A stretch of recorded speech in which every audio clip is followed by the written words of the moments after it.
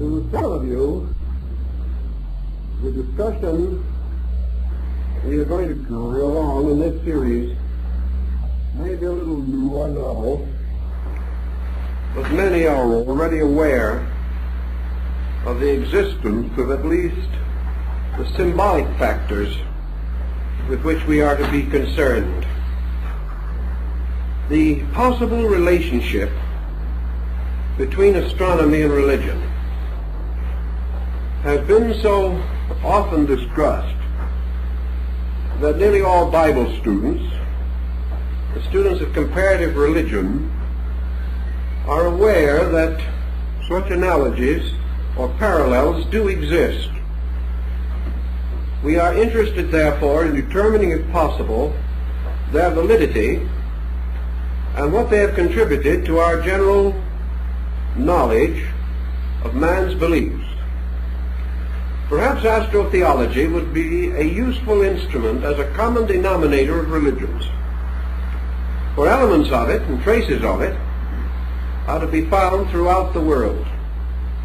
In some way, for some reason, and the origins are obscure, these concepts unfolded together with man's religious and philosophical ideas and became almost universal. Now, how does this happen? The most obvious answer lies in the original unity of arts and sciences in the religious life of people. The first stargazers on their tall towers or ziggurats in the land of Babylon, these stargazers were astronomer priests. There was no differentiation between science and religion. We may say that almost certainly sciences were originally cultivated because of their religious content, or for the reason that they helped to support the religious convictions of the people.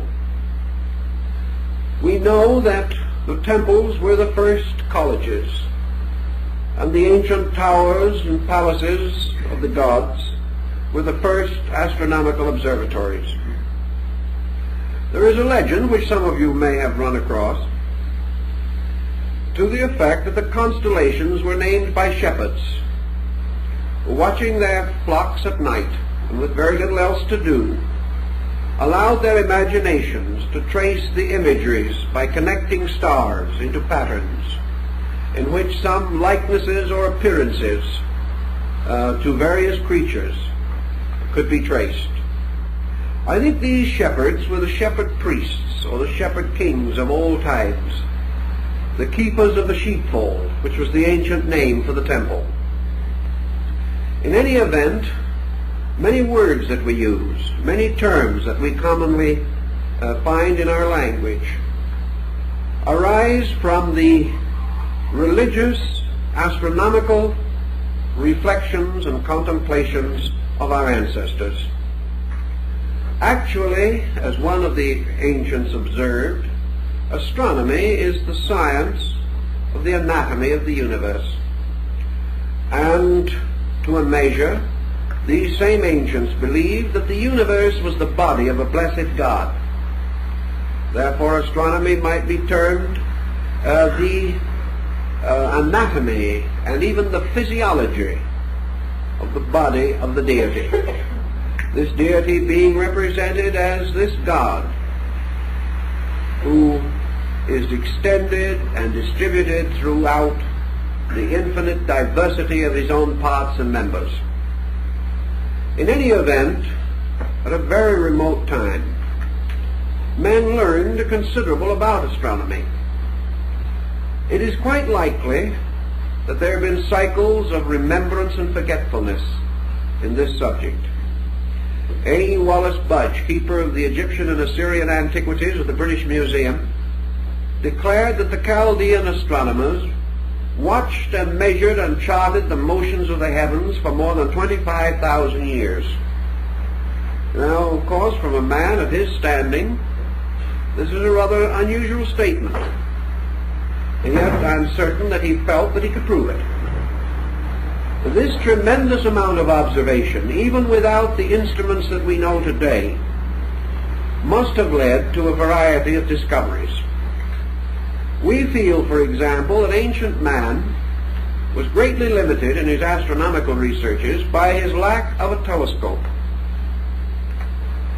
Yet we also have record that the ancients knew certain things about the solar system in particular, which it seems impossible they could have known without some kind of a telescopic equipment. Perhaps the Chinese have the answer.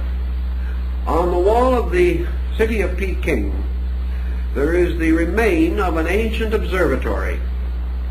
It was partly reconstructed by the early Jesuits, but the instruments are essentially Chinese, and they have a complete observatory without a telescope. Now, what they did to meet this peculiar need was a masterpiece in optics. They discovered that by using a long hollow tube without a lens, they could restrict the light of the sky and concentrate the energy going into their own eyes.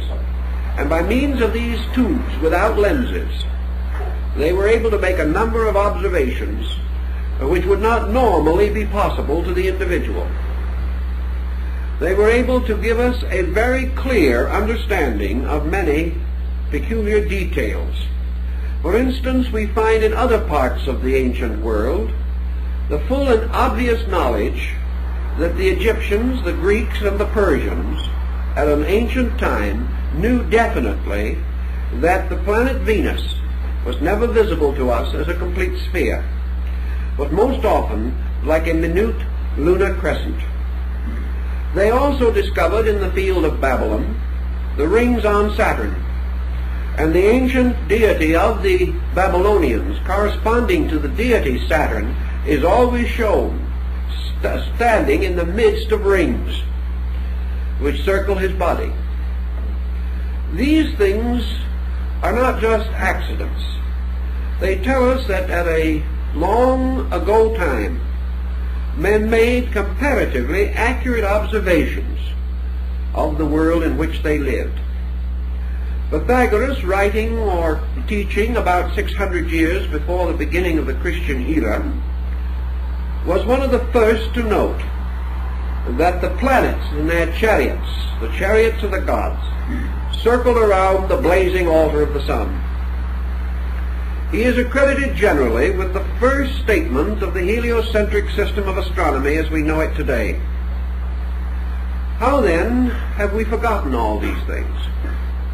The only answer is that in the waste of time, in the destruction of learned institutions, in the gradual decadence of the great temple mysteries, conquest, pillage, war, and destruction, many choice and valuable records were hopelessly destroyed, as in the case of the destruction of the great Serapean and Brocchian collections in Alexandria.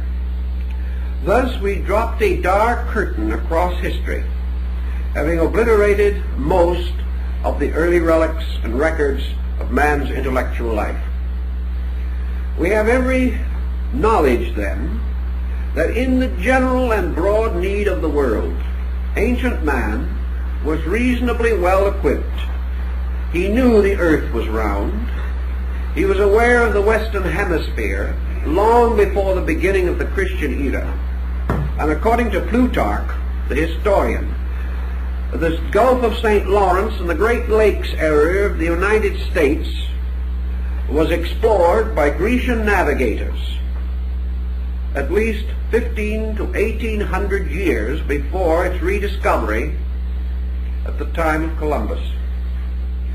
And of course Columbus really was searching for a passage to Asia. He did not realize in the beginning that he had discovered a new continent. These ancient records and many legends and myths and fables all point out things that we should know but which we have gently ignored. It is almost certain that the Chinese navigated the coast of California 2,500 years ago. and during the period of Genghis Khan, 12th, 13th century in Mongolia, the Chinese and Tatars were well aware of the Western Hemisphere. We have forgotten a great deal. And we have forgotten a great deal of the source of what we call existing knowledge, and the reason for it. And many things which we consider to be superstitions and legends really developed from a very astute observation of natural phenomena. One thing that ancient man had that we do not have is leisure. Now, the common man of his day, whether he was a builder of pyramids or an agriculturist, probably did not have much leisure. But there was a very broad, deep, scholarly class, particularly the priesthood, them the custodians of all knowledge, who not only had leisure, but an infinite kind of patience, which also runs short with us. This is the kind of patience which will permit a problem to be passed down through 20 generations without impatience.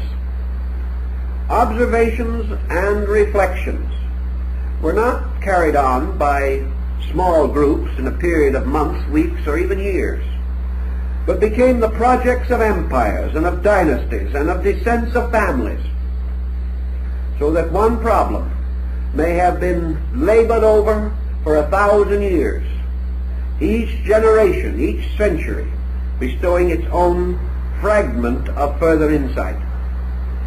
Thus, by observation with great patience, man accomplished much. Another factor which had something to do with all this was man's dependency upon himself. Today we are no longer dependent upon the faculties and powers with which we were originally endowed. We have supplemented these powers and faculties by innumerable devices, depending more and more upon mechanistic substitution. We no longer need or call upon the resources of our own observational powers.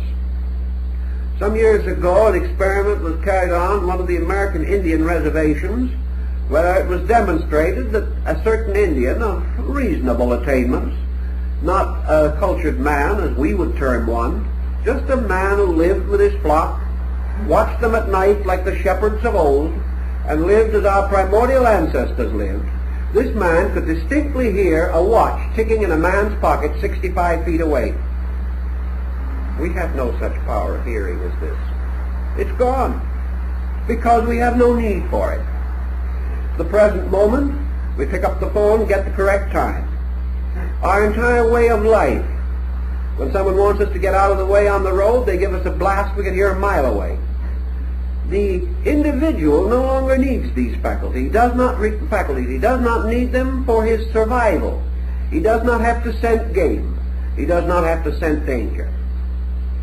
And with the way his fog is now, his senses wouldn't last long anyway.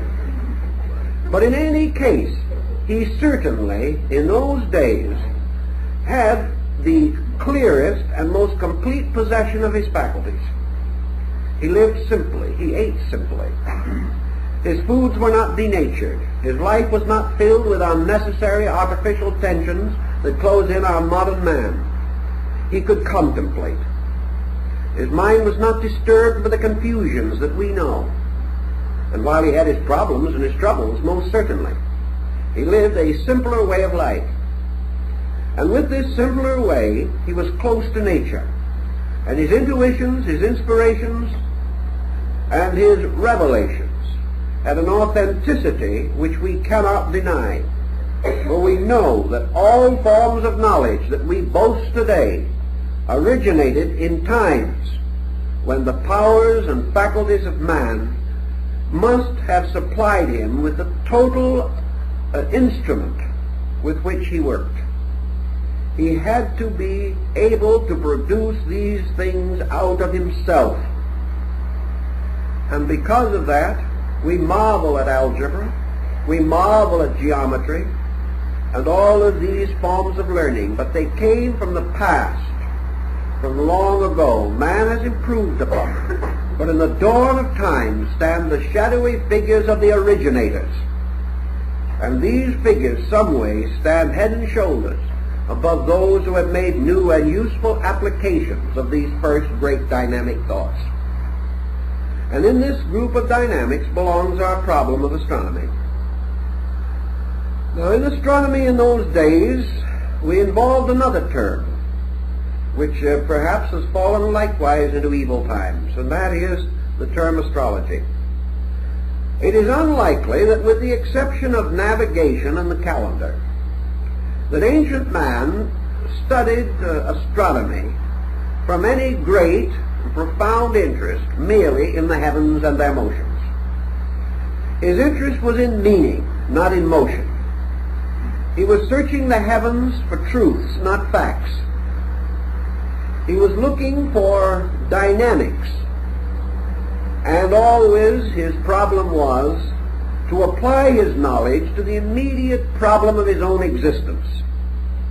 And out of these long observations, which perhaps gradually evolved his concept of the seasons, came the calendar, a method of determining the periodic return of seasons, the eccentricities of the calendar, and many interesting details.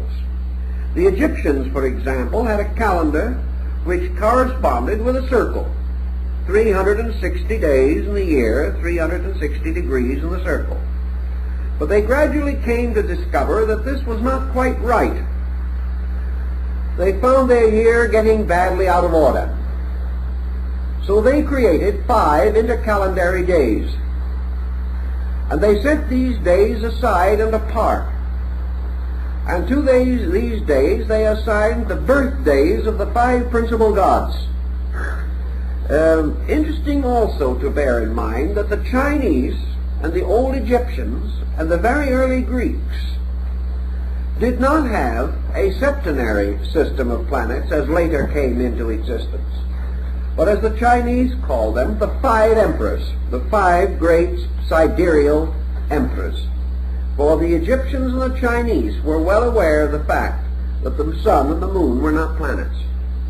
Medieval man did not know this, however, and constantly combined the planets and the luminaries to form his septenary. But the older people, like the Egyptians, decided that these 5 days should be the birthdays of the planets, and they set them aside. We are working now with a calendar reform project, and the only way we can make it work today is by the introduction of intercalendary days. So that now the thought is that we shall no longer have a 365-day calendar with leap years and other inconveniences, with the days of the week falling on different numerical days of the month and so on, but that we shall go back to the old idea of having 360 days, 360 degrees, and set aside the 5 days, not this time as birthdays of the gods, but now as our 5 world holidays, which would not be counted. They would be the intercalendary days. In this way we could simplify many contrivances and problems, but would make life very difficult for astrologers, who would have the problem of trying to determine this equation in correcting charts. Down in Central America, where the Sun-Venus calendar was represented on the scales of the great dragon, which the feathered serpent of their philosophy, it is said that the great deity of the Kichi Maya complex, Quetzalcoatl, the feathered serpent, that this deity gave them the calendar, the Tanlamatl, the book of the sacred days. And by this calendar, which was ornamented with the symbols and devices of the gods, the world and time both were divided into epochs, eras, and compartments and separate units, and to each was assigned a deity. These people went so far as to assign a divinity to each hour of the day and night, anticipating the medieval astrologers' planetary hour system. All through the ancient world, the calendars and the gods went together. One of the first uses of the calendar probably was to determine religious feasts. And we still have this concept in the church calendar and saints' days and many other similar devices. The calendar then served a great many purposes. First and most, however, it served man to observe the seasons of his planting, of his reaping. It told him when to watch in Egypt for the inundation of the Nile upon which his life depended. It taught him to prepare for the rigors of winter in other climes. It gave him an accurate way of measuring the annual climate of his world. It also told him that each of the changes of the seasons brought new forces into play in his environment and the conditions under which he existed. Each of these changes had its good side and its bad side. Each brought something if he could know how to use it. Each took something away. Therefore he must provide at certain times. Tithing came from putting away the seed, 10% of the seed for the next harvest. And gradually our agrarian ancestor found that the heavens in their motions regulated his crops, which the farmer of our own generation also has learned to know. Experimentation on farms in Arizona under the Department of Agriculture has shown definitely that there is a relationship between the growth of plants and the various phases of the moon and things of that nature. So in his practical observation, our ancient priest ancestor prophet made use of these forms of knowledge. He did not gain them immediately, but he should have been able to observe, if he kept the records, the seasonal motions over these thousands of years and observe the results in his own life. Way back in this time, a discovery was made. We do not know who made it, when it was made, but it certainly was long before the beginning of the Christian era. And it was probably made in that great philosophical complex of peoples that flourished in the Near East in the valley of the Euphrates from 3,000 to 4,000 years before the beginning of the Christian era. It may have been simultaneously discovered in India and China, for the records are to be found everywhere. And that was that there was another and larger motion that had a very important bearing upon life. And this motion was the precession of the equinoxes. This term, precession of the equinoxes, to one completely unfamiliar with the subject, is just a little difficult to explain briefly. But it means that there is a slow but constant westward motion of the equinoctial points. This motion is exhilarated by a combination of solar-lunar activity and slightly retarded by a reverse planetary activity. As a result of these forces pulling in contrary or inconsistent manners, this precessional motion now means, and has meant as long as man can remember or learn, that each year the sun reaches the equinox slightly sooner than the year before.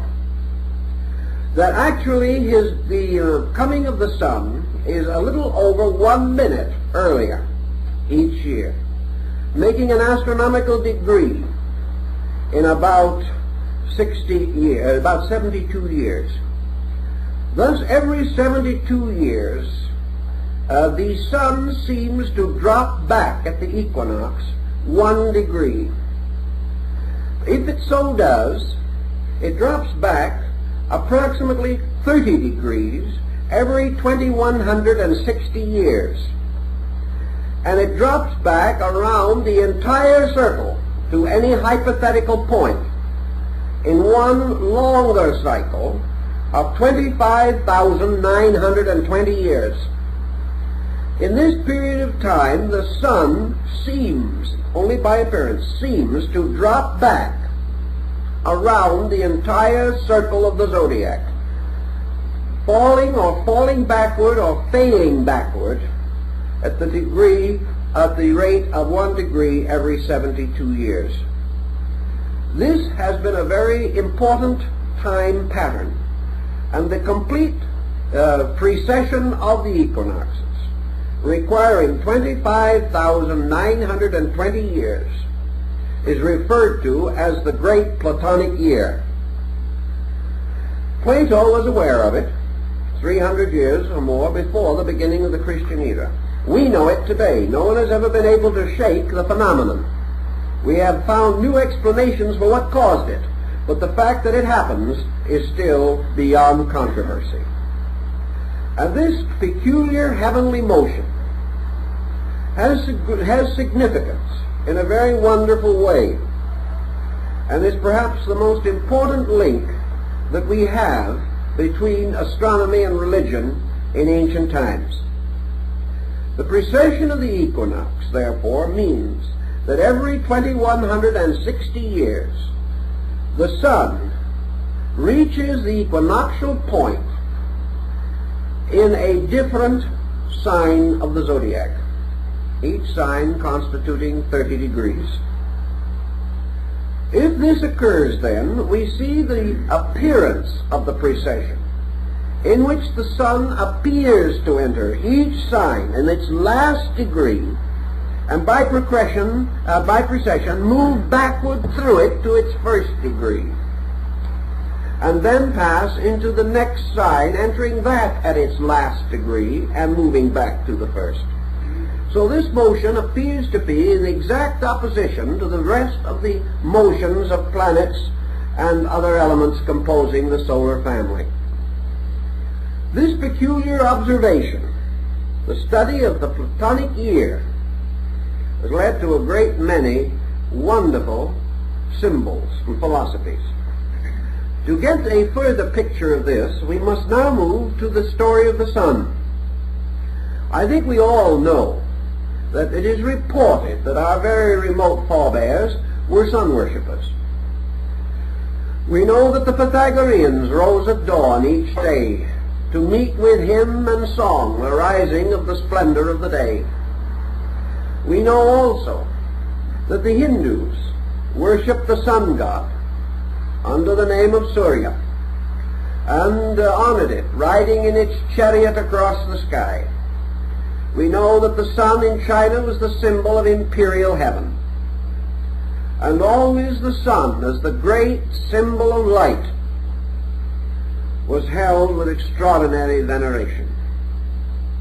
We also know that this experience of the sun was closely related to the agrarian cult, or the belief that religion was an experience of growth in nature. The farmer recognized his indebtedness to the sun. By degrees, men came to realize that only by the sun's power would the grain grow. Only by the power of the sun would light be given so that man could go out and labor. That if he was too long separated from the sun, man himself lost much of his vitality and power. And by degrees, the sun became a god symbol. The all-seeing eye of the ancients, the eye of Horus in Egypt, is actually a symbol of the sun, as is the pupil of the human eye. The sun was regarded as the eye of God, and it is said in the Bible that God made his tabernacle in the sun. All this sun worship was not merely a physical acceptance of the sun as a god. I've talked to a number of followers of very primitive faiths, known to be sun worshippers, and I've asked them if they actually worship the sun. They said, no, we worship or accept the sun as a symbol of a principle in the universe. It is not the visible sun, but light, the sense of consciousness, that light makes all things clear and plain and open. And we remember the Pythagorean definition of God as a being whose body is composed of the substance of light and whose spirit is composed of the substance of truth. Thus the sun was the symbol of the light of the world, the light that lighteth every man that cometh into the world. The sun in its daily rising was the symbol of renewed hope. It was the promise of another day of opportunity, of labor, of fulfillment. Ancient man was terribly frightened by an eclipse of the sun because he thought an evil spirit was seeking to destroy the sun. And much of our doctrine of the dragon that ate the sun and other stories and fairy tales come from eclipse phenomena. Also, eclipse phenomena seems to have sustained the belief that there was an adversary or an evil power that wanted to destroy the sun. Man did not fully understand the meaning of the solar power, but he made representations of it in gold, and these were worn by the priests as the symbols of the fact that they served the sun. Most decorations, military or civil, such as the Croix de Guerre or the Légion d'honneur, were originally taken from sun medallions.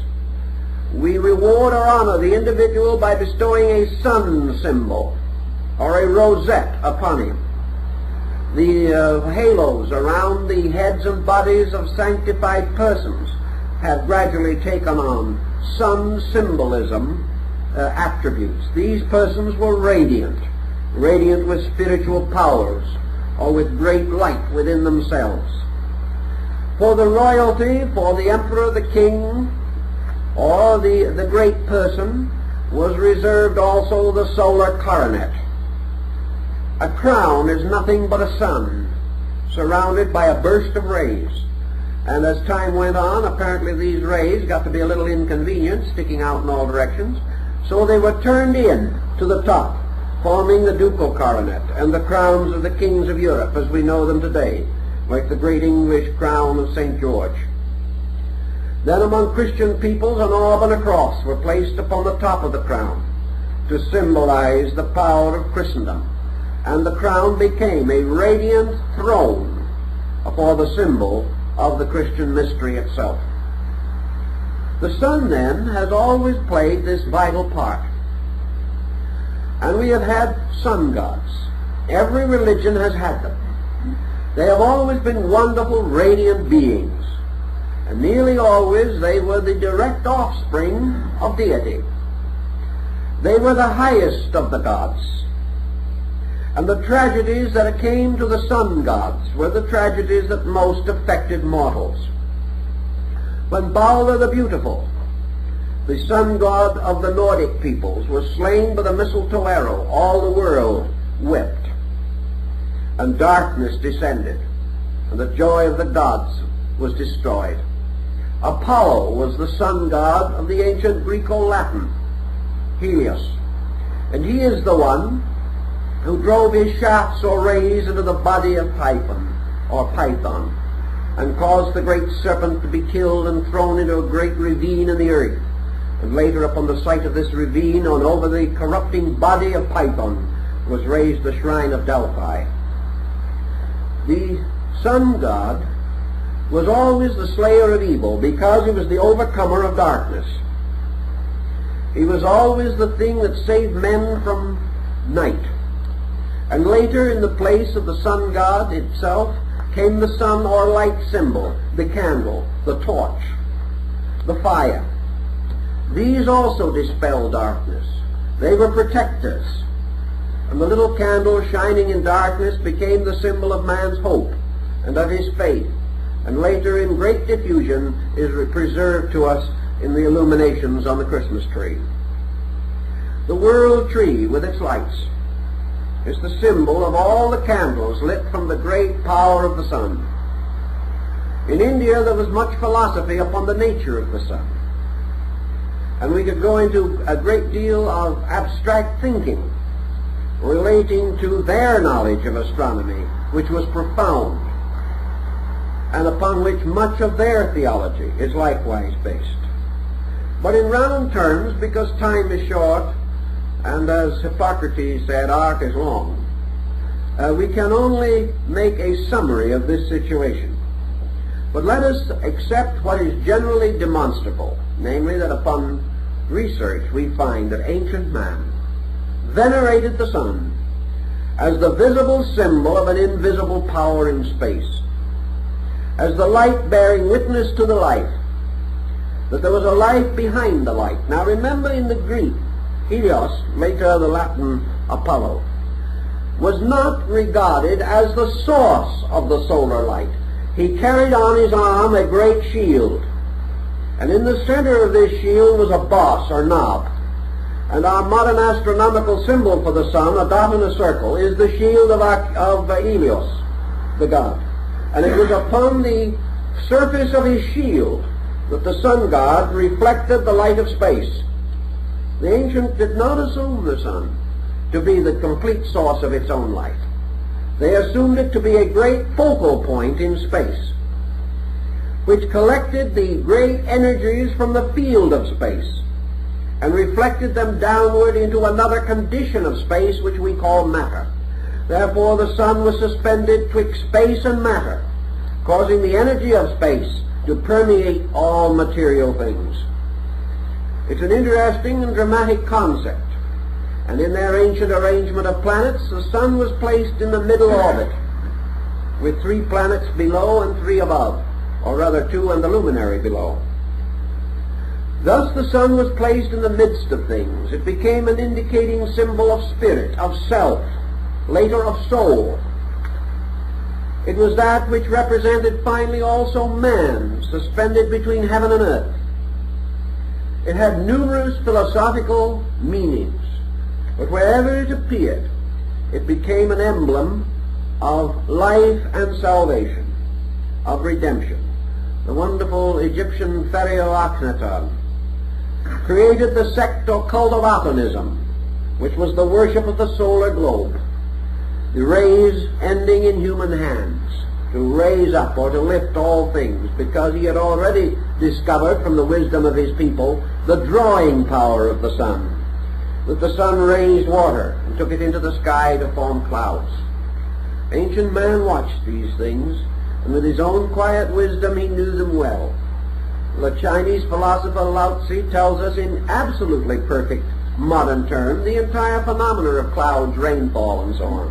These things were known, although we have forgotten that our ancestors were so wise. Now the sun deity, having to a great measure become the symbol of life, passed through 3 paralleling cycles of apparently similar activities. These cycles, similar in their structure but different in their time equation. By the great precessional motion, the sun seemed to retire around the Zodiac in 25,920 years. By another motion, the sun seemed to progress through the signs of the Zodiac, and making the complete circle every 12 months, causing what we know as the year. The third cycle of the sun was its apparent motion around the earth, by which it achieved the mystery of the 24-hour day.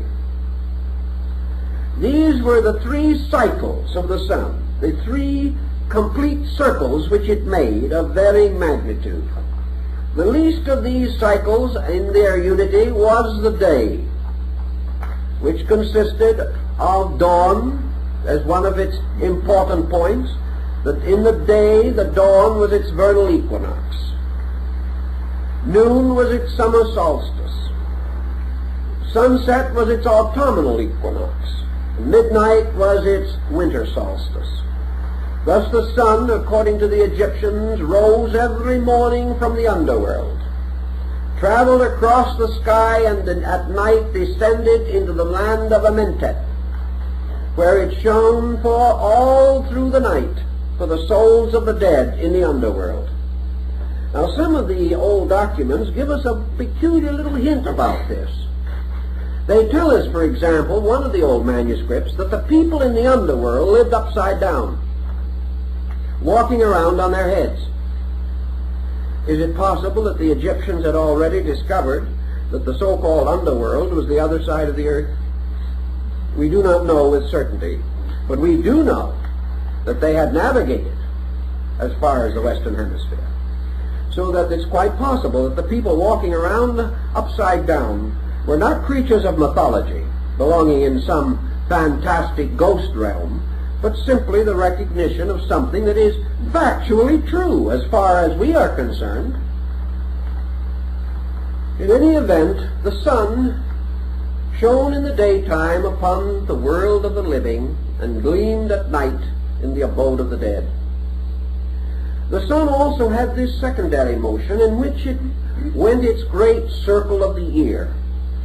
It was born on the 25th of December at the winter solstice. It won its great battle. Its resurrection over winter was achieved at the vernal equinox. It was enthroned at the summer solstice, which occurred at that time in the sign of the lion, rather than in the sign of Cancer, where we have it now, and was therefore enthroned as the Lion of the tribe of Judah, and also was seated up on the throne of lions, as told by the legends of King Solomon. And we know that Solomon is composed of three words: Sol, On, the name of the sun in three languages. All these different symbols. And then finally at the autumnal equinox, the sun goes forth to meet the mystery of winter, where it is to finally meet its death. So the life of the sun, the annular life of the sun, from its birth to its death, became by degrees of the greatest significance to ancient man. And out of this sun going through the 12 signs of the Zodiac each year came the story of the 12 labors of Hercules, for Hercules is a solar deity, as his name implies, and also the wonderful labors of Samson, for the word Samson in Hebrew means the sun man. That we can't escape these implications. There's nothing we can do about them. We know that at the summer solstice he carries away the gates of Gaza. We know also that when he slays the Nubian lion, he enters the sign of Leo. And that when he is taken into the house of Delilah and his hair is cut short, he is entering into the sign of Virgo the Virgin, which is the beginning of his decline towards winter, at which time, of course, his rays, or his hair, these are cut off and he loses his strength. But at the winter solstice he pulls down the double columns of the house of the Philistines, and the old sun dies, making way for the new sun, which is to be born in the mystery of the winter solstice. And as the old king dies and the new king is born, we remember the words that were spoken at the court of France: the king is dead, long live the king. In that moment the sun is born, the new sun. We represent it today when the season is ripe, but we think of the year as an infant being led in by Father Time, the old year. So old Father Time goes his way and the new year is born. These symbols have come down to us from remote antiquity. And always the old and the new labor together, and forever ancient Cronus is combing out the golden hair of the solar maiden. It is a very interesting and profound symbolism, and upon it a great deal of religious material has been built. Now in this development of the religion of the solar deity, or the solar being, we know that it goes through the signs that this again becomes Sindad, the sailor, whose adventures are nothing more or less than the 12 labors of Hercules, very thinly veiled. They are also the labors of all the heroes, from the heroes of fairy tale to the great epic heroes. We know that always Siegfried is the sun lad, or the sun hero, who slays the dragon with the enchanted sword Noton. We know also that Siegfried, like all the solar heroes, finally dies, and in the great immolation scene of the Götterdämmerung, he is burned upon the funeral pyre.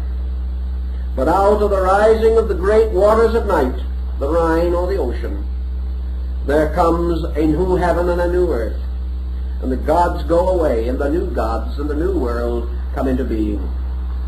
Thus always this symbolism lives, making for us a wonderful drama. A drama we find in India in the story of Rama.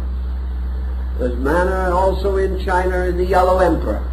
Japan is the only country in the world of importance that made the sun god a goddess.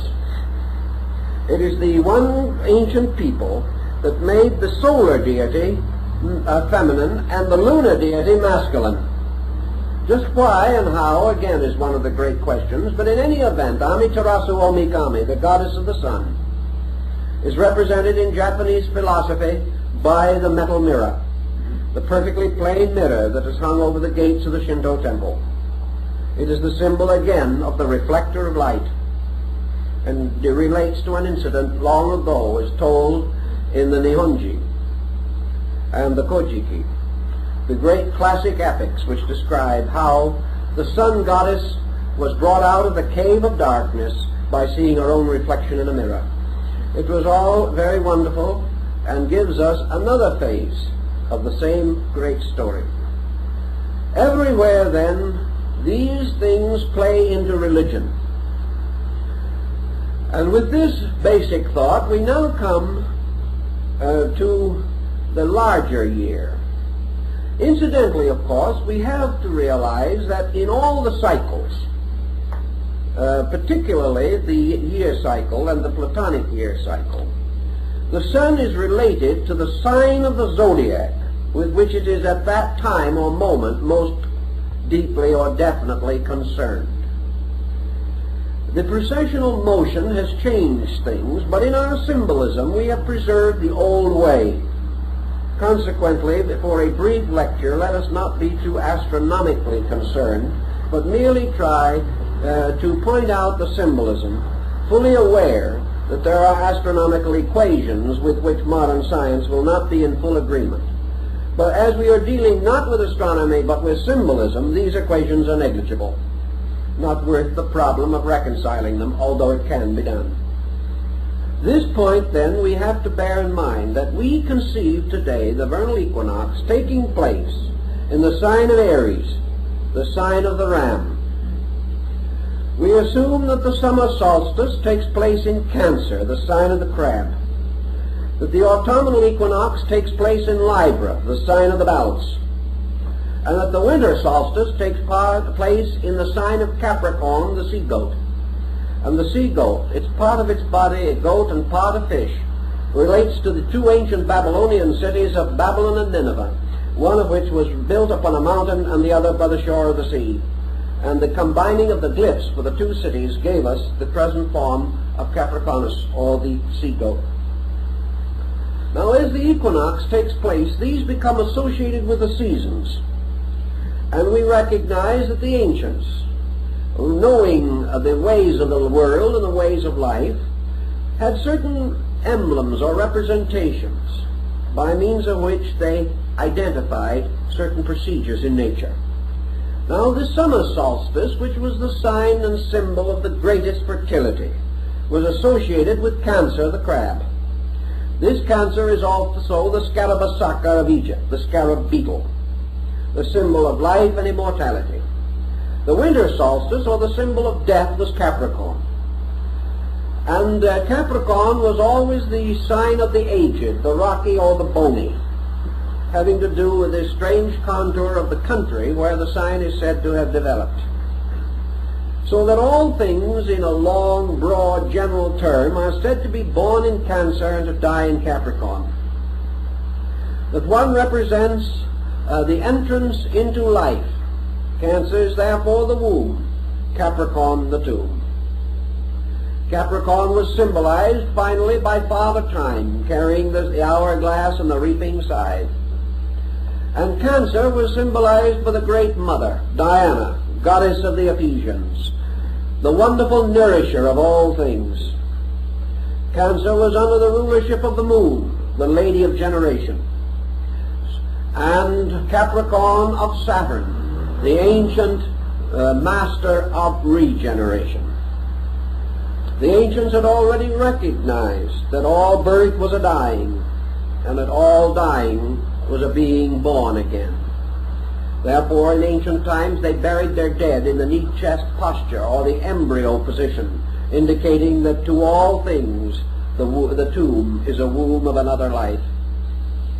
These thoughts, undoubtedly, in their philosophy, were mellowed by the ancient astronomical symbolism. The annual birth of the sun god was a tremendously important thing, because it contributed very largely to man's concept of immortality.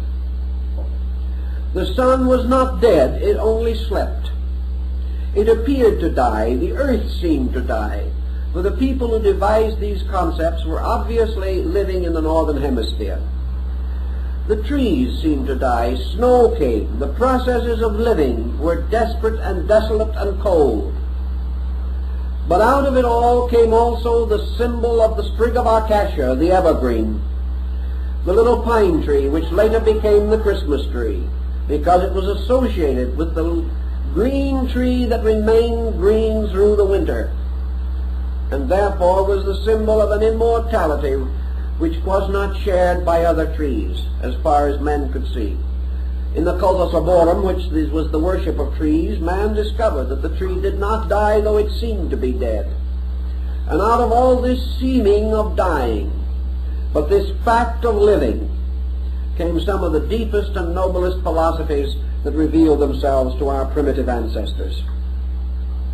Now, having established this little concept of the clock of the year, we now progress with it further to the great clock. And we come to the Platonic year. Now the sign of the Zodiac, for instance Aries, the ram, which in our annular Zodiac is a month, the sun remaining in this sign approximately 30 days. Now this sign becomes a great cycle of years. 2160 years the sun is born in the sign of the ram. After that it passes out of the ram, and for 2160 years it is born in the sign of the fishes. Then it passes from that, and for 2160 years it is born in the sign of the water bearer, or Aquarius. And thus until it has gone completely by the precessional motion around the great Platonic cycle. Now men took this measurement and they gave to the length of time which the sun is born annually in one sign, they gave to this the term an age. Now we think of an age now as almost any length of time over 20 years, but the ancient was more particular about it. He referred to these cycles therefore as ages. The age of the fishes, the age of the ram, or the Aryan age, the age of the water bearer, or the Aquarian age. And he had names, the Taurian age. All these different periods became ages. And he began to study. And he also began to observe that there were divisions possible within the 30 degrees of a sign, or in this case, the 2160 years in which the sun, by precession, was born within a sign. They divided these signs in half, 15 degrees each. They also divided them into thirds, called decanates, of 10 degrees each. And they divided further into 6 divisions of 5 degrees each, and finally into single degrees. And in the Hindu system of astrology, they broke the degrees down to minutes and to seconds, forming out of all of these combinations a tremendously intricate clock. And they determined to their own satisfaction that great cycles of world events are paralleled in history at the time when the sun by precession goes through certain divisions of a sign, ruled by a certain sign itself, a degree within the larger pattern of degrees. Out of the general concept of these things have come the practice or habit of ancient nations worshiping their deities under the forms in which the sun was born. Therefore, in the time, let's go back a little bit, and we will say that in the time when the vernal equinox took place in Taurus, the bull, the celestial ox, that this symbol was closely associated with the religion of man. because this was the body in which the Avatara took place, or the embodiment of the great sun being. The light of the universe was released from this segment of the heavens, and this light was qualified by this great mathematical, astronomical, psychological clock in which all of these occurrences were taking place. So back in the time when this was natural and was happening, we find religions arising that had peculiar affinity to the worship of the bull. We know the Egyptians said that their god Osiris was driven from India to Egypt in the form of the bull Apis. We know that the Egyptians mummified the sacred bulls, that they were peculiar symbols of divine authority, and nearly always in their art the bull is represented with a solar disk between its horns. Virgil says that the bull opens the egg of the year with its horns at the time when the equinox took place in the sign of the bull Taurus. We also note that in the Old Testament, the worship of the golden calf, the decoration of the altar of the tabernacle with the horns of rams and of bulls. We also know that in the mysteries of Mithras, the bull was sacrificed, and Mithras, the sun god, is shown slaying the bull. One of these carvings was left by the Roman legions in England, and the city of Oxford is named because of the Mithraic ox carving that was found there, going way, way back. We know also that in the Nordic rites, the first gods were licked out of the earth by the cow mother. Hathor, the Egyptian goddess with the head of a cow. We know Nandi, the bull, is the steed upon which the god Shiva rides, particularly in his rising. For in India, the Trimuti, Brahma, Vishnu, Shiva, represents the sun at dawn, the sun at noon, and the sun at sunset.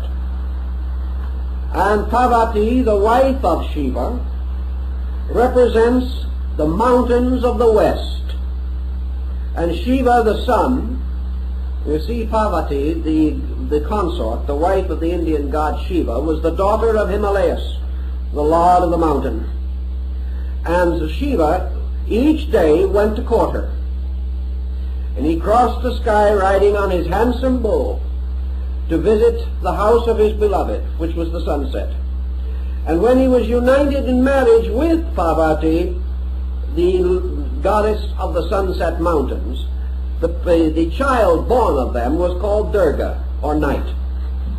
So the union of the sun and sunset resulted in night. It's a perfectly simple astronomical observation, but it became quite interesting, especially when it is well dramatized in Indian artistry. So the sign of the bull also gives us something else. We are told that cherubim with a blazing sword were placed at the gates of Eden.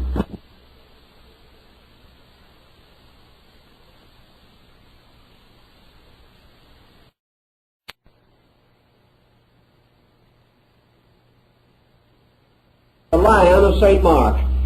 There is one of your four signs. Each of the apostles had one of the four evangelists had these four creatures, the four fixed signs of the zodiac, assigned to them. Thus these symbols go on, and we find them not only in ancient times, but in more recent religious history. Now, after a length of time, 2160 years to be exact, the precession of the equinoxes retired till it reached the last degree of the sign of Aries, and we find the beginning of a new religion, a new concept of religion. And it is interesting that it should have arisen about 17 or 1800 years before the beginning of the Christian era. For it was at that time, according to the old tradition, that the great mysteries of the Greeks at Eleusis were brought into existence. Perhaps this date is traditional. Perhaps it is astronomical. But the fact is that it served the symbolic purpose.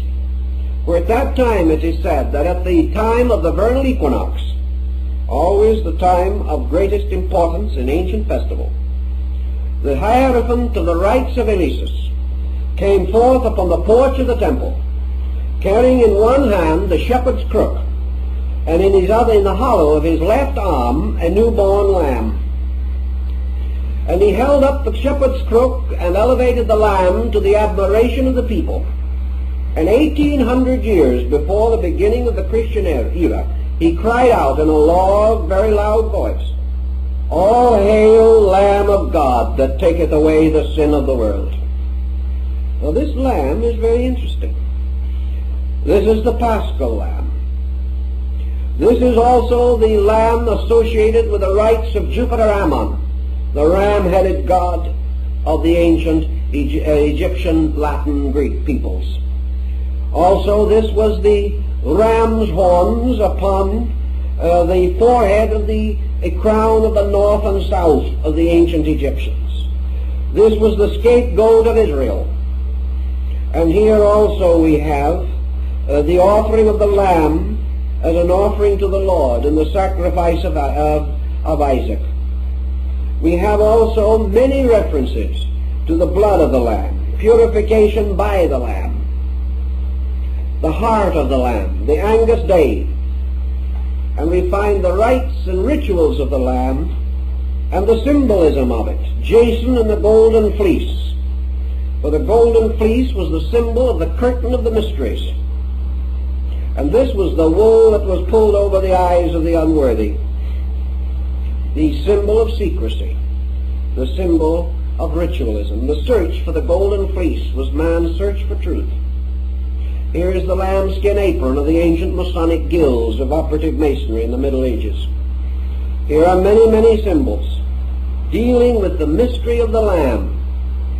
And then there came a time when again the equinox continued in its precessional motion, and the sun at the great moment of the equinox moved from the first degree of the sign of the Lamb to the last degree of the sign of the fishes. And when this happened, it entered into the sign which is ruled over by two small fishes. And here we come also to one of the most important points in the entire system of astronomical religion, and that is that the sign of the fishes is the last sign of the zodiac. The sign of the ram is the first. Now someone will say, why? How are you going to divide a circle into first and last?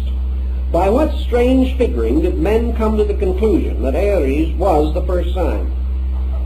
The answer goes back to the Vedic researches of India, for it is said that at the beginning of another great age that lasts much longer than the Platonic year, that at the beginning of a very great cycle of 4,320,000 years, that the original first point of a great cycle of time is established by the conjunction of the 5 planets and the 2 luminaries in one sign.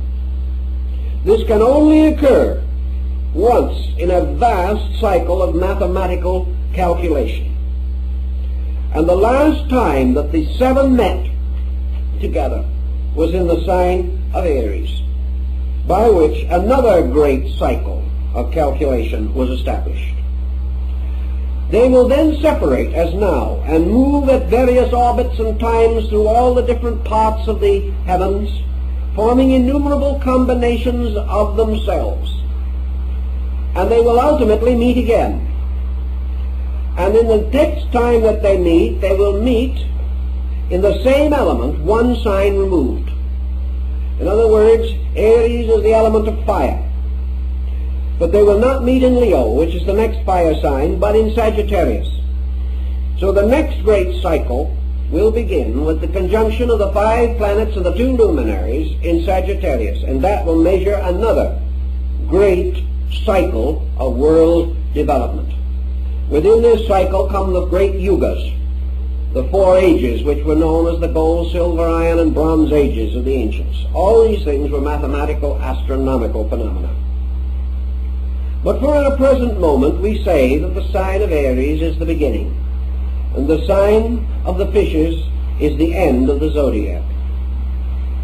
Thus these two come together to form an interesting symbolism. And the sun god, or in this case, John on Patmos, describing the mysteries that were celebrated there, the Phrygian rites, causes the great being of the Phrygian mysteries to say, I am the Alpha and the Omega, the first and the last, the beginning and the end. And this also has very great interest because of two symbols particularly associated with Christianity. One is the fish. The first symbol of the Christians was a fish. And in Rome they recognized each other by drawing the shape of the fish upon the sand. The name for fish was an acrostic on the name for Christ. St. Augustine says that Christ was a fish broiled for the sins of man. It's a very interesting symbolism. So we find Christ standing, calling the apostle, and saying, follow me and I will make you fishers of men. The miracle of the fishes, the drought of the fishes, the miracle of the coin in the fish's mouth, many other miracles that relate to the story.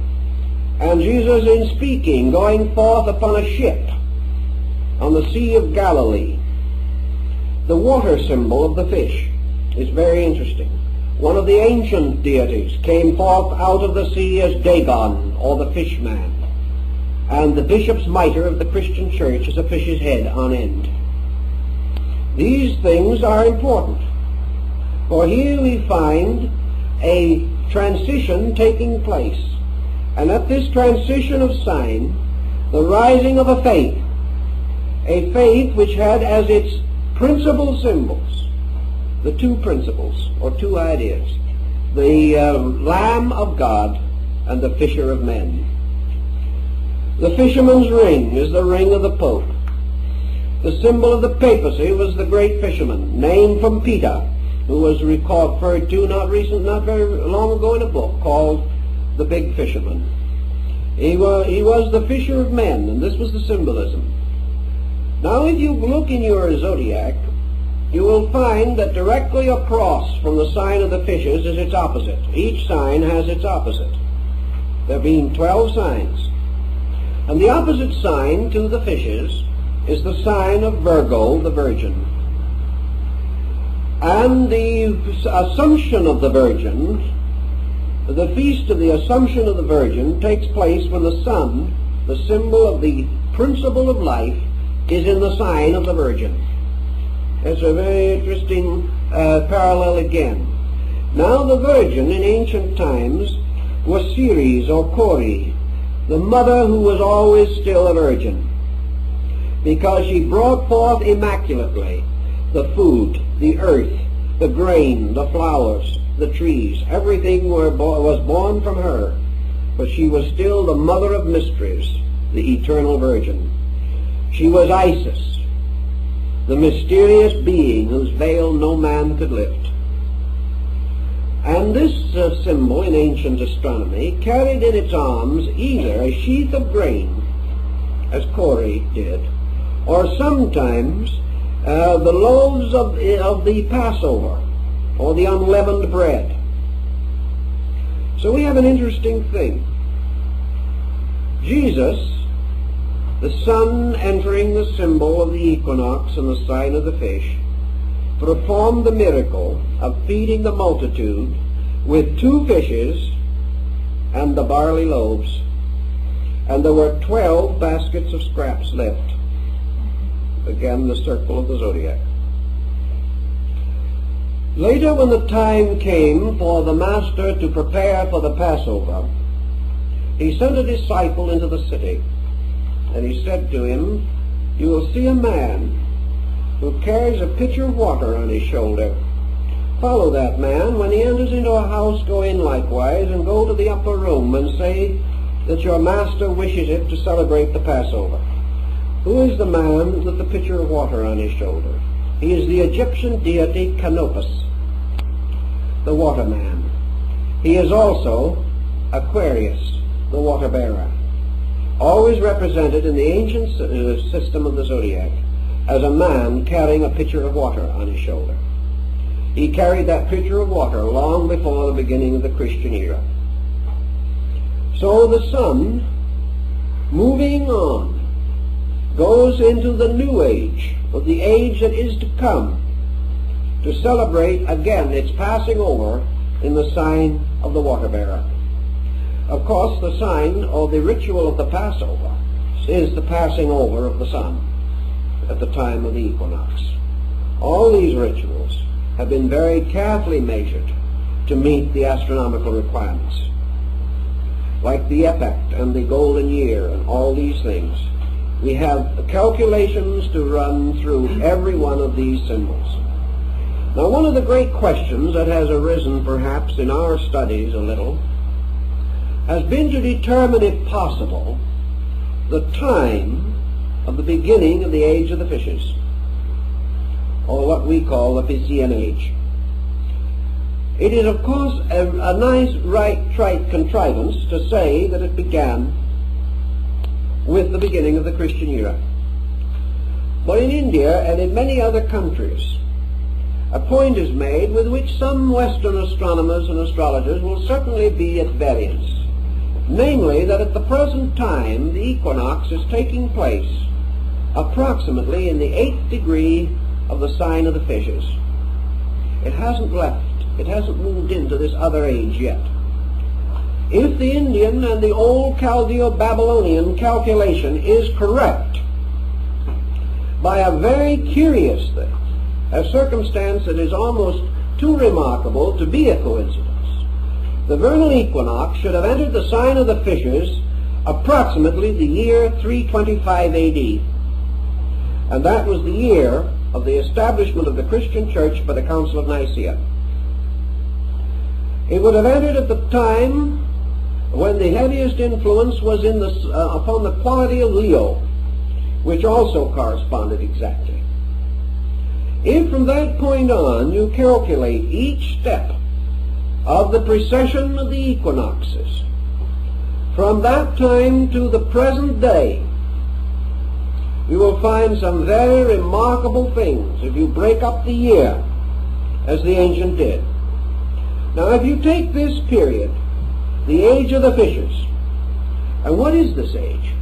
Now you go back to your tables of Sargon, the king of Babylon, where the first delineations of the signs and planets are given. There's been no change in the readings of these symbols for nearly 4,000 years.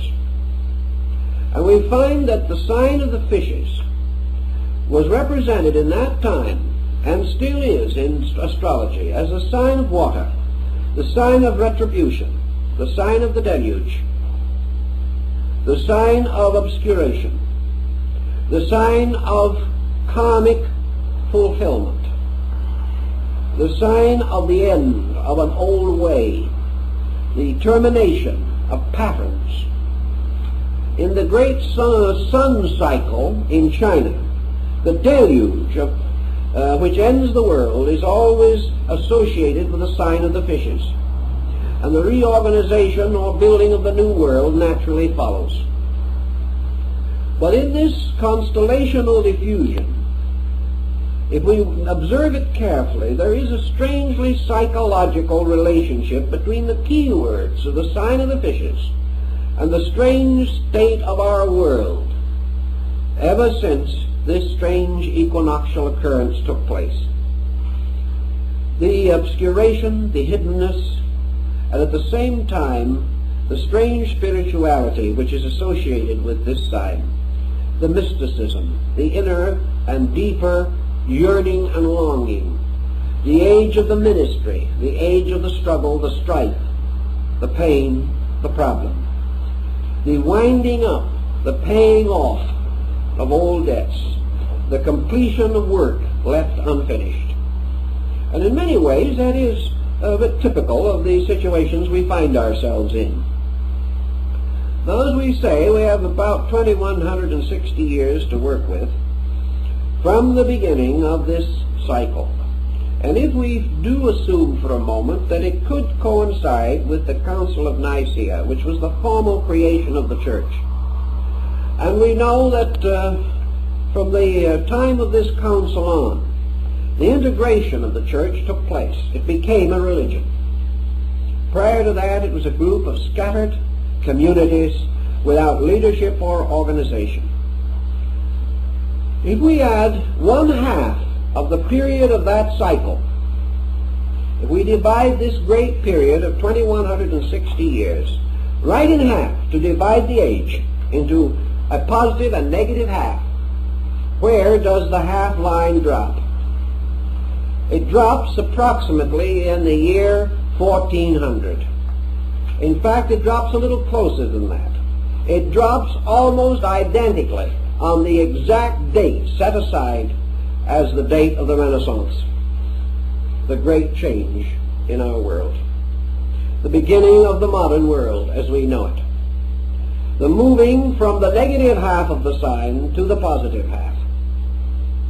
We break down the signs step by step, and we find everywhere that these major cycles hit exactly with the prominent dates in the cultural and moral and spiritual growth of our peoples.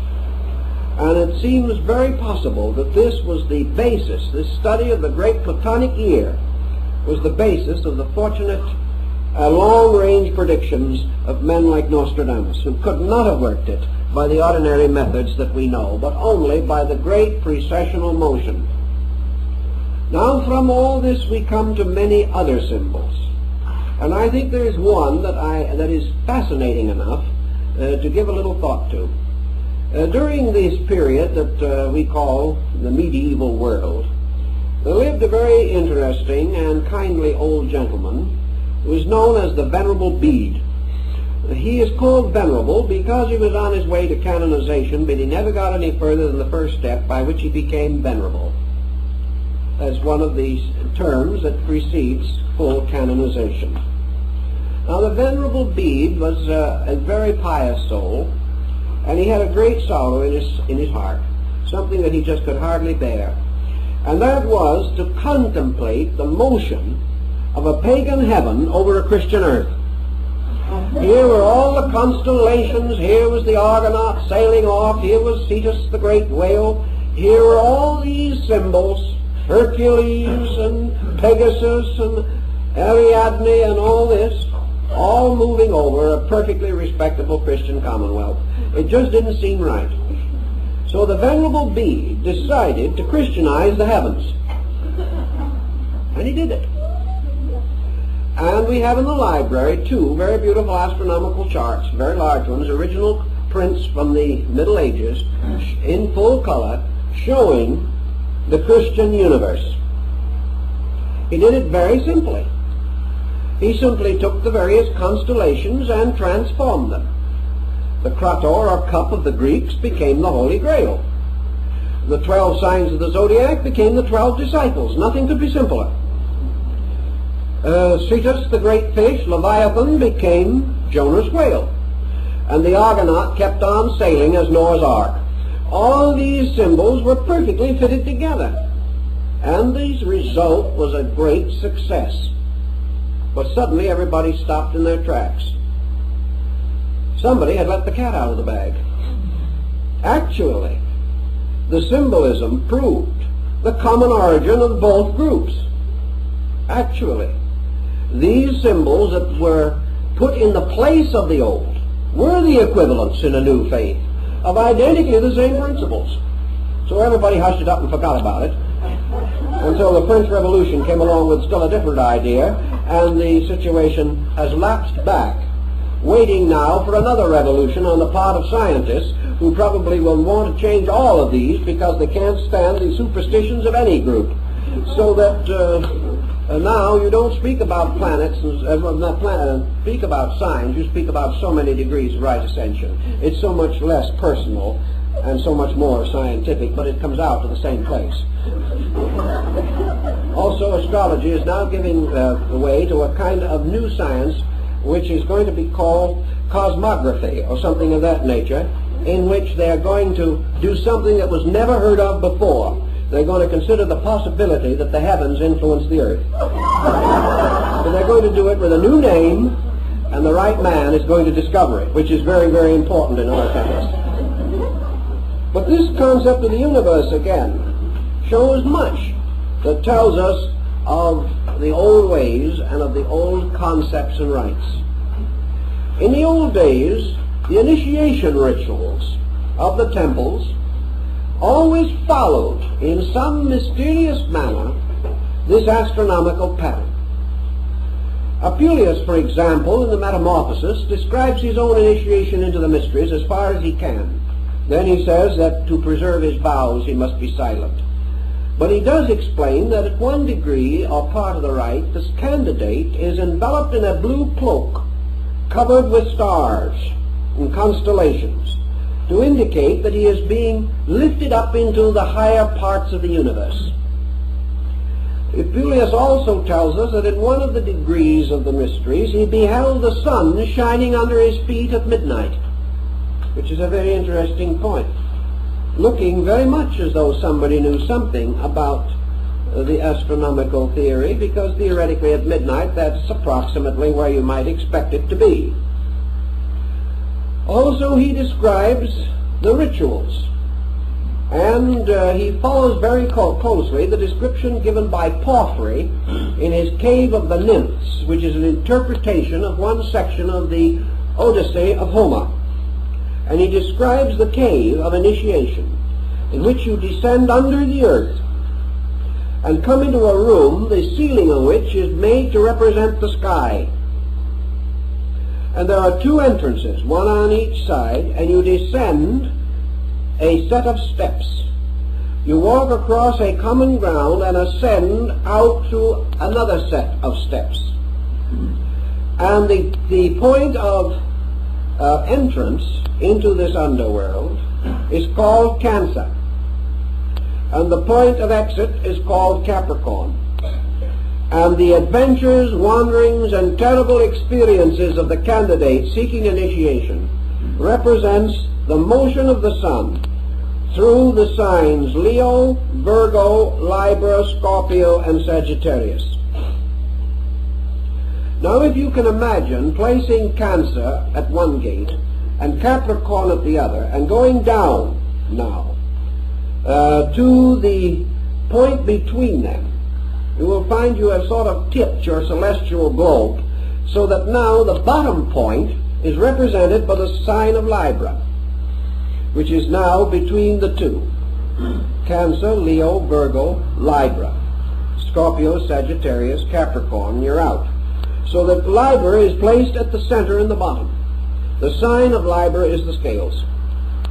Here the soul, descending into the underworld, comes into the judgment hall of Osiris, where his consciousness or his conscience is weighed upon the scales in the cyclostatia. The ancient peoples only had a zodiac of 10 signs at one time in a very remote period. They had no sign of Libra, and Virgo, Scorpio were one sign, and that is still indicated by the general shape of the two, except that in one the end of the M-like figure turns up, and in the other it turns back.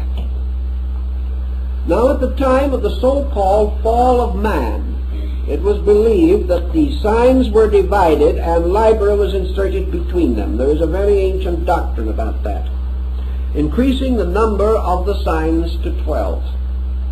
But the sign of the scales, placed in the judgment hall of the twin truths in the temple of Amentet, is at the bottom of this V-like pattern of the descent of man into judgment or into generation.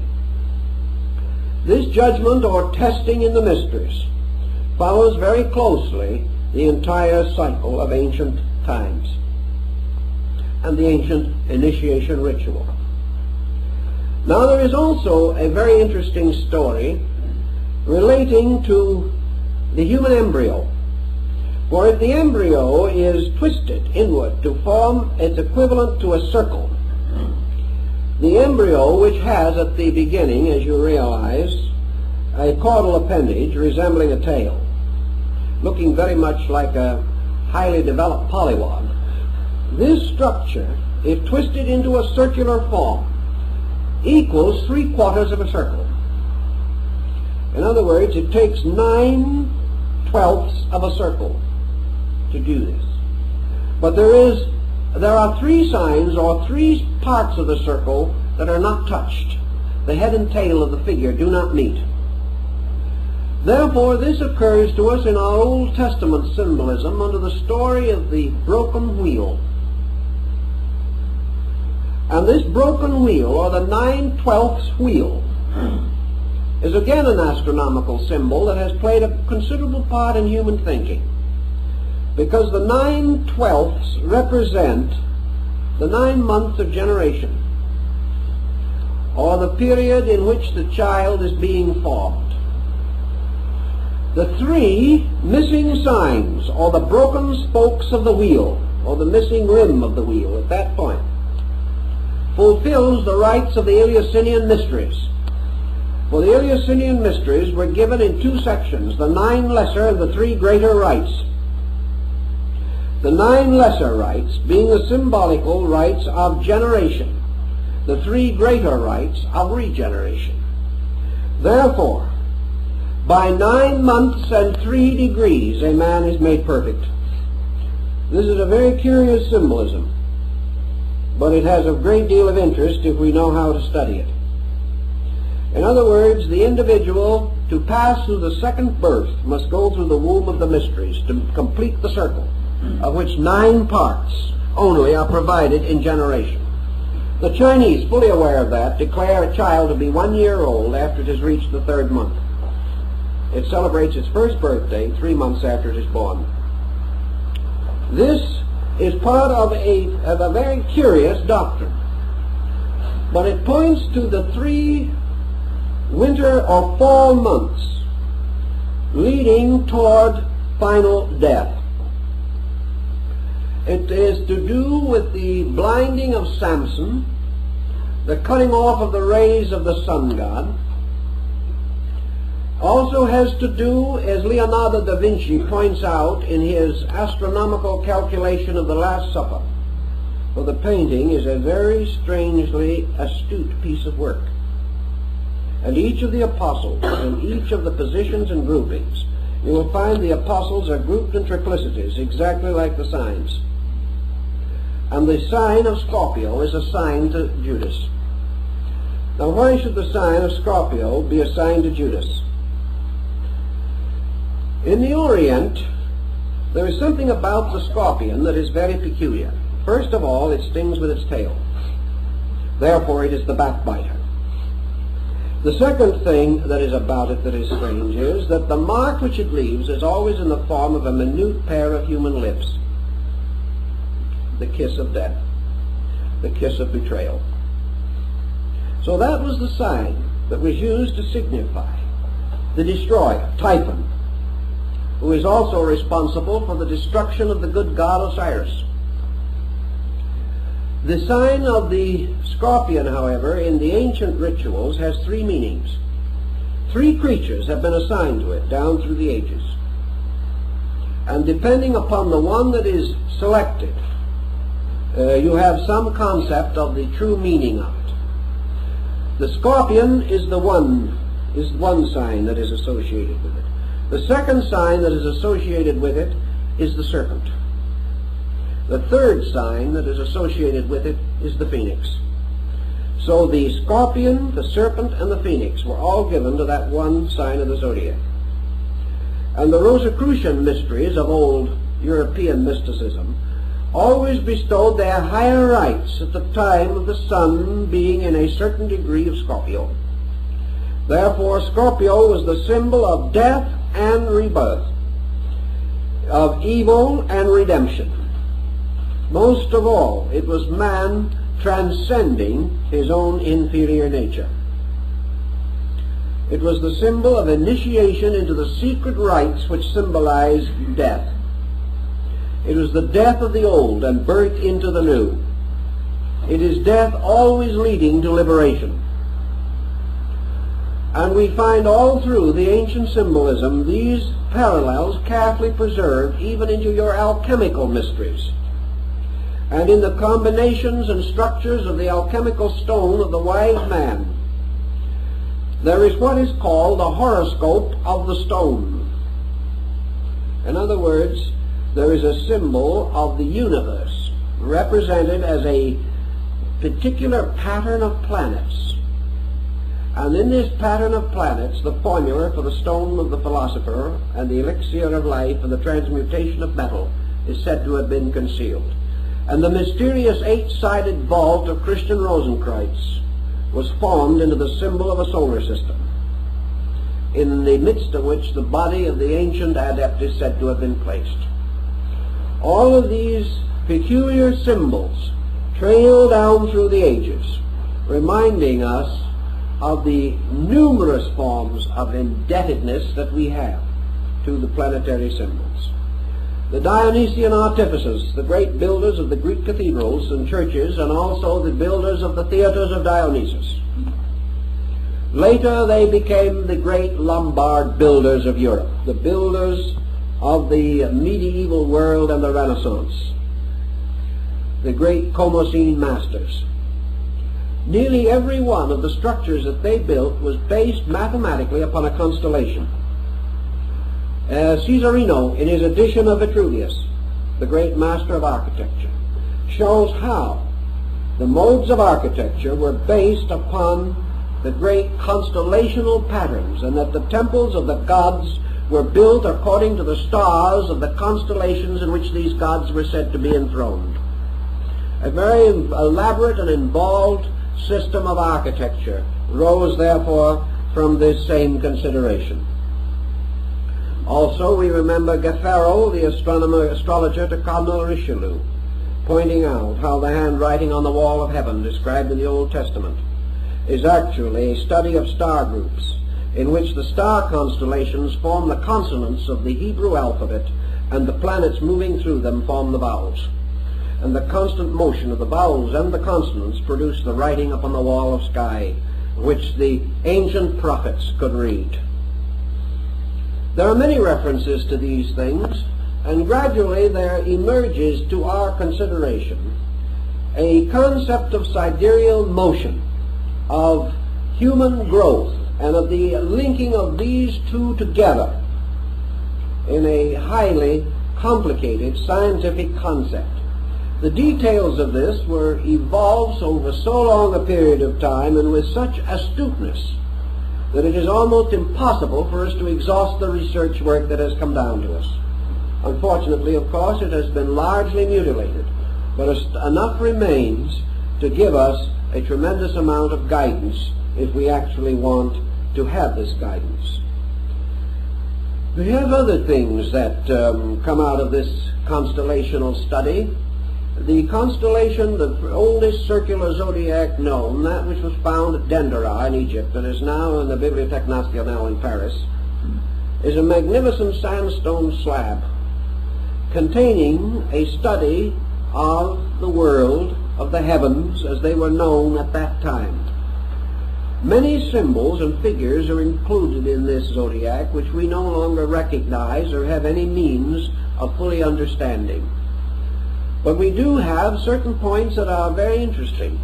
The Egyptians referred to what we call the Great Bear as the plow.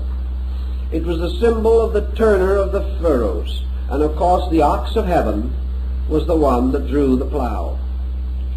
This plow moved around the great polar star.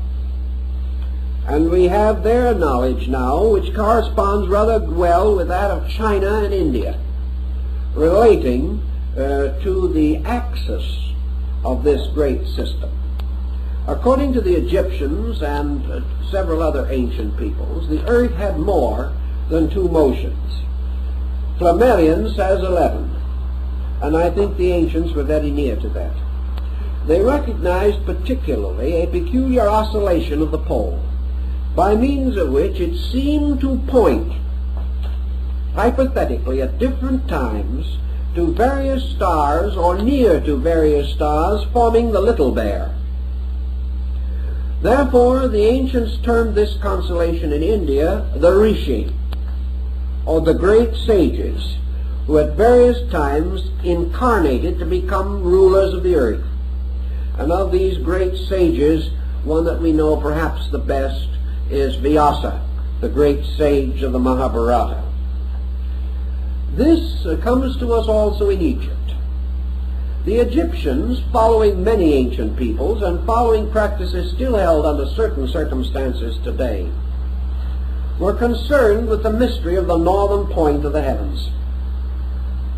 They were never able to observe that the sun moved northward, in the sense of ever occupying the northern segment of the sky. It came nearer or further, but never did it do in the north what it did in the south, as far as their visual awareness was concerned. Therefore, the northern hemisphere, in the Egyptian ritual also, was represented as the direction of darkness. In the ancient temple, there was a gate at the east, west, and south, but no gate at the north. Now, as a result of that, it has been held that people believed that from what the Greeks call the Hyperborean, or the area or region north of the winds, Hyperboreus, that from this region came only frost and snow giants and monsters.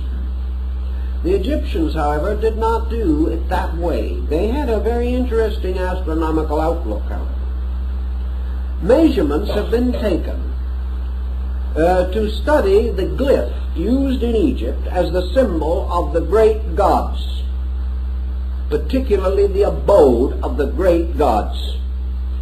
This is always what appears to be an inverted bowl or a half circle turned upon a straight line. In other words, the bowl bowls or bulges upward, forming a half circle. This is a boss, mountain, or raised place, and through that streaks a line like a vertical, not quite vertical staff. It is off the vertical, and at the upper end of that staff is a little flag symbol, just like a little banner, a quadrangle, apparently of cloth or something. The sign of a deity was always the staff with the flag, probably because in those days great and honored persons were accompanied by bearers of devices, heraldic symbols, much like the knight errants of the Middle Ages. But the thing that has always amazed students of Egyptology is the reason why in the abode of the great gods this flag staff cuts at an angle into this mountain or this mound. So somebody, for no good reason, perhaps it was Lepsius or one of the other early Egyptologists, began to study the inclination of this flag. And he examined a number of instances of it in great monuments. Of course, you can't be certain in hastily written documents by comparatively poor scribes, but in the great stone carvings, in the great sarcophagi texts and so on, he studied these things, and he found this was always the same. And he measured a little further, and he found that it coincides exactly with our inclination of the Earth's axis. What is it then? This mountain and this flag represents the North Pole, which was the abode of the gods, the great gods, that dwelt in silence. And in Egypt there was no symbol, no emblem, and no figure for the great gods. All the known gods, the gods of provinces, the creator gods, the cosmocrators, and the various harmonian artificers, the creating gods that became later the Elohim of the opening chapters of Genesis. These deities are variously represented, sometimes with knives, representing the gougers, or the ones that carved matter out of space and formed worlds. Sometimes as Ptah, the potter of Memphis, forming the globe on a potter's wheel. Always the concept of the potter's wheel and its turning, however. They seem to be aware of that motion in their ancient rituals. A little later, further research indicated that on the great figures of Osiris, the plumed double crown of the North-South Empire was always worn at the same inclination. So the crown of Egypt corresponded in the inclination in relationship to the vertical, corresponded with that of the flag inclination on the mound, and also with the polar inclination. So here was an adornment, a symbol, tying to another principle, the principle of the pole and the polar mountain. Also, we know the Great Pyramid, by its orientation, was an astronomical marker of some nature or kind. The complex of pyramids have been regarded as probably the elements of a vast sundial system, similar in some ways to the complex of stones in England at Stonehenge, which was used by the Druids to determine the exact moment of the winter solstice. Here the great rituals were performed, particularly by capturing the ray of the newborn sun in a crystal lens in order to start the sacred fires by what we call burning glasses.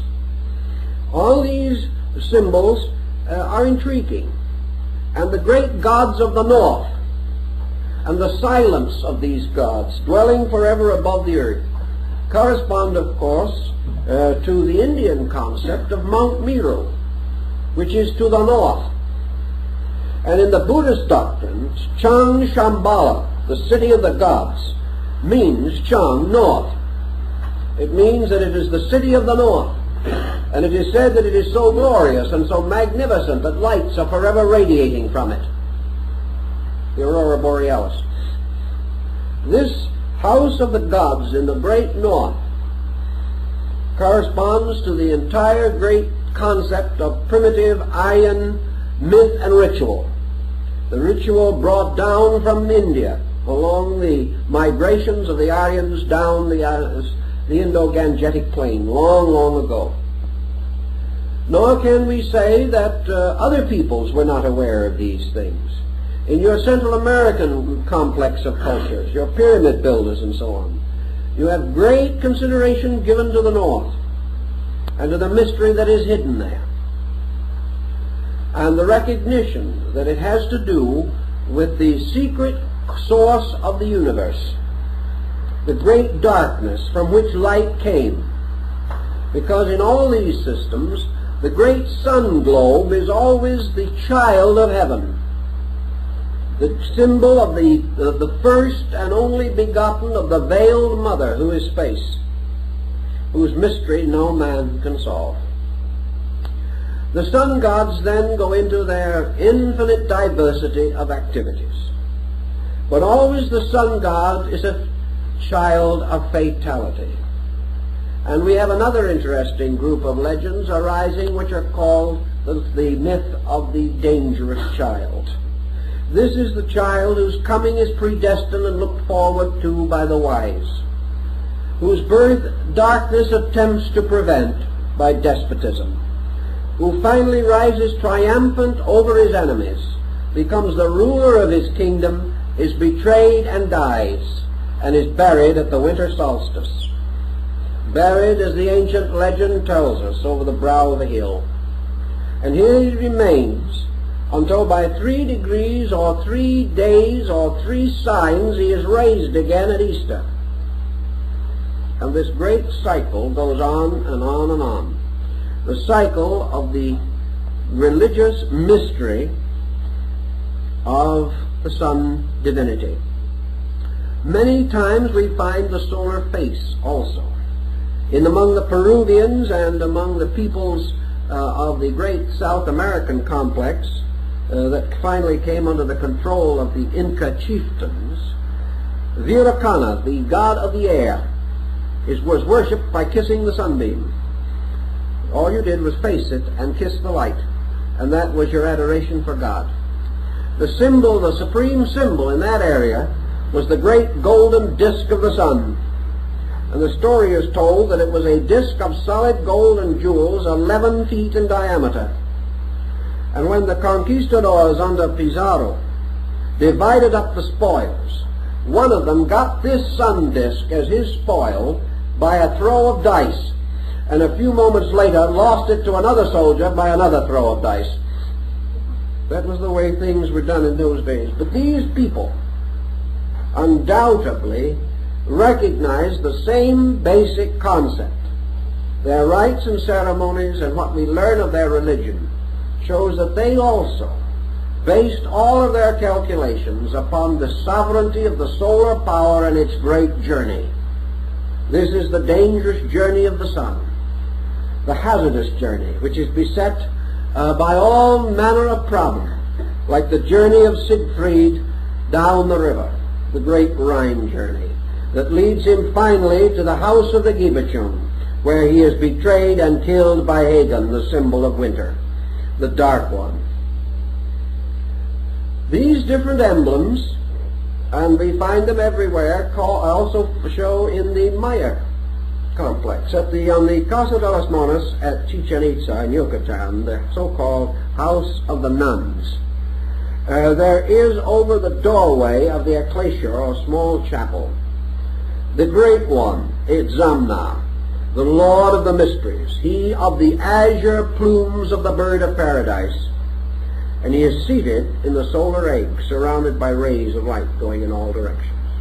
He is the great one whose tabernacle is in the sun. Beneath him spread out the ancient Myra glyphs for water. Around him clouds and lightning, but he is the great solar one. Now later, from him, by an immaculate conception, by the virgin Xochiquetzal, was born Quetzalcoatl, the feathered serpent, the symbol of the sun's path and also of the same mysterious modes of the lunar arc which cause what we call today the dragon's head and tail in astrological research, the motion of the lunar orbit. And this great deity, Quetzalcoatl, was the good god, the sun god. He wore the bonnet of the Quetzal plumes, which was the symbol of the solar light rays, the feathers going out in all directions. For the Quetzal is the bird that is born of the sun, and when the time comes for it to die, it flies back to the sun. And the Quetzal, like the thunder bird of the American Indian, is just another phoenix. And this again is the symbol of priesthoods, the symbol of the wise ones, or the sun gods, the sun-born ones, who are the keepers of the ancient mysteries. And this Quetzalcoatl served his people well, brought them out of darkness and ignorance. But finally there came from the south the evil one, the red-mirrored god Tezcatlipoca, the god of Mars. And this evil deity destroyed the power of the sun god. And the sun god departed finally upon a raft of serpents from the shores at Veracruz, promising to return. But this whole cycle was a Sun-Venus cycle, and the astronomy of these people proves it. The pyramid of the sun at Chichen Itza is an absolutely correct astronomical representation of the year. There are just as many steps on that pyramid as there are days in the year, and so on. All of these buildings astronomically built and oriented. And at the apex of the year, in the high point, was the temple to the deity. The deity itself represented by the feathered serpent or the dragon. And the feathered serpent again, the symbol of the year, as in the Mexican calendar, where all the divisions on the calendar stone, the months of the year, are placed as scales upon the body of a serpent. Thus every part of this mythology, and it is this same serpent, which is Python, which is slain by the sun god every year, when he overcomes the year and becomes master of life, or the keeper of the year. And every year also at the end, the year destroys him, and the new sun god must be born. So out of all of these concepts, perhaps you will have some general idea of the part that astronomy has played in religious symbolism. Now, we do not say that astronomy has given the meaning, but we do say that it has constituted the convenient symbolism and has rationalized and made authentic the outer structure of the mystical philosophy that is based upon the inner meaning of these symbols. And as we go through the series, we will try to explore that also, to find the ideas that are behind the use of these symbolic forms. But I'm afraid for that you're going to have to wait till next week.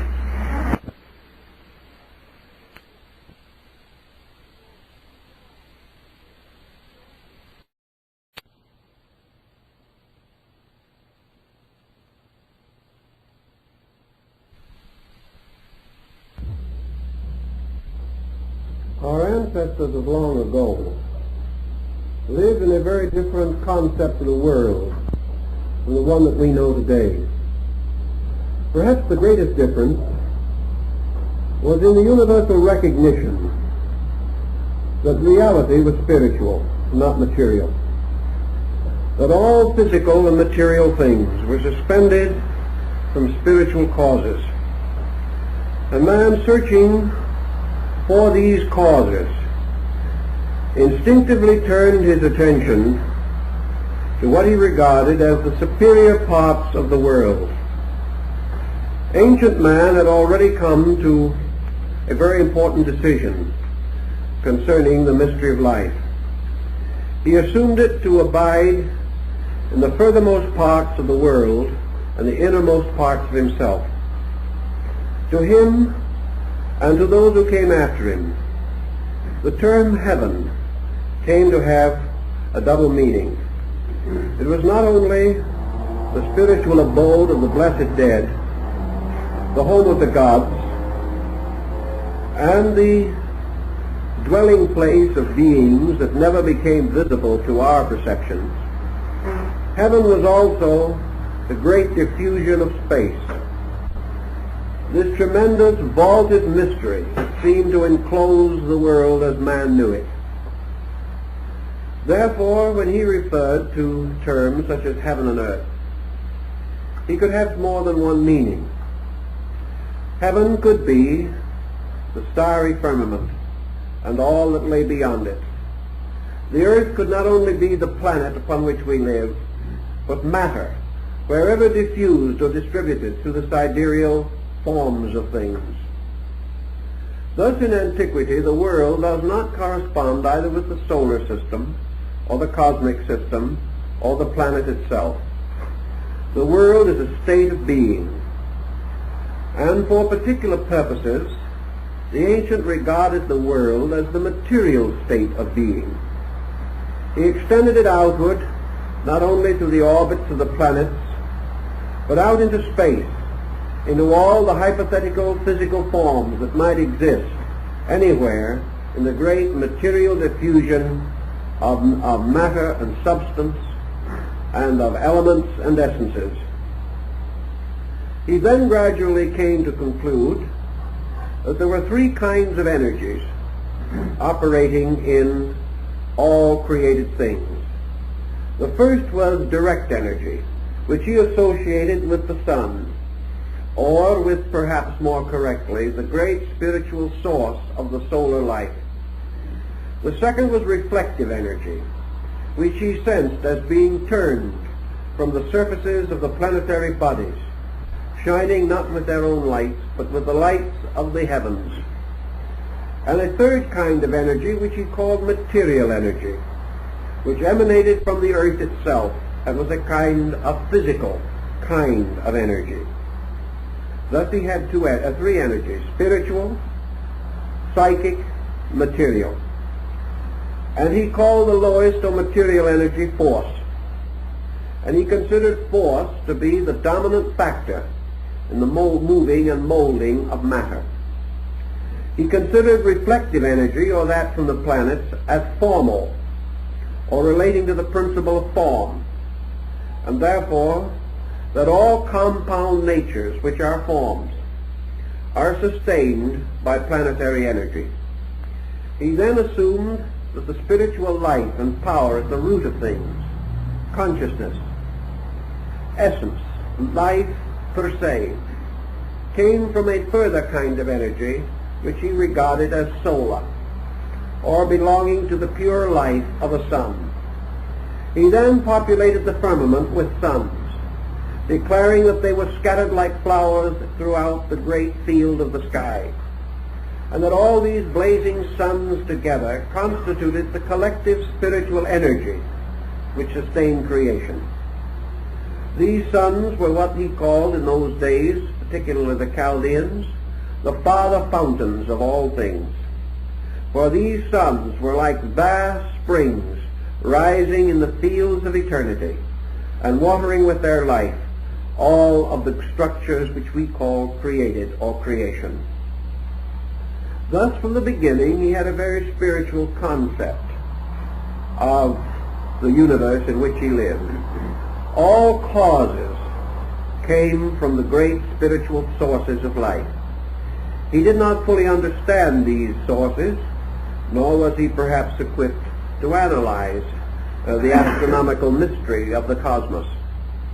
But he did live under the strong conviction that the sky that enfolded him was the source of a life which came from divine beings, and that the heavens were populated with a race of gods, and that the shining eyes of these gods watched him at all times, and they spread the mantles of their starry forms over the whole of creation.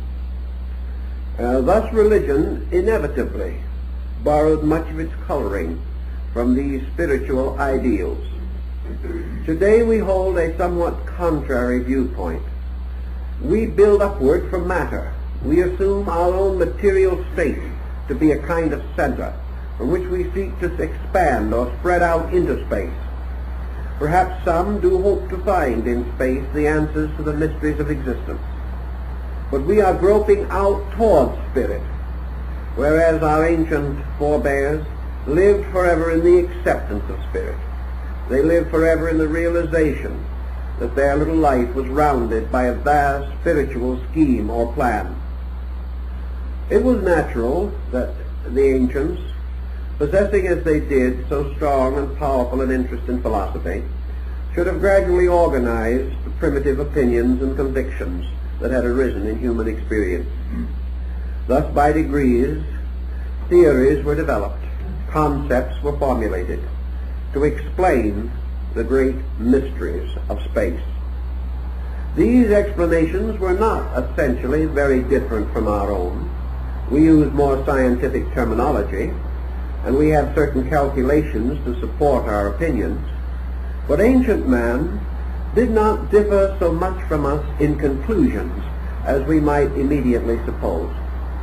We assume that he must have been ignorant in comparison to what we know. But as we have said in other talks, primitive man seems to have possessed an intuitive power to grasp at realities. He lacked the words, he lacked the convenient terms and idioms with which to express what he had discovered or what he had felt or known. But at the same time, he has left us, perhaps crudely, but effectively, the record of his contemplations.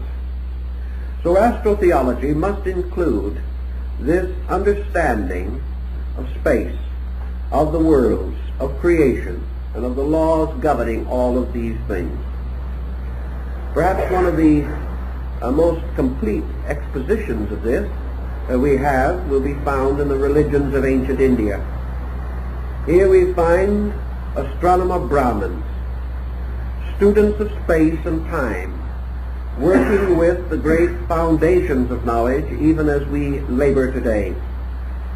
These ancient Brahmins not only possessed unusual intellectual powers, but a tremendous daring of spirit, which enabled them to evolve and perfect concepts that almost overwhelm us even today. Their estimate, for example, of the length of life of a solar system was so mathematically amazing that we do not yet dare to believe it, yet we have never proved it to be untrue. All of these extensions, mathematical, scientific, rational, resulted in the gradual integration of a great concept of macrocosm-microcosm analogies of the operations of laws on different levels, and the gradual extension or expansion of the things that we know out into the great vistas of the unknown, seeking to conquer that which is beyond our sensory perception with the pure strength of our reasoning and intuitional faculties. So we have some interesting points which they made, which come within the province of our present thinking, and so we will attempt to expound at least some phases of their beliefs on these matters. To the ancient Brahmin, to the ancient Hindu scholar, space was first of all a totality, a unity. It was not an absolute diffusion going on forever and ever. It was a totality without boundaries, as far as we can conceive boundary. It was an allness that was also a oneness. For space to these ancient people was the ultimate answer. It was the only recourse of the mind or of the reasoning power in attempting to analyze the existence as we know it. All lines of research, all endeavor, all contemplation, moving from the familiar outward to the unfamiliar, passes gradually into a rarefied atmosphere in which mind and contemplation seem to fail. There is somewhere out there a point or a condition in which the conceivable fades into the inconceivable, the knowable into the unknowable. That which has an existence in time retires into an eternity.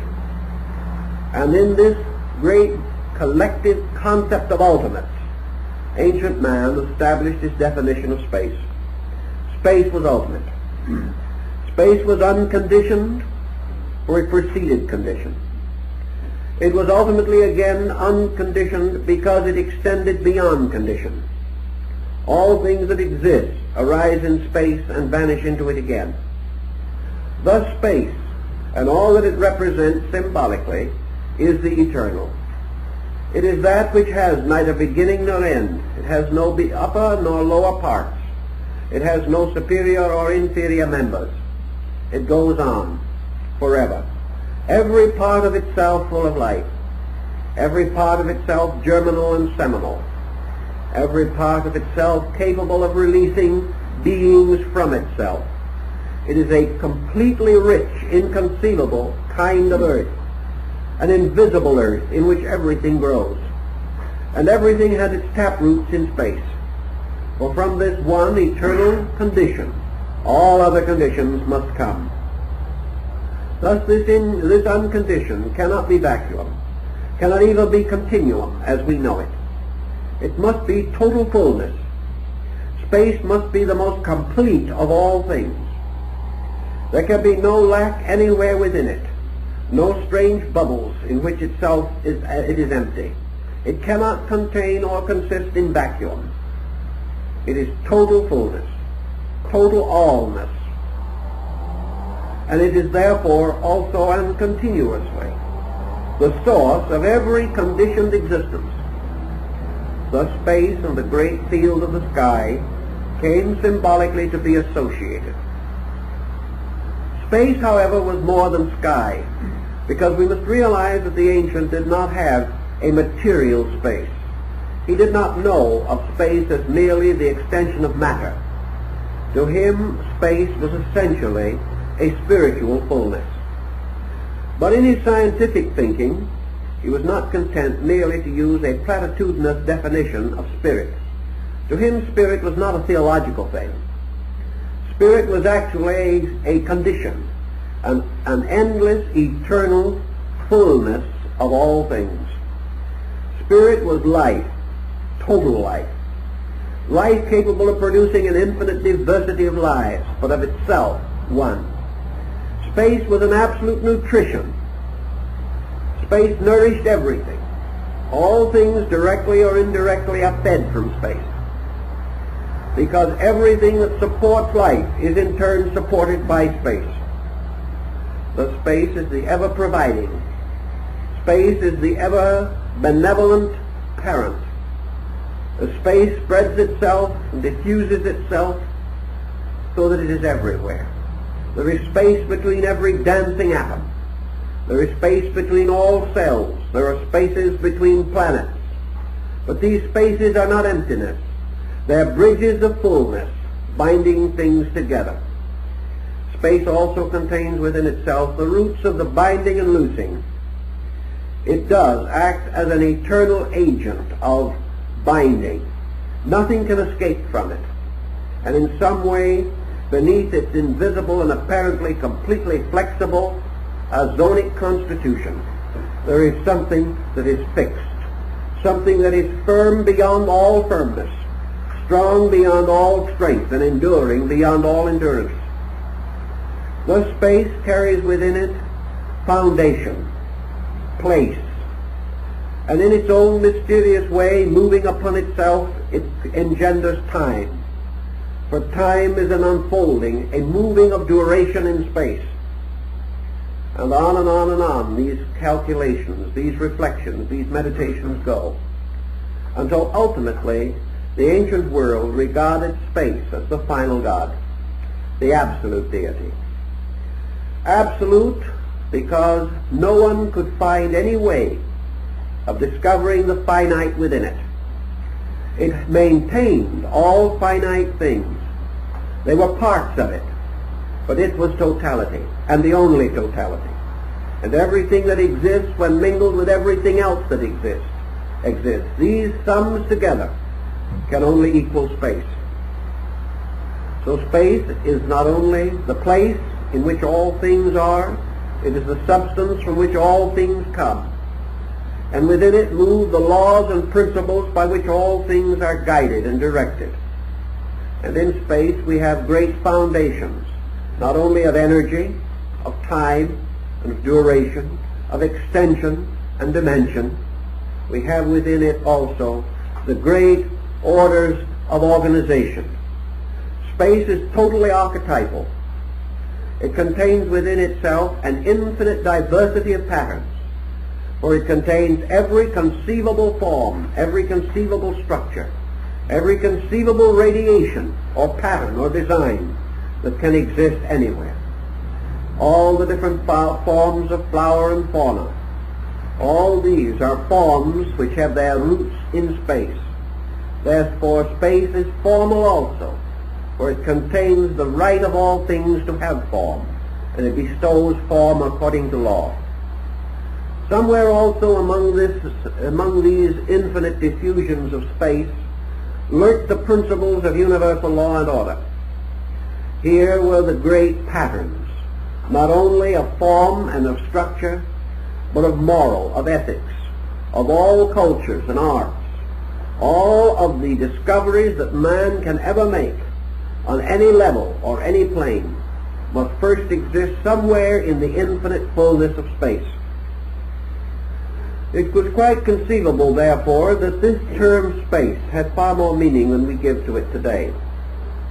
It became a symbol of the totality of life, the total and complete sufficiency of this source from which all things gain not only their right to exist, but the very elements and essences of their existence. Now this space was populated with a concatenation or order of powers. And this order of powers extended beyond any dimension that we can conceive. For just as surely as there is an infinite number of living things upon this earth, so there is an infinite number multiplied by itself of things existing in space. And in space we find the race of the giants, the race of the great divine heroes, the gods who are over worlds and over creations. And the ancients, struggling with his concepts, seeking to determine the way in which all these things operated, came upon a mysterious pattern of septenaries. Everything evolved or developed in terms of sevens. And therefore, in the very dawn of things, a septenary of powers, representing the 7 primary attributes that man was able to experience concerning universal energy. These attributes, as emanations or as emergencies, flowed out of space. They were the primary archetypal form generated within space. Now, by what means and under what conditions are we to assume that space, moving endlessly in its own nature and substance, should pass through alternations of objectivity and subjectivity? The ancient, observing everything else in space, assumed likewise that motion was there. Motion originated in a movement of space. Motion existed in 2 forms, or of 2 kinds: motion in suspension and motion in action. Space in its own substance was infinite motion in suspension. Space contained the potential of all movement because it possessed all direction. But this movement passed through alternate periods of action and inaction, an immense rhythm residing within space, like a cosmic pulsation. Just as the tides of the earth ebb and flow, so the tides of space are forever moving, and space is either outpouring or indrawing constantly. Space is like a breathing, the breath of Shiva. It breathes forth worlds by exhalation, and it draws them back into itself again by inhalation. Thus everything in space is either moving from the spatial energy or returning to it again, forming great arcs and resulting in a curved continuum which ultimately ends in an infinite circle. These things, therefore, these beliefs, caused the ancients to assume that at certain times and under periodic conditions, space became objective. Space moved from its own pureness into the extension of itself, remained there for a time, and then flowed back again in what the ancient Indians called the days and nights of Brahma. And in the night of Brahma, the universe, space, cosmos slept, and in the day of Brahma it came forth again into manifestation. And when it first came into manifestation, it burst forth as a radiant or glorious energy. And this glorious energy was immediately broken by space itself upon the spectrum of itself to form the great basic spectrum of 7 colors, 7 powers, 7 gods, 7 lights. So according to the ancients, when space becomes created, there comes forth from it 7 foundations, 7 immense principles of principles, dependent upon principles. 7 magnificent energies of energies, dependent upon energy. These energies are conditions of energy. And the coming forth of the 7 does not mean that space is 7 times manifested. Rather that each of these manifestations is 1/7 of the potential of space. So that when they blaze forth together to their own total fullness, they reveal space. And these 7 became 7 great suns. And these 7 suns are totally invisible to the sight of man. They are 7 great centers of cosmic life. And they are so vast and so inconceivable that their bodies, the bodies of these 7 together, constitute all known and unknown space. They form a strange overlapping of circles and of planes or levels. But these 7 together extend beyond anything conceivable to man, for they have no actual boundaries except the boundaries of eternal space itself. These 7 great suns in turn gave birth out of themselves to 7, each one to 7 more suns. And these in turn burst forth and broke apart and radiated as 7 more, until this division took place 6 times, and the universe was filled with these blazing suns. And then came the 7th, and with the bursting of this 7th came forth that race which we call in astronomy universal suns. In other words, we haven't even gotten down yet to the point where astronomy can conceive or take over the procedure, because we are now dealing with the gradual filling of the parts of space set aside for creation with this tremendous race of solar beings. And at the extremity of the great process as we know it came forth the cosmic suns. And these cosmic suns each had its throne in the great diffusion of space. And each of these sovereign cosmic suns existed within the body of one of the greater orders, which in turn dwelt within one still superior to itself, until finally, by retiring upward through this tremendous cycle of manifestation, man returned ultimately again to space itself. Now these universal suns, each with its own power, created its family, broke forth into its own manifestation as cosmic suns. And these cosmic suns in turn brought forth their progeny of lights, and these became the suns of solar systems. Thus our sun is one of these said by the ancients to be 8 degrees removed from cause, and to be therefore one of the lesser lights of the sky, one of the smaller parts.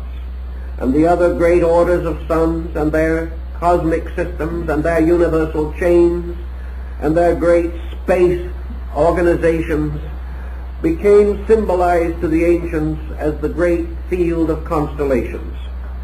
For these constellations to the ancients were all alive. Everything in space was alive. There was no death. And these orders above us were simply races superior to our own, races of solar giants, each in turn part of some order greater than itself. Until finally out of all this mystery and diffusion came the simple mystery of our own solar world. Now these suns in space, cosmic, universal, and beyond, each had its own progenies and each produced its own kind of planets, and these had their luminaries. And within the orders of all these great systems, creatures came into existence. Creatures even whose names we know nothing about, but who were the citizens of vast orders infinitely greater than our own. Some of these orders were so great that our entire solar system would not be as large as one of the simple organisms evolving within one of the still greater ones. All of these speculations came finally down to man's concept of the solar deity. And the solar deity was therefore the direct focal point of all these other powers. And through the solar energy, all of the vast organism of chaos and cosmos were released into the consciousness or integration that formed our way, our planet, our solar system. Thus we have a kind of concept of space that is pretty big, one that is almost too large for us to contemplate. And within all of this tremendous diffusion, everything is unfolding and evolving according to law. And this law is not something imposed from without, but something which is natural to the energies themselves, by means of which this diffusion is maintained. All of these processes obey their own natures, and as each thing obeys its own nature, it becomes the law for those things less than itself, or that exist within its own nature. Thus the purpose of a thing becomes the law of its parts. A man living within the mystery of the solar field, therefore, follows the laws of the sun, and follows the geometry and psychology and astronomy of the solar world itself. Man contemplating these things from his own earthly position, looking up therefore into the sky and unable to contemplate the totality of this mystery by rationality, divided space into 3 stratifications, that is, suitable to his own comprehension. He recognized that there were more classifications, but they were simply beyond him. But he did see in space 3 apperceivable things, 3 qualities that he could, to a degree, comprehend. And the first of these great diffusions of the firmament he called the first motion, the primum mobile, the great motion of the world. And he declared that this motion, this rhythm, this tremendous continuance of ever-flowingness represented to a great degree the life of God. That this life was a life forever in motion, both quantitative and qualitative motion, far more than anything we know. But he likened this motion to the tremendous motion of the heavens. He saw the heavens moving about the earth in a great pageantry, an eternal processional, without beginning or end. Then the second division of the heavens, which he recognized, was a kind of psychic field, which was located between the first motion and the firmament. And this psychic field was the seed ground of souls. For as all spiritual things had their life in the first motion, so souls had their life in the first formative processes of space. Souls were therefore the oldest of forms. inasmuch as they were all compounds, composed of a spiritual and a material factor. The third part of this great circle of the heavens, the third concentric layer of it, the one inward and nearest to man, was called the firmament. And this firmament was a kind of wall built around space, a crystalline wall, enclosing within itself the mechanism of the solar system. Therefore, beyond the planets and their orbits were these three divisions of the sky, going on and on and on. And in these divisions were the abodes of the great creator gods. Always these gods dwelt in the heavens, in the firmament, because to the ancients the heavens represented the sphere of causes, the sphere of principles and energies, the invisible from which the visible came. And this invisible was a world of itself, a thing apart, populated by beings that were real but invisible. And to these were given various names, and they were called the gods. Now the firmament, because it enclosed the solar system, and therefore represented the uppermost parts of our physical solar world, this sphere was like a mountain, for it was above the earth, and it was far above the range of mortal mountains. And to the Indian philosophers this mountain was Meru, the abode of the gods. To the later Shivites it was Kailasa, the great mountain of Himavat. It was the Olympus of the Greeks and the mysterious Jerusalem golden mountain of Christianity. It was a mountain because it was above, and men lifted up their eyes unto the hills, from whence cometh their help. So man, looking upward, did so not just quantitatively or physically, but in a symbolic sense, a looking toward the superior. And this superior for him was this strange sky that closed him in, as with a curtain of blue spangled with stars. In this process, therefore, we begin to see how the ancients devised their egg of the world, the strange shell of this egg being the firmament, and beyond the firmament another world extending on and on. We get a very good picture of this concept in the Revelation of St. John, also in Muhammad's night journey to heaven, and in the divine Pymander of Hermes Trismegistus. Here we also find it in the descent of Istar through the seven gates, to descend into the underworld, because this heaven abode was separated from the earth upon which man stood by the royal arches of Enoch, the royal arches of the sky, the arcs of the planets. And as man ascended through the orders and orbits of these planets, he came near to the empyreum, or the great abode of the stars, the firmament. And by inspiration, by inward illumination, this ascent lifted him above matter and into the abode of the gods. And this was represented by placing a small door in the sky, through which St. John is said to have passed in his mystical reveries to examine the world that lay above.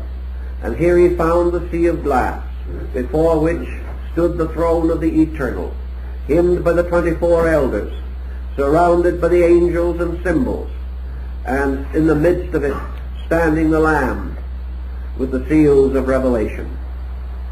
And in this great vision then, we had man moving into what he regarded as the causal universe.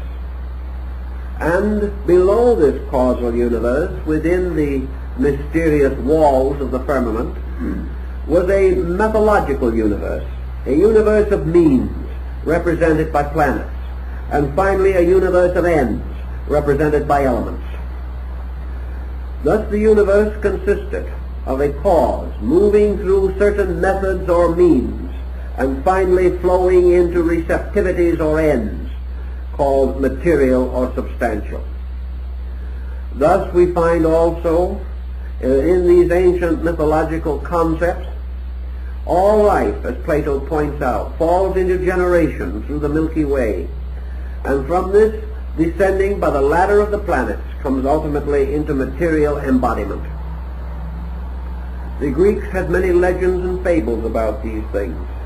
But I think from the standpoint of Astro Theology, we have to assume that the ancients recognized the 12 signs of the Zodiac and the great northern and southern constellations, forming altogether 36 major patterns in the sky.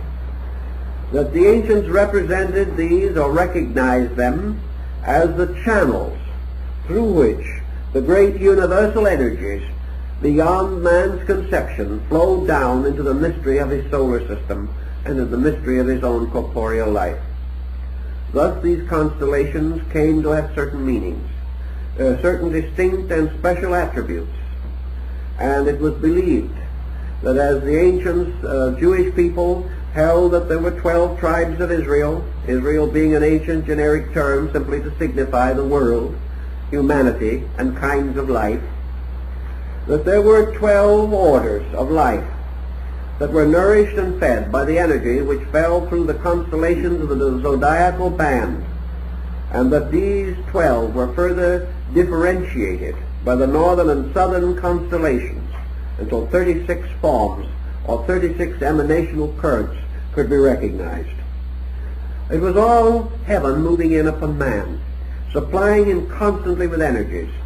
It was man's concept that when his material life was finished, he would return again to the sky from which he came. He must first, however, pass through a kind of purging in purgatory, or a place of darkness underneath the earth. He went down into the earth, but his spirit returned to the stars, and beyond the stars, into the mysterious heavenly world, which was the magnificent counterpart of the lowly earth that we know. This forms a kind of study in anatomy, the anatomy of the universe. And in the researches that we carry on relating to these subjects, we become increasingly aware that all this fitted together to give us a great religious idea, a religious concept that was to remain and be restated through practically every faith of mankind. So let us try and examine for a little while the development of the concept of the mysteries, as these mysteries depended upon the constellational diffusion. We told you something last week about the precession of the equinoxes, and how the great religions and faiths of the world were influenced by the sun's crossing over, or the passing over of the sun at the vernal equinox. This is part of our story, but there is very much more to it. So let us try and follow for a few minutes some of the symbolism that will help us in connection with this. We all know the labors of Hercules. We also know the partial story repeated of these labors in the story of Samson. We are aware of the story of the 12 adventures or voyages of Sindbad the Sailor. All of these have to do with the same type of cosmological symbolism. This mysterious 12 returns again in the 12 prophets, the 12 patriarchs, and the judges that judged over Israel. They come back again in the jewels of the breastplate of the high priest, the loaves of the shewbread. They come again in the circle of the 12 disciples, and in all of the different groups that we have.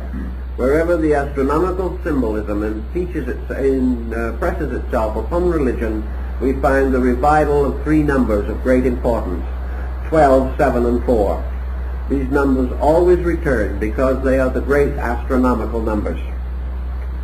If then we assume that the world moves around this great circle, which was the golden or yellow road of the sun in the ancient Chinese philosophy, we see life proceeding in this way. We find also that in this pattern, a solar system such as ours must be part of a constellational diffusion. The ancients said that our sun is a small star in the tail of one of the fishes of Pisces. Therefore, that we belong to a being or a group of beings called blessed souls, and that we are therefore ourselves one of the 12 hierarchies. That the lords or powers of the 12 signs were referred to as hierarchs. The hierarchs, for example, of Capricorn were the archangels.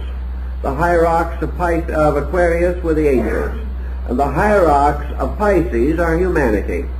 Humanity, therefore, is a divine being, a hierarchy. And this divine being is one of the 12 orders of life, supported by the Zodiac, as we find it encircling the empyrean. Now you might say that this Zodiac encircles many suns, and is made up of an infinite number of suns. So we come to a fine point that was rather carefully worked out by the ancients. This is true. Every star that forms part of the zodiacal mystery, and even those not directly within the band of the zodiac, belong in some mysterious way to these 12 hierarchs. But they are related to the zodiac in different perspectives and in different relationships. Actually, we are in the constellation of Pisces, although we do not know it. Therefore, each of the stars within a certain constellation has a certain polarization. And another star within the constellation of Aquarius has a different polarization. And as a result of that, its relation to all the other signs is different. Consequently, actually, in this great family of planets and stars, there are no two alike. Each one is in a different relationship to all the others, and each one is passing through a great cycle of growth according to the laws governing its own constellational body. For this constellational body is a superior being within which a group of suns exist and have their being. All these divisions were charted and mapped for the ancients in order to give us some concept of the magnitude of the world in which we live. Man being of the sign of the fishes, the constellation of Pisces, becomes the dominant note in connection with him.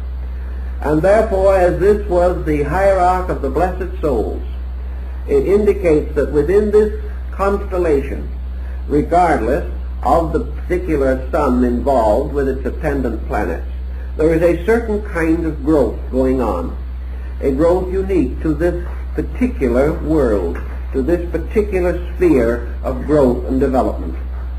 And this growth is the kind of growth that we call evolution.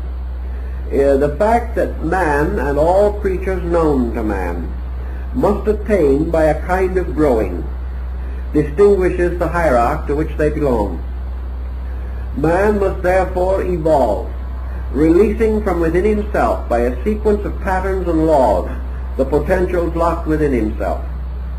Man is therefore placed in a world of self-improvement, a world of becoming, a world which was not known to the angels, a world that was never experienced by the archangels, because their orders of growth are different from our own. Their way of unfolding is entirely and totally dissimilar. We have therefore this strange world in which we must earn our bread with the sweat of our brow. We belong in a merit system that is peculiar to us. We belong also to a particular type of being which has within itself this great problem of ultimate assimilation.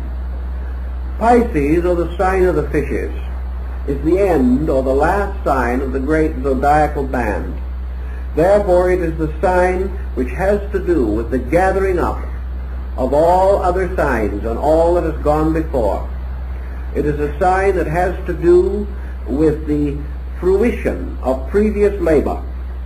It is the sign which precedes the sleep or the rest of the gods. Therefore it is the sign of the old and the end. It is the sign of things having reached destination, having completed arcs and cycles of purpose. And in this we find man living under the strange principle of retributional law, a law peculiar to his hierarchy, and a law which he must fulfill. Man, therefore, of all creatures, is most strongly and profoundly affected by these laws of karma, of destiny, because they belong to the constellation to which he is a part. And all life growing in that constellation grows by the laws he grows by. But a different group grows under an entirely different pattern of laws. Also, man has another quality derived from this hierarchy, and that is the great compassional factor, the great priesthood.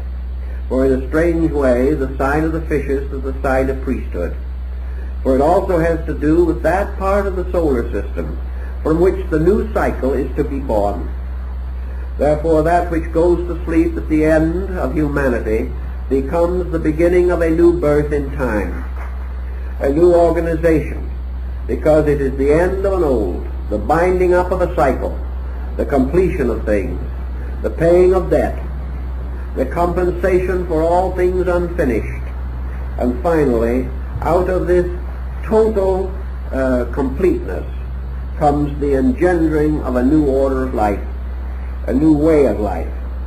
So that in a wonderful way, this sign represents the way of spiritual rebirth into another sphere or another plane of action. The ancients had all these keywords and all these keys and codes by means of which they identified the activities and powers of the different constellational groups. And each star had its way of life, and each constellation had its laws and its governors, and the principles by which it was eternally modified, or it eternally advanced in its own destiny. This brings us to another concept in ancient astronomical symbolism, namely that space is full of mind, that all of these great sovereign bodies are mental entities as well as spiritual beings. They are mental energies because the ancients were convinced that the suns were alive, that they were not merely masses of energy, but they were the bodies of blessed gods. And we find this so beautifully told to us in the Emperor Julian's oration to the sovereign sun. These suns, these great centers of life everywhere in space, were conscious, rational beings. It was only in comparatively recent times that man came into the conviction that he lived in a world in which he was conscious and other things were unconscious. Ancient man believed that he possessed a minimum of consciousness, and that these greater beings around him were far more conscious and far more luminous and far more aware than himself. Man could not understand these beings, but they could understand him. Therefore, the great central suns were centers of understanding and therefore of benevolence. And each sun was a being with a spiritual integrity, a rational power of penetration and judgment, and an active principle of generation. These powers operating together meant that these great beings were actually creatures, tremendous, inconceivable creatures, yet at the same time, like all creatures, possessing sentient powers, possessing a kind of self-knowledge and a knowledge of other things, as man possesses these faculties to a more limited degree. Thus there was a sidereal population of rational gods, of great beings, children of the great and superior one from which they all came. And these, like the elders of Revelation, bowed down in adoration before the throne, the great blazing mystery of the invisible sun, which was at the root of life. Thus everything was astronomical. Everything had to do with the setting up of formal thrones by means of which the wonders of nature could be made manifest. Now the opposite extremity of this vast pageantry was what we call Earth. And Earth was a very strange thing also, because Earth was not, as we consider it, something substantial beneath our feet. The ancients were well aware that Earth as an element was floating in the midst of a diffusion of life, that Earth was a little island upon the surface of the sea of life, that Earth and all other earthy things were conditions, not essentially places nor times, but kinds of life. And Earth was to them a privation of active principles. Earth was the negative pole of heaven. Earth was the infinite receptivity into which all things of a dynamic were forever flowing. Earth was like a vessel. that captured life into itself. Man's body was of earth. Therefore it was likewise a vessel which contained and captured within itself the life of heaven. All earthly things were therefore shadows, symbols, negative extensions of life, not absolutely deficient in life, but deprived of it in some way or part. Thus what we like to think of as matter was merely a temporary condition in this great mystery of life itself. But the ancient also had the realization that this matter, which was the source of body, which was the source of this strange prison world in which man finds himself, that this matter as a polarization was absolutely essential to the kind of life that man has to live. Ancient man differed from modern man in another particular. Ancient man had a wonderful acceptance. Ancient man never questioned the validity or the rightness of things. He accepted that which the gods bestowed. It was his power and privilege to obey, to fulfill, not to doubt. So it never occurred to him in his older days that the earth was bad, or that matter had any bearing upon materialism. He never conceived of materialism as we know it, where materialism is simply a kind of worshipping of matter, whereas ancient man worshipped light and the sun and space and the gods. But if we have become a little inclined to develop a matter fixation, it is simply because in our way of life, matter is the only thing that we can see, and only things composed of some kind of matter or containing material elements are visible to us. Pure life, pure intelligence, pure love are not visible to us, except when we clothe them in some material symbol by which they become recognizable, either through their attributes or through their propensities. But matter itself, which is body, the beginning of all bodily condition, is a receptacle which receives into itself the life and light of heaven, as into another kind of earth.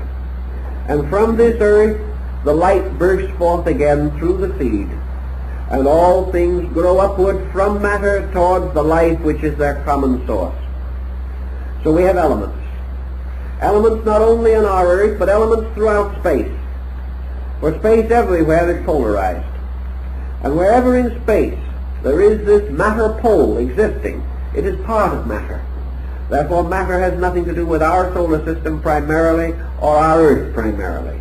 It is a condition that exists wherever life moves out into activity, because it represents the receptivity which must receive that activity. And without polarization, life cannot manifest itself. And the moment it is polarized, it becomes life and matter. So matter is the infinite challenge, that which must ultimately be filled with life and must ultimately again return to life. Now matter produces out of its own mysteries bodies, and bodies themselves cannot exist merely out of matter. Matter is the substance, but there must always be the sculptor. Matter is the clay for the pot, but there must always be a potter to mold the clay. So matter extends on and on through space, visible and invisible actually, for its subtler parts still transcend our perceptions. But matter goes on and on and on. It is a tremendous material from which we can build almost anything, but it remains simply a great expanse of potential. In order that this matter shall become activated, shall have the power to produce out of itself something, or to be molded or made into something, there must arise between space and matter an intermediate power. And this intermediate power the ancient called mind. And mind was the beginning of the principle of form. For mind is the power which, molding matter, organizes it into forms. Therefore, wherever mind operates upon matter, there is form.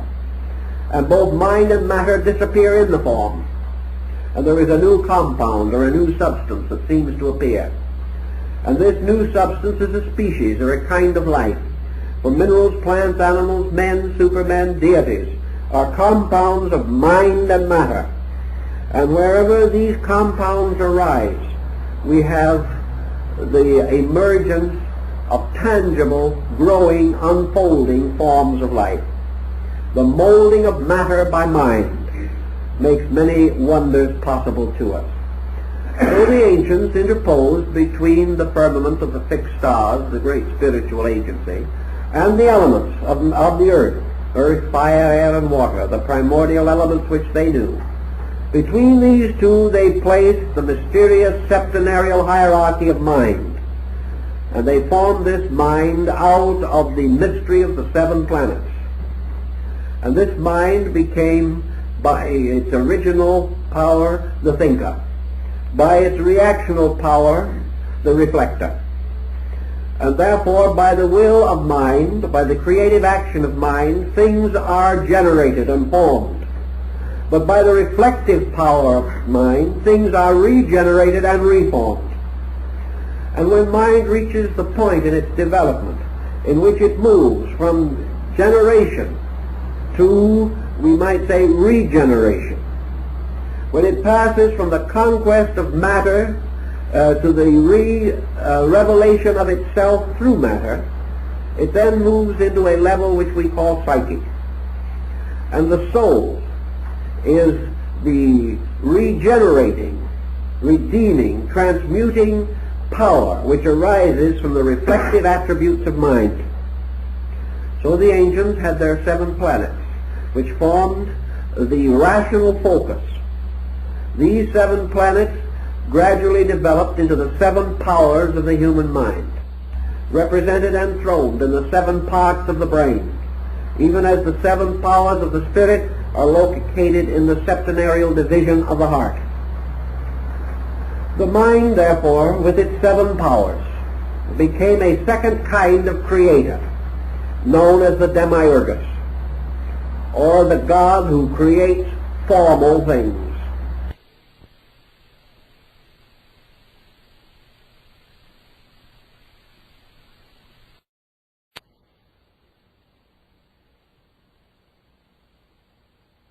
In which the God of ages is to be enshrined, is to find his material sanctuary among men. This power of mind is variously represented in ancient philosophy. But I think that we consider in most cases that this power of mind is particularly centered in the egoism of man. It is this power of mind by which man ultimately discovered his own identity, his own self-existence. And by establishing his own self-existence, he made the discovery that he was somewhere between heaven and earth. He had outgrown the earth, but he had not yet reached heaven. And he conceived, therefore, of a ladder uniting heaven and earth, the same ladder or the type of ladder that we find in the story of Jacob and his dream. This ladder was one upon which living beings ascend and descend. This ladder was the orbits of the 7 planets that extended upward from the surface of the earth to the inner surface of the firmament or the empyrean. And these 7 orbits were the abodes of 7 cosmocrators, or deities of creation. They were the ones who molded matter. They were the tyrants, the gods of old. They were the jealous gods of ancient nations and races. They were the ones that, moving about the earth, sought and accomplished the organization of the earth. Among them, according to the Olympian hierarchy, the parts of the world were divided and distributed. They were given their kingdoms, their temples, their sanctuaries. From them, the ancient Hindus say, came forth the continents and the races and the nations, each under the rulership of its own particular deity. But these deities in themselves simply represent the specializations of the 7 powers of the mind, moving relentlessly but magnificently, ultimately to become the 7 powers of the soul. Now this transformation of these 7 as first appearing, focusing their energies upon matter to produce creation, and finally becoming 7 doors through which creation escapes back into a spiritual state. This strange difference, the descending and ascending powers of these planetary arcs or arches, are represented through the involutionary and evolutionary motions of energy. So in the initiation rites of ancient man, we find this set forth in such symbolism as the hymn of the robe of glory. We see man as a spirit, man as a divine being, a part of God.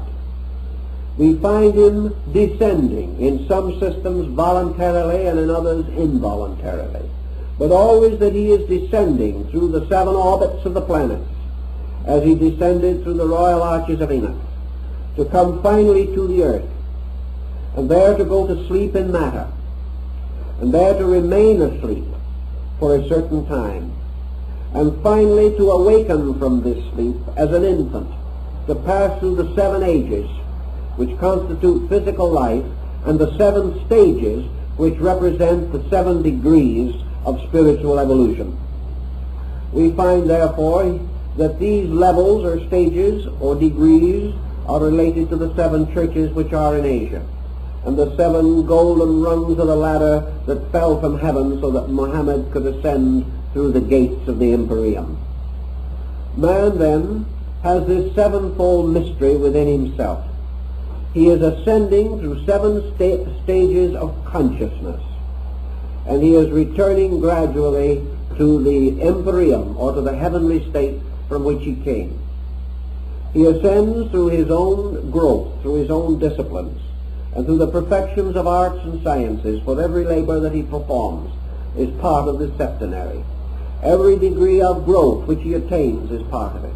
His evolution through races, his evolution through religions, cultures, through great epics in history, all these turn back upon the septenary, and all parts can be measured and determined by the 7 levels of the soul, by which it ascends to the light from which it came. These are the 7 souls of the ancient Gnostic doctrine and of the Egyptian teaching about immortality.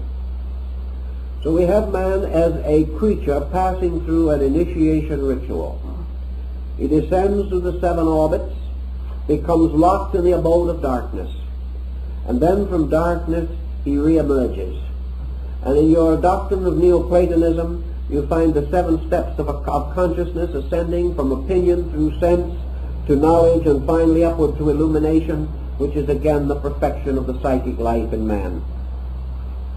Incidentally, and by all these points, it is curious that in the evolutionary process, it is not the personal life of man, but the psychic life which must be saved. It is not the individuality, but the universality in man which is important. And this must be brought ultimately and finally to its total liberation. So we have these orders of ancient planets. And we go back to our Greek system, and we find several things that are of great interest to us. In the Greek theology, for example, we find that originally the great God was called Heaven. And this God was called the great Father God, and he was Uranus, the sky deity. And this sky deity ruled supreme for a great period of time, and then his kingdom was taken from him by Saturn. And Saturn in turn lost his kingdom to Zeus. And Zeus, in order to save his kingdom and to make possible its ultimate regeneration, fashioned in a mystery and carried in a golden thigh bone the mysterious infant child Zagreus, or Dionysus, who was to be the radiant personification of the God himself. This deity, Dionysus, was for the salvation of the world. Now let us see what this all means when we start to develop it.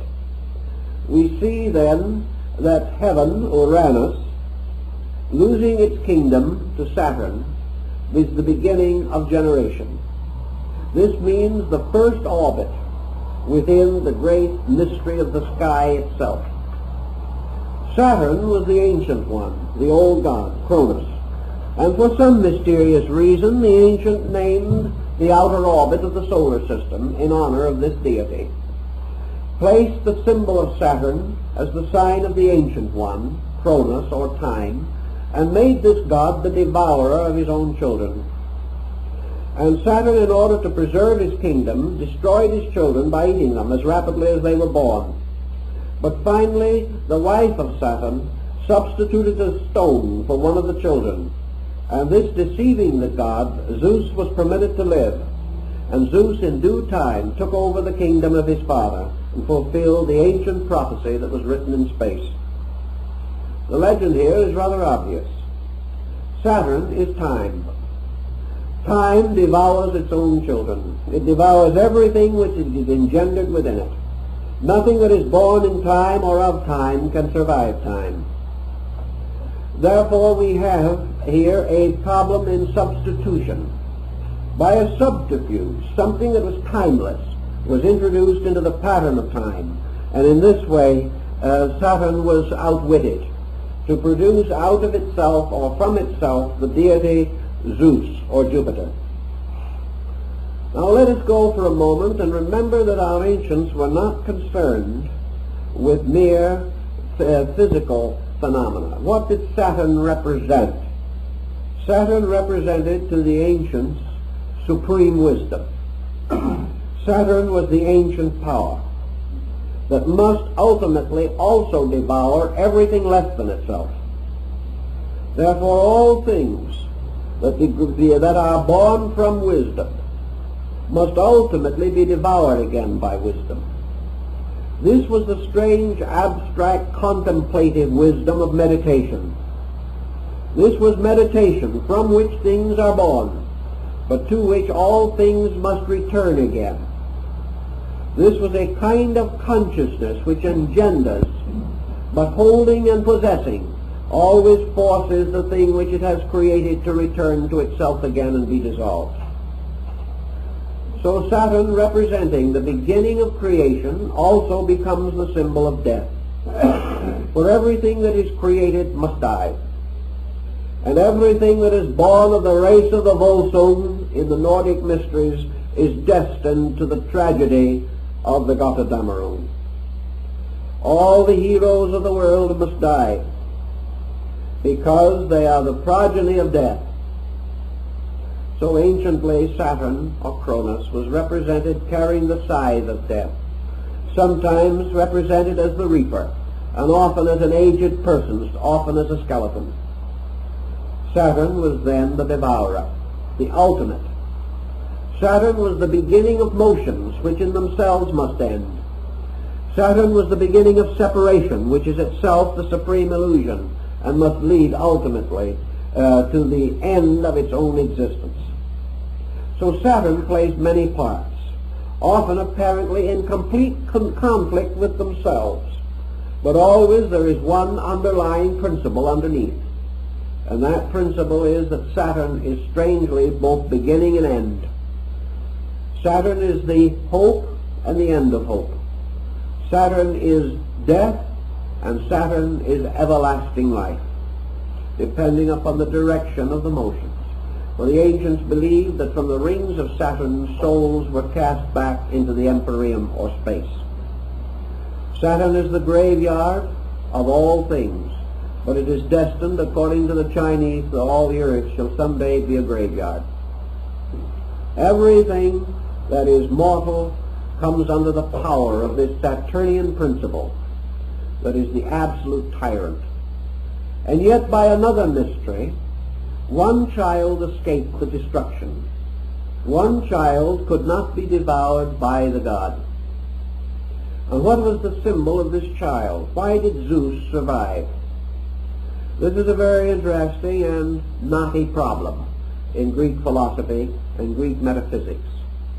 But it seems that Saturn gave birth out of himself to one principle that could defeat himself. And the nature of this principle we have to find in the very processes of contemplation. For in the meditational mystery, there is in the state of illumination that power which can escape death, the power that is born of death but comes to eternal life.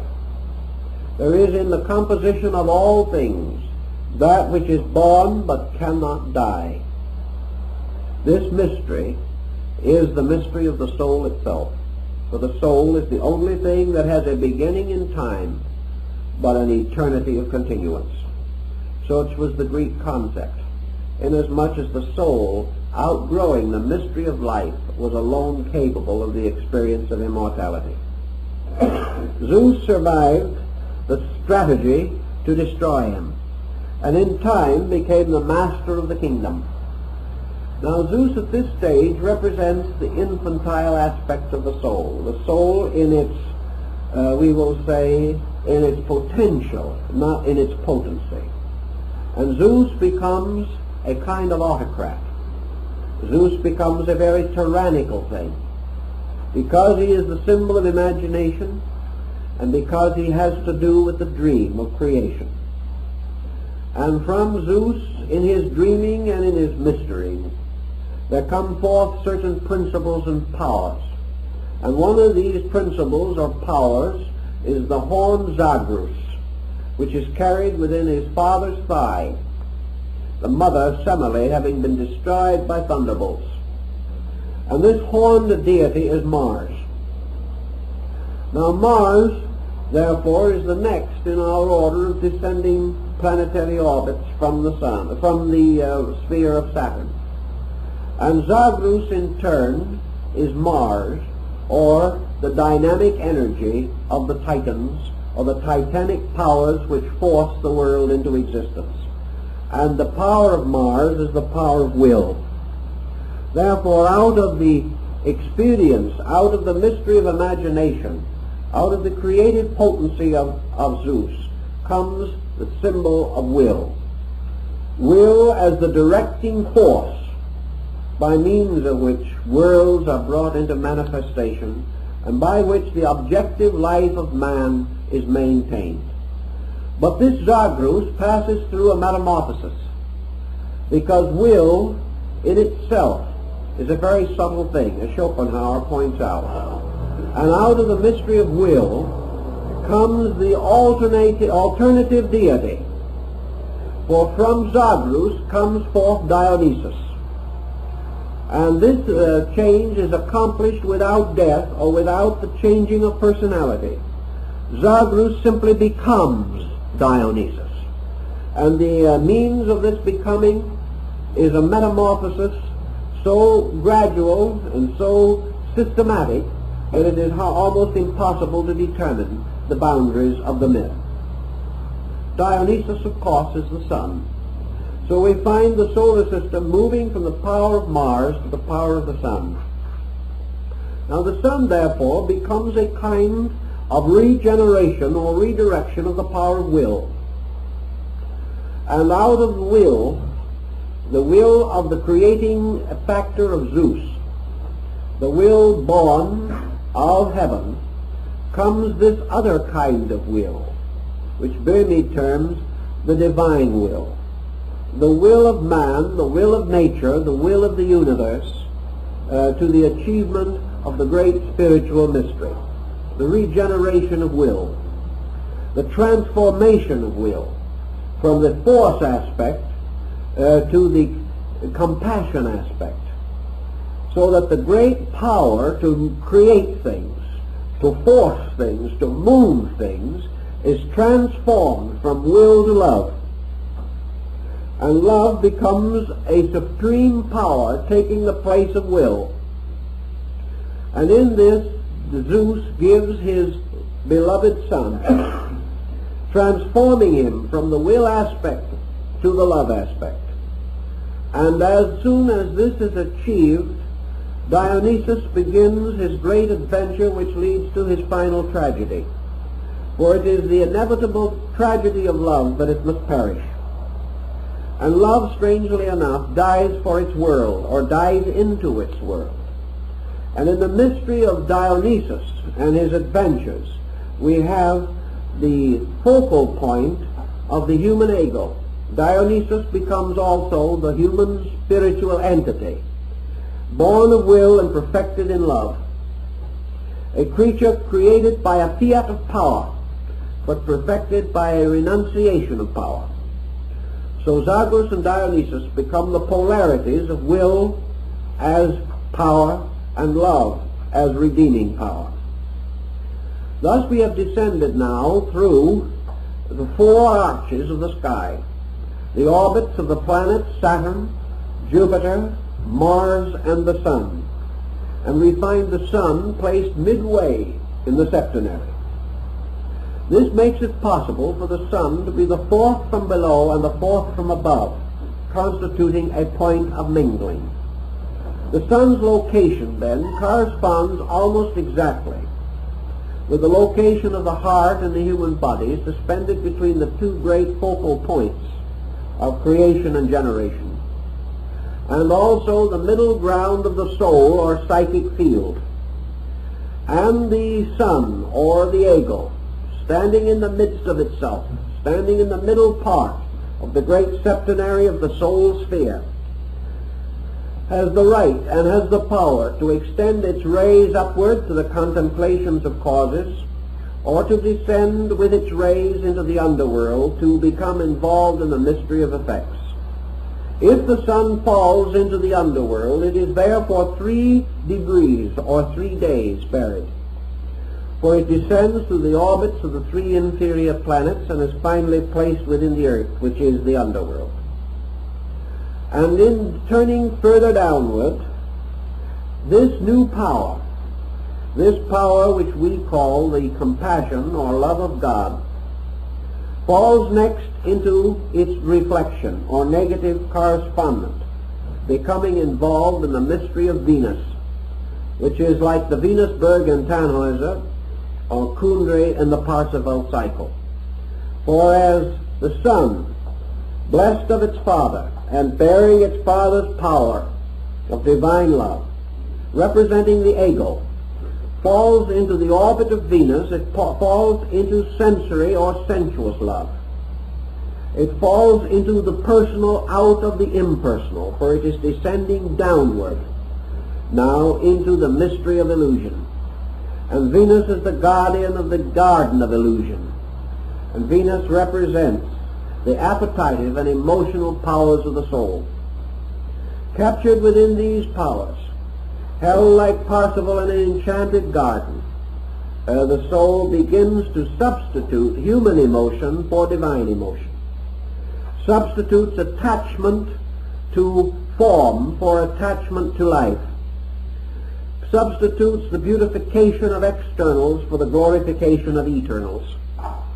And so the great psychic entity falls into the orbit or sphere of Venus, who is the mistress of the oceans, born out of the sea, born out of Maya or the dream.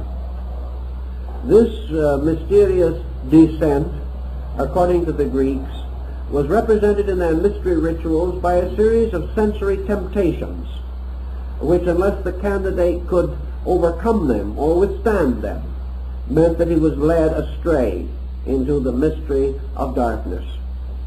From this orbit, the psychic nature falling into generation, and now we will say clothed with the emotional power of Venus, therefore with sensory appetite and emotion, falls then into the orbit of Mercury. And in the orbit of Mercury another factor takes over. For Mercury is the symbol of the critical intellect. Mercury is the symbol of sensory perception, deriving its authority through the 5 senses. Thus the objective sensory perceptions of man are represented by Mercury. They are the senses which are the messengers of the gods. They carry the sensory reflexes from the external world to man, and from man outward to the external world. But by now he is captured in the illusion. Therefore now not only does the emotional nature tyrannize him, but also the intellective principle, in its negative polarity, Mercury, begins to burden him with opinion, divides him, creates criticism, sets him upon a division of learning, of attitudes, in which little by little the unities of knowledge are lost, so that Mercury makes him the critic rather than the knower. It makes him the intellectual rather than the wise person.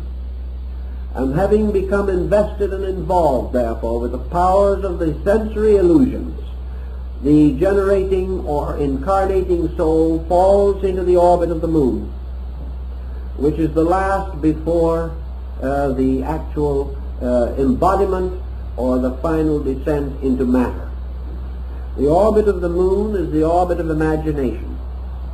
Imagination, supported and sustained by sensory perception and the amatory principle of Venus, closes in upon the individual, limiting the soul more and more to a kind of life that emerges only from within itself, or as the ancient Greeks said, placing man totally under the tyranny of his own interpretation of things. For imagination creates the world we live in. We do not live in a world as it is, we live in a world as it seems to us. Every neurosis, every bitterness, every defeat in our own nature colors our concept of the whole world. And as our own disillusionments increase, as our own vitality decreases, the world closes in upon us as a terrible or hateful thing. Imagination gives us false motivations, limits us and binds us constantly with the effects of our own inward imageries, drawing upon the darkening resources of our inner lives. In our slow descent, we come finally into the amazing and incredible condition that we no longer even are capable of seeing the world as it is, knowing the world even with the aid of the sensory perceptions, because everything that we see is instantly interpreted. Everything that we contact is distorted and deformed by our own imaging about it. And so we finally land in a kind of personal universe in which each individual creates his own world in spite of the world he lives in. And instead of being a citizen of the earth, he becomes only a partisan within his own tiny world, the world perhaps of himself alone, or of his family, or of a few limited ties. He loses complete sight of even the facts of the world around him, creating an imaginary series of facts that are valid only to himself, facts which are constantly subject to change because they are not real, because they have no foundation in abiding truth. And according to the Greeks, when this descending being reaches this point, it is coming very near and dangerously close to the final involvement. For the material world, which we call the earth, is surrounded by a kind of humid atmosphere. Thales was one who developed quite a philosophy of this humid atmosphere. But having reached downward now to the orbit of the moon, the soul is swept down into the humidity of the earth. And this humidity closes in upon it as water upon a drowning man. And once, as Heraclitus points out, that this humidity captures the descending being, it intoxicates it.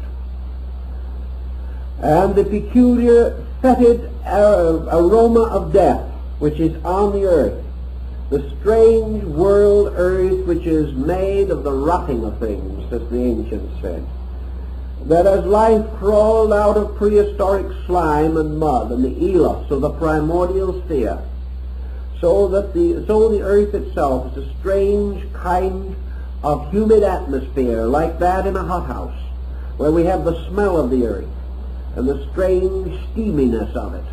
And the ancients said that this was a kind of atmosphere which, when the soul becomes immersed in it, acts like an intoxicating liquor. The soul becomes drunk or intoxicated, as we find in the myth of Cupid and Psyche, where Psyche, having been immersed in matter, can no longer walk straightly, but walks with a strange twisting motion, staggering about. This staggering of the soul in the humidity of the earth was said to lead it finally to the point where it drank the waters of Lethe and passed into total unconsciousness concerning its own nature or its own substance. And in this unconsciousness it is born. Born into this world as a physical being. Born unconscious. Not only born unconscious, but doomed to remain unconscious. Not only through the childhood and infancy, but into maturity and old age. Because consciousness, truly, must have escaped in some way from this humidity of earth. And if it does not escape, it is never able to express itself. Thus man, even in his maturity, carrying on the projects of his living, advances by staggering, advances in a strange circuitous route, advances like the crab, making one step forward and two sideways, never straight, because the soul is intoxicated by matter, and it wanders about, unable to extricate itself from the fumes and from the strange purgatorial mists that rise from the earth. Of course, this is the symbolic story as told in the mysteries, but the point of it is rather obvious, that the being once enveloped and enmeshed in the substance of body is locked within it, and being thus locked within it, struggles desperately to escape, but cannot find any way out of body. This was the beginning and end, essentially, of the doctrine of Socrates, was that man must discover a means of rescuing his own being from the strange humidity which we call ignorance. Ignorance being the strange property which intoxicates the soul when it enters into the sublunary sphere which we call the earth. So having brought the soul now downward in the mystery ritual, down the rungs of the ladder, we find man completely locked, yet with all this locking bearing within himself all the powers of the hierarchs from which he has fallen, also containing the mystery of the orbits of the planets through which he has descended. He has been locked by the 7 deadly sins, or the negative poles of these planets. He must now unlock them by developing the 7 cardinal virtues of the soul. He must ascend once more through the 7 churches which are in Asia, and he must open the 7 seals of revelation, and he must learn to understand the Vedantic mystery of the opening of the 7 chakras, or symbols of soul release, by which man ascends again into the abode from which he came. To make this ascent possible, the ancients say that institutions were set up in the world, and these institutions were in every case in some manner reminiscent of the universe. The temples of the ancient gods were built in the forms of constellations and of worlds, and the great forms that were used throughout were either the forms of man himself, representing in his structure, as Leonardo da Vinci points out, the measurements of the cosmos, or the great canon of rules by which the merits and values of all things may be estimated. Man himself, contemplating the productions of nature and the productions of art, is stimulated, according to the Greeks, by the dawn of memory. In other words, he must first of all activate the lower faculties of his own consciousness. From the moon he gained imagination. Imagination, by its abuse or misuse, cast him into matter, causing him to look downward, see his own reflection in the pool, and like Narcissus, perish trying to embrace the likeness of himself. But man ascending must ascend back through these orbits by transmuting each of the energies and making the destroying powers the redeemers. He is able to do this because within himself was placed the blood of Dionysus. He contains within himself the life of the solar mystery. And because he possesses this, he is potentially capable of overwhelming or overcoming the creatures that guard each sphere all the way back to the world from which he came. Man is greater than the angel. Man can escape because by nature, origin, and substance he is superior to the thing in which he is captured. if man had been created in or differentiated from any one of those 7 levels, he could not ascend above it. But because he was created above them all, he can be restored to his own natural destiny. Because he was enslaved rather than created, he can be liberated rather than annihilated. Thus that which is within him, being superior to the world, cannot die with it, but can be rescued or separated from death by the mystery of the ascent of the ladder of the 7 stars, the jewel of the 7 stars of Egypt, the mysterious ladder rising from the tomb of the Egyptian priest, upon which, on the rounds of which ascends the Binu, or bird of the soul. So man's locked within matter, finding locked also within himself the 7 lights of the candlestick and the 7 mysterious angels before the throne.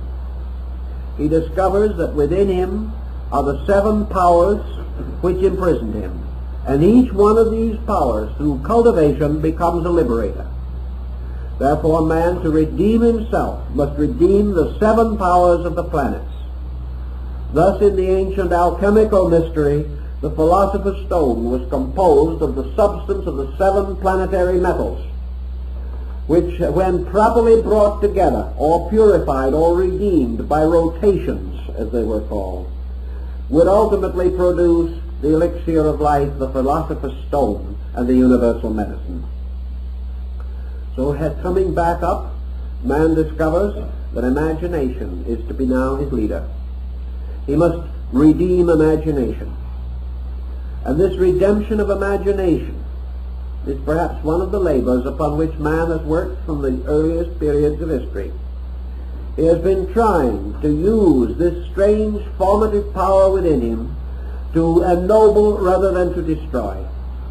He has sought to escape the pit that we are in today and make out of this neurotic instinct the great creative agent, the magical agent of liberation, as Paracelsus described it. For imagination is the thing that makes it possible for man to dream that he is better than he is, dream that he is able to achieve. For everything we have fashioned and created in this world was first in the imagination of man, and then by building a foundation under dreams, he advanced the common cause of his kind.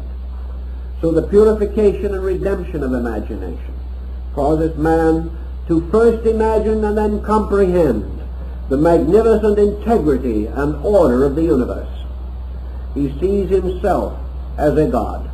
He sees himself as a divine creature, and is moved by this vision to become like that which he desires to be. So out of imagination then comes what the ancients would have definitely called a certain sensory organization. And on the level of this sensory organization, we probably can place the whole structure of science. For here, with the mind's lower faculties under the rule of Mercury, man begins the integration of his world. He begins these projects of the mind which seem important to him, but which in the universe are probably totally unimportant. They are important only for what they can do for man and not for what they can do for the universe. But gradually, science organizes sense perception.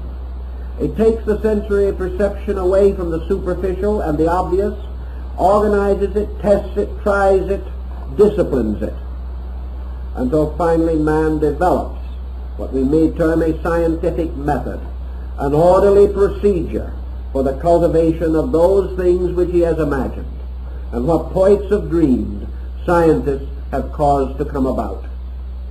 And having therefore organized, integrated, and made methodical the faculties of sense perception, man can now use them for liberation rather than for bondage. Instead of being drowned by the senses, he makes use of them to open doors into larger worlds and to carry him forward to a still greater achievement. And in this achievement and in all these problems, he runs against an obstacle For sense and imagination both run against the obstacle of ambition. And ambition is a powerful passion. Ambition is one of the powerful emotions associated with the negative pole of Venus. It is not ambition just to be great. It is this ambition which is the true passion of the soul, by which it is driven. And this driving of the soul by emotion leads it first to disaster and finally to redemption. For it is the redeeming regeneration of the emotions, by means of which man slowly emerges into a world of friendship instead of a world of fear. It is by the redemption of emotion that man becomes capable of being a friend, capable of a pure affection for life, for beings, for persons, for conditions, capable of a humanitarianism which places the common good above individual good and causes love of self to be finally dissipated by love of good. And so by degrees man takes love, which once bound him to his own ego, and uses it to release his skill, giving benevolence to knowledge, giving depth to illusion or sensation. So finally these factors all contribute to the elevation of man and the ultimate improvement of the total structure of human society. Man then returns once more to the level of the Dionysian estate, which is the orbit of the sun. And here man finally exhausts those things for which the sun stands. For the sun not only represents the source of life energy, but because it is a center of light in a field of light, it represents the primary factor of individuality. Individuality is the root of egoism. Individuality is the power of the individual to see himself, know himself, and determine for himself. So this individuality, which was once a passion to be separate, gradually leads upward in its redeeming course until it reaches itself and comes back again to the level of ego existence in the concept of the perfect human being. The individual who has carried self as far as self can go, and having so achieved and having brought self to its human destiny, the individual must go on beyond self. Man, having achieved the orbit of the sun according to the ancient rites, had attained his potential humanity. He had transformed this potential into a potency. He was a human being. Until he has made this ascent and achieved this end, he is not truly human. Therefore he must attain his humanity by passing through the cycles of the mysteries. The lesser mysteries being of those planets which are below the orbit of the sun in the ancient system. Having attained, therefore, to the substance of his own existence, man is instinctively and immediately moved by another consideration. The moment we become fully aware of self, truly aware, we must become aware of the relation of self to other things. A man having attained to selfhood discovers that it is not the end, that it is not sufficient that man should be alone. It is not good for man to be alone. It is not good for the individual to simply be himself, even though that self may be a rich and luminous experience. So man continues to expand upward into the heroic state of the Greeks. And in the heroic state he comes again into the influence of Mars, now upon the ascending order. For of the order of heroes are such as Achilles, a mighty warrior, Odysseus, a strong and brave man, Hercules, slayer of the Nubian lion, and many other wonderful and magnificent adventures. Mars, therefore, now represents a new kind of energy introduced. And it is this kind of energy which causes the individual to ascend to the heroic state. That which was the martial principle of aggressiveness now takes the form of man's dynamic determination to overcome the egoism in himself. He becomes the armored warrior, like St. George of Cappadocia, the warrior who must slay the dragon of his own ego. He becomes, therefore, the overcomer of beasts. He becomes the cleanser of stables. He becomes capable of capturing the girdle of the Amazons. One step by step he achieves the heroic state, the hero represented by the man of spiritual action. Now the man of spiritual action is the one in whom this action is both dynamic and internal. It is the action which is great enough and strong enough to break the tie of the ego. And so, like the mysterious story of Alexander, the hero cuts the Gordian knot, and in that way escapes the confusion which binds and holds the ordinary mortal. The heroic state, then, is the state of the redeemed Mars, where it makes the hero of the world. It makes the conqueror who conquers not with the sword, but with the light of truth. It is the individual who has the supreme heroic power to conquer self, and to take the sword of swift detachment and cut low the mystery of illusion. It is consequently this strange conflict of Siegfried the dragon slayer. It is the hero self now, as the armed and plumed warrior, who turns upon illusion, and with the pure power of the heroic consciousness overcomes it. In the Greek legend, therefore, those who thus overcome and thereby achieve the reversal of the curse placed by Zagreus in the descending order, these who then ascend are reunited to the demiurgus Zeus, entering into the Jupiterian state. And the Jupiterian state in the ancient Greek system or symbol was the state of true or universal mind. Here the individual begins to take upon his own consciousness the mind which is above ego. This is the higher monastic mind of India, the mind that transcends thinking as we know it, so that it becomes what the ancients called the legislative mind, the mind that begins to seek for and gain identity with the law. Thus the mind on the level of Zeus is mind consciously identified with universal law, for it is by law that Zeus brought forth the world, and it is by law that man folds up the world again and puts it away. It is this power in himself by which he is able to penetrate the world and to achieve identity with the laws that govern it, and in so doing to attain the deific state of the higher Eleusinian rites.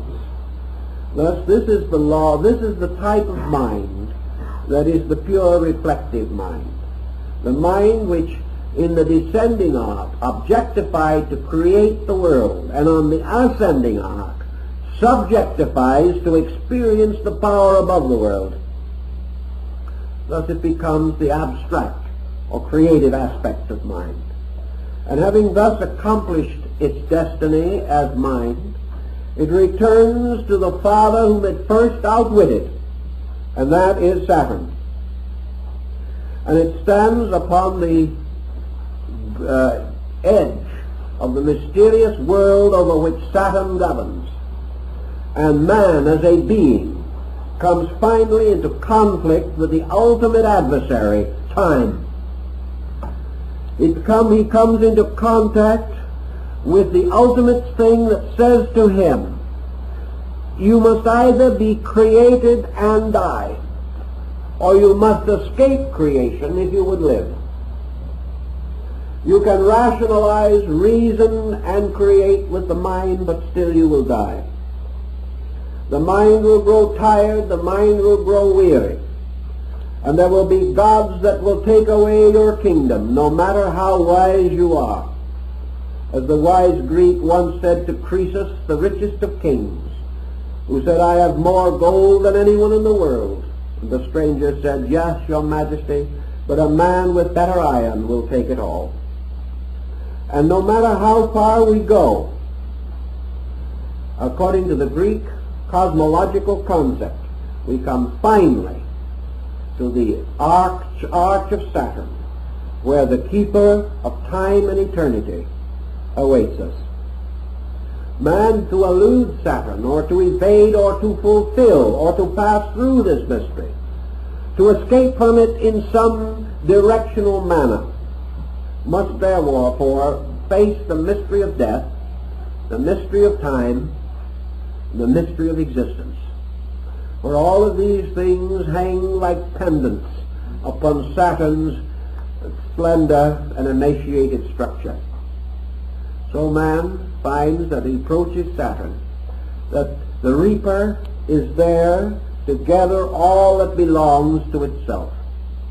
And as Saturn is the father of generations, and is the one from whom all the seven mysteries of existence are suspended, Saturn can claim them all, take them back one by one.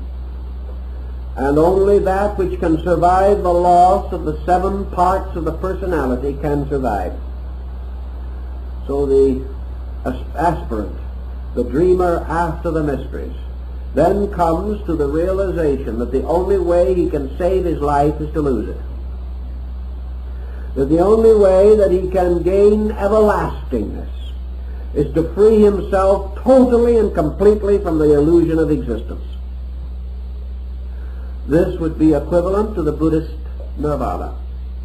This is equivalent to the absolute samadhi of the higher Vedanta. Actual consciousness on the Mahaparinirvanic plane. So here the being has to make the great decision of the total renunciation of all the things that Saturn can claim. And Saturn can claim everything that belongs to us, including ourselves. But the thing that Saturn cannot claim is that which belongs to Uranus, the lord of the sky. For Saturn is the son of Uranus, and he cannot claim the father's part. So the only thing that man can take away beyond the orbit of Saturn is the mystery of heaven itself. And in the Eastern tradition, this means that at the gates or on the mysterious rings of Saturn, all forms, physical, mental, psychological, must be dissipated and cast back into the great reservoir of substances from which worlds are fashioned. The only thing that can go on is pure heaven, which means the pure, unconditioned consciousness of man. This consciousness then returns to the great Father of all, and from the great Father, Uranus, it is restored in due time to the mystery of the constellations, and it comes into another life above the firmament, a life which, as Buddha points out, because it is positive, whereas all our living is negative, is unknowable to us. Because what we call wisdom is only a degree of ignorance. What we call happiness is the least degree of misery.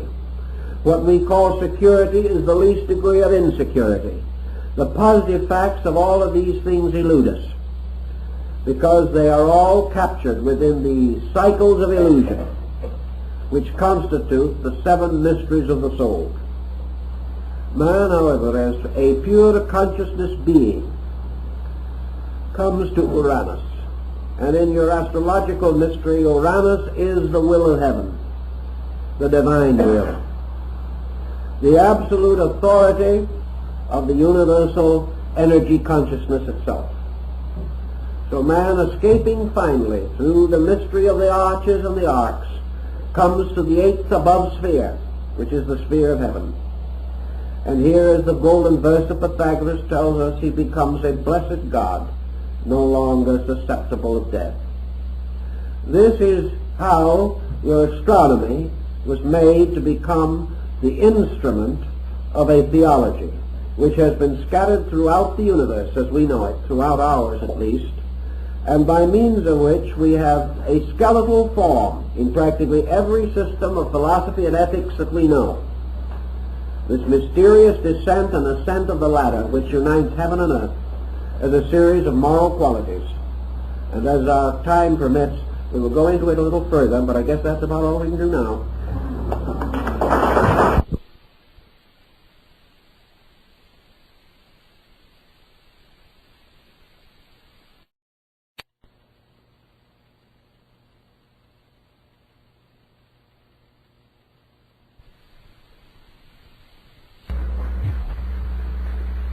We must always remember that the purpose of study is, at least in part, the fact that we do not have all the answers. We are not attempting merely to communicate that which is already clearly known, but to search in the mystery and maze of the world's experience for things that are not too well known, in the hope of bringing clarification. And by clarification we mean to bring forth out of ourselves additional resources with which to cope with the unknown. What we call growth, as far as knowledge is concerned, is the gradual conquest of mystery, in which by degrees we become sufficiently informed and sufficiently astute in our own contemplative faculties so that we can approach the unknown with organization and help to simplify and clarify various doubts that might previously exist. So when we begin to study the planetary theology of ancient peoples, we are not in possession of all of the facts that we would like to have available. Two problems are presented by this situation. In the first place, we are not certain that ancient man was in a position to articulately clarify his own position. A great many of his findings were held intuitively by a kind of knowledge which does not base itself upon the strict processes of reason. In the second place, between antiquity and modern man is a waste of time, a tremendous desert of distances. We are no longer able to think as he thought, to understand what he understood, or to build our conclusions upon the reasonable courses of events which were sufficient to his needs. Thus, between the uncertainties of origins and the additional confusion caused by the destruction of ancient records, and also by the loss of our true living knowledge of ancient languages, we must present certain reservations on this problem. But with this group of reservations, we have also certain evidence, by means of which we may reasonably deduce or even induce that certain things were almost certainly true. And perhaps by contemplating the network of symbols, we shall begin to appreciate or apperceive the principles behind the patterns which we can now contemplate. We must not assume that antiquity was all-knowing, nor must we assume that antiquity was all ignorant. We must recognize that there are things we know that they could not have known. But there were also things which they knew internally, which remain unknown to us because we are no longer naturally and internalizing people. They had certain interior illumination, which seems to have led them far in the search of essentials, whereas the outer light of our thinking has carried us vast distances into things not so essential. For instance, we begin our problem this evening with the problem or study of the 7 deities, or as Throuhg refers to the mystery, the 7-rayed God. Why was the 7 so vastly significant a number in ancient times? How does it happen that this number coincides with what the ancients called their planets, consisting of 5 planets we know today and 2 luminaries? These 7 bodies in peculiarly close relationship to the earth and appearing to move around it have for the longest period that we know been highly symbolical and highly significant in relation to theology. These 7 wanderers, these 7 planets, by the Egyptians, by the Persians, the Hindus, the Chinese, the Greeks, and many other peoples, particularly perhaps even the Babylonians, these 7 planets were always identified with 7 deities. These 7 deities, in all these different groups, divided and organized themselves in practically the same patterns. And the powers of these deities, regardless of the names by which they were known, were identical. Thus the number 7 comes to us with a tremendous and almost awe-inspiring pressure of validity. We know, for example, that there were 7 principal deities among the Chinese, but their astronomy seems to have been a little better than ours of the ancient world, for they had the 5 ancestral gods corresponding to the planets, and they also had 2 other deities corresponding to the sun and moon. You'll remember that at the time of the Annunciation of the birth of Confucius, 5 old men entered in a vision, carrying or leading among them the Kirin or Kiling, a magical animal, a kind of unicorn. And these 5 announced the coming of the great sage. At the time of his birth, it is said, these 5 old men were on the roof of the house in which he was born. Now, the Chinese emperors, for at least 2,500 years, have celebrated the mystery of the 5 old men, and they were definitely and distinctly the planets. These same Chinese people also intimated 2 mystery gods that were concealed behind other symbols. Perhaps these mystery gods were the 2 planets that were later to be discovered, Uranus and Neptune, concealed beneath the symbolism of the sun and moon, which served temporarily to complete the septenary. But we also know that in the Buddhist doctrine there were 7 primary Buddhistic powers. These 7, the great eternal bodhisattvas, are never represented, however, in their fullness. We have only 5. Like the 5 old men of China, we have the mention of 7 Dhyana Buddhas, but we only have pictorial presentation of 5, arranged in the form of a hollow square, with the 5th in the center.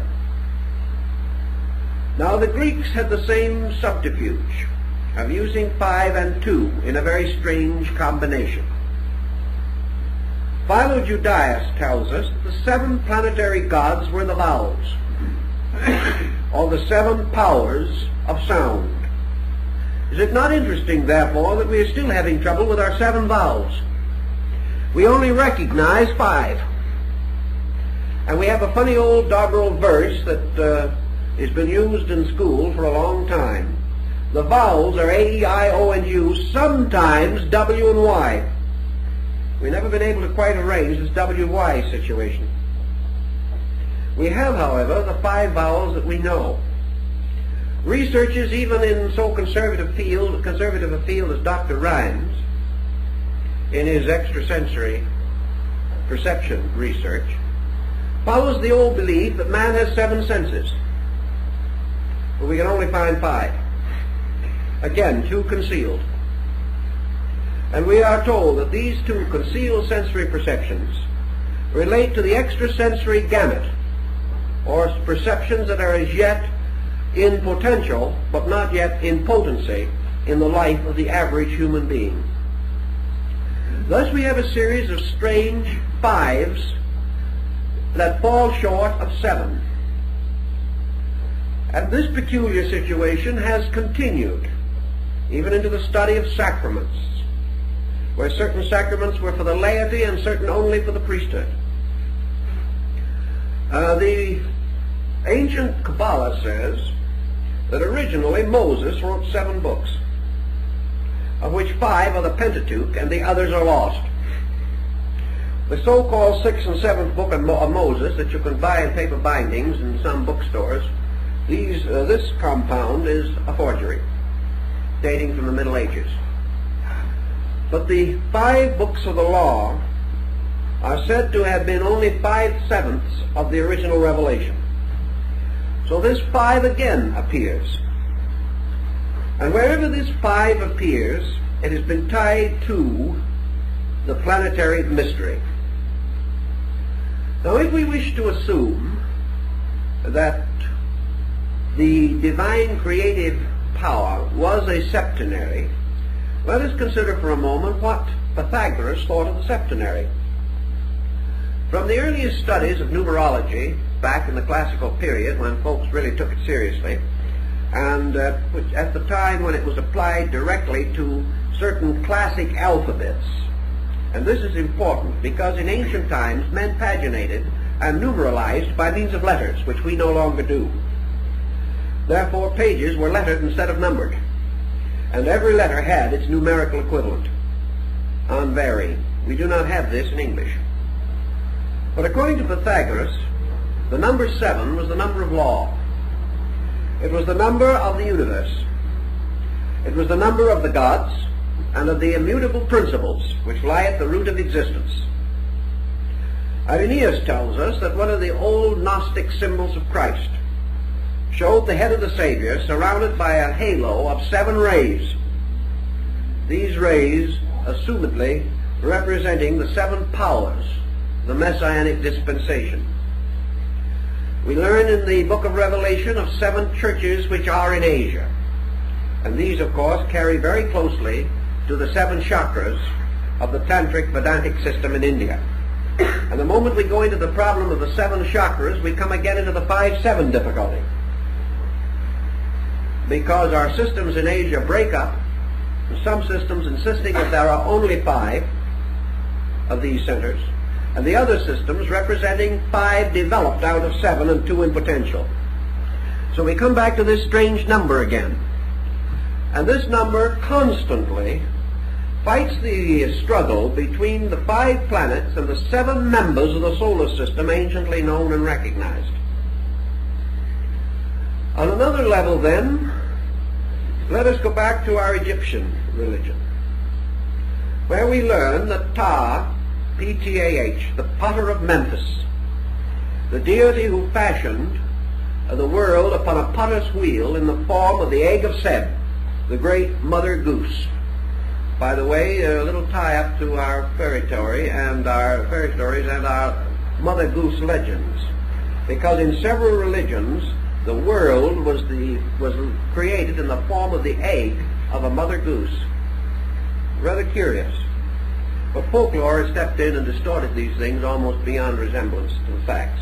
But Ptah, who fashioned the world egg, similar to the world egg of the Greeks, which broke into the golden and silver hemispheres and gave birth to Castor and Pollux. But this egg, fashioned on the potter's wheel, was the work of the master builder, the master potter, And Throuhg was the lord, governor, and presiding genius over the 7 Harmonian artificers. And these Harmonian artificers in Egypt were dwarfs, mysterious little beings represented glyphically as gnome-like figures, each of which held in its hand a bare knife, held in this kind of a position, upright knife. These were the knives with which the worlds were gouged out of space. And the 7 Harmonian artificers are said to have come out of the earth near the site of the Great Pyramid. They were the ancient ones, the formitors, the fashioners of things. And there were therefore, among the Egyptians, beliefs about the 7 creating powers or laws. In the ancient Kabbalah, the creating fiat or word was spoken in the form of the 7 vowels, 2 of which again were mystery vowels or secret letters, which could not be known, and for the deficiency of which the great name could not be restored, captured, or preserved. In the Jewish early works in Genesis, we find in the opening chapters the Elohim. And the Elohim are the 7 creating powers of the great deity who is said to have fashioned the world in the opening chapters of Genesis. These are the spirits of God that moved upon the face of the deep. Their number was identical with that of the Harmonian artificers of Egypt. They were the powers or creating attributes released by the speaking of the word of creation. And this word was always a word composed of vowels. So we go back to the mystery of the 5-7 vowels. All these things point to some kind of a doctrine, which frankly and obviously is very difficult to trace after so long a time, but it meant something and had a very clear and definite bearing upon the entire structure of the universal organization as it was known to the ancients. Pythagoras, in defining this mystery of the 7, goes on to relate it to the 7 powers of universal generation. And in explaining this, he tells us, and Plato later corroborates him, that the soul was a numerical mystery patterned in the geometry of 7. That the soul of man actually consisted of 7 parts and an 8th sphere. Now this 8th sphere also arises in the ancient religious doctrine. The 8th sphere appears in the Gnosis and in the recent discovery of Gnostic books in Egypt, probably the most important religious find in the modern world, far more important than the Dead Sea Scrolls. Well, these books, incidentally, were found earlier, slightly earlier than the Dead Sea Scrolls, but are not as well known. In this Gnostic collection, we have a very great deal of information bearing upon the esoteric use of numbers and of the various deities and principles that are represented by them. Pythagoras, who was perhaps one of the outstanding leaders of the study of number-letter relationships, pointed out that man in contemplation, energizing within himself but not speaking the vowels, that this energization moved into various relationships to himself, so that in thinking or internally sounding these vowels, he had the sense of their forming a pattern around him in space. Some of the vowels have to be thought or sounded above, others below, some before and others behind, some in the center. These vowels naturally by their sounds produce patterns that are of the greatest importance. In the Pistis Sophia, in the Book of the Saviors, and the Gospel of Truth, the great Gnostic writings, we also learn of this 8th power, or 8th sphere, from above below. And this 8th sphere is called the abyss, or the dead world. or the world of darkness. And the eighth sphere is our planet, thus supplying to the ancient a mystery, which in the Gnostic ritual is sometimes called the abortion. It is the abode of the fallen spirits, and it is also, as Pythagoras pointed out, the sphere of generation. So he bestowed upon the seven energies of the soul an eighth power, which he called the power of generation. The eighth power of the soul being that which precipitates it into body and creates its association with physical and material things. Thus the eighth planet and your Yezid Zodiac, your various sects worshipping the diamond peacock, also know of the mystery of the eighth sphere. And we have intimations of it and hints of it in many places. We find it in Christian religious symbolism, where the Virgin, clothed with the sun and carrying a man-child in her arms, is standing upon a globe. This globe is the eighth sphere, which is beneath her feet, just exactly as it is presented in the Gnostic rituals.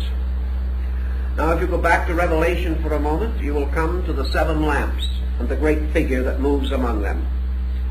And we know that in the tabernacle and temple rites of the old Jews, the seven-branched candlestick is the symbol of the seven planets. All of this shows a tie. It shows this tie returning. I talked to some of the medicine priests among our southwestern Indians. To them the planets also have peculiar meaning, although these Indians do not appear to be aware of any astro theological symbolism such as we know. Still, these planets are superior beings, and why a light in the sky should so universally be so regarded, where it has no correspondence in human experience, can only tell us that either there was an ancient diffusion of this knowledge, or that man has intuitively developed it within his own psychic nature. And it is possible that Pythagoras being correct, and that man possessing a soul, which is archetypally sevenfold in principle, that this sevenfold archetype forces man to contemplate everything outside of himself in terms of a septenary. He cannot escape the incessant demand of discovering seven around him, because he moves from a point of seven within him. Such might sustain some of our thinking, and so we proceed to some of the theological systems of devices by means of which this particular and peculiar pattern is revealed to us. The seven great gods have always played their dominant roles, and each of these deities has had a common purpose or reason for the symbolism that has arisen around him. A very good description and discussion of this will be found in Godfrey Higgins' great work, The Anacalypsis, which is probably one of the most exhaustive and, for most readers, exhausting study of the subject that can be discovered. But Higgins, who had a monumental capacity for analogies, traced through practically every religion of the world, not only to discover the septenaries, but also to discover the numerical equivalents of the names of deities, so that these in turn could be fitted into this essential septenary pattern.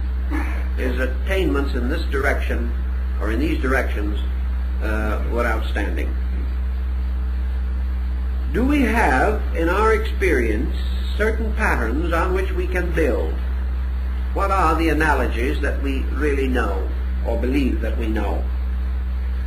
Let us begin with one of the luminaries that perhaps will offer itself for our early contemplation. The Egyptians declared that Isis represented or symbolized the lunar power.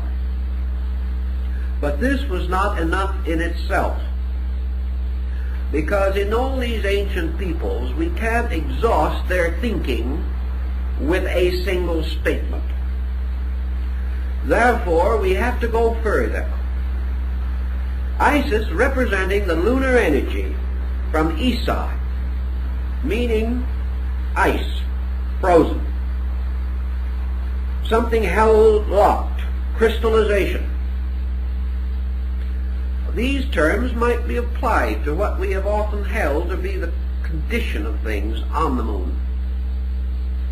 But Isis, as the lunar mystery, represents the moon in the form of the generative impulse of the moon as mother, the moon as the source of fecundity, the lunar cycle, which is particularly preserved and was anciently religiously noted as being tied to the menstruation cycle, the cycle of fertility and of generation.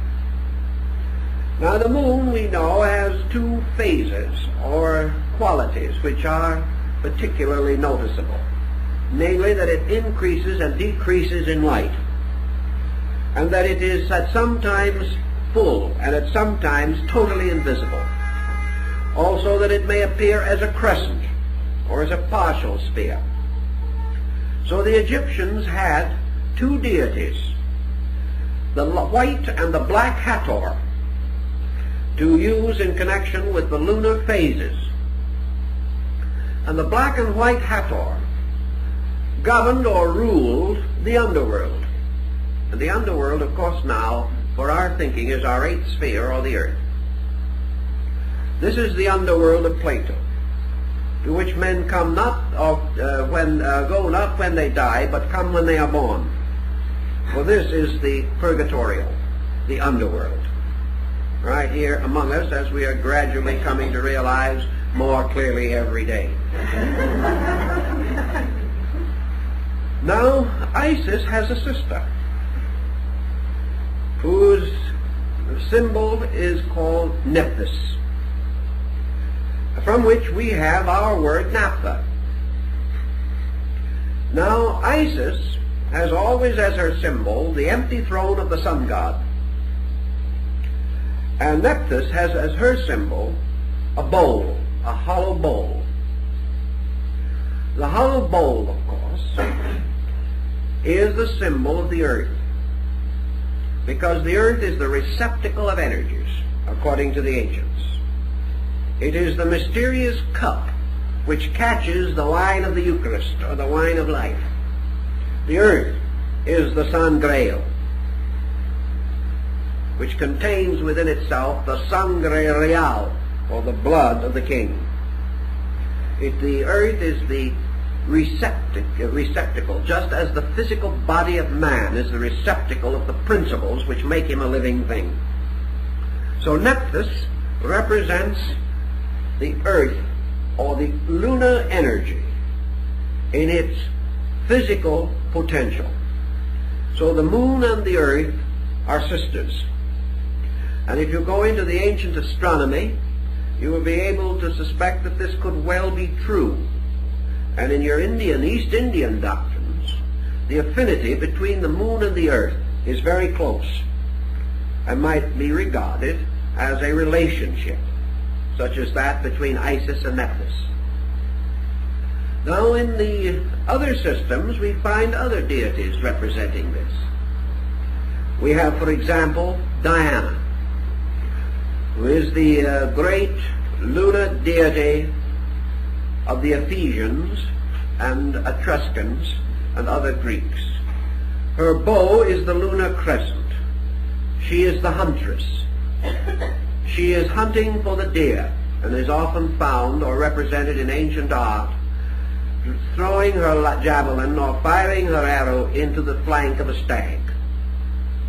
The deer, of course, is an earth-moon symbol, and has always been so represented, from the deers on the Yggdrasil tree of Odin to the deer that pulls the sleigh of Santa Claus. The deer has always been a symbol. It has been a symbol of imagination. It has been a symbol of the various processes over which the moon has dominion. The lunar goddess, then, plays many parts among many peoples. She is the huntress.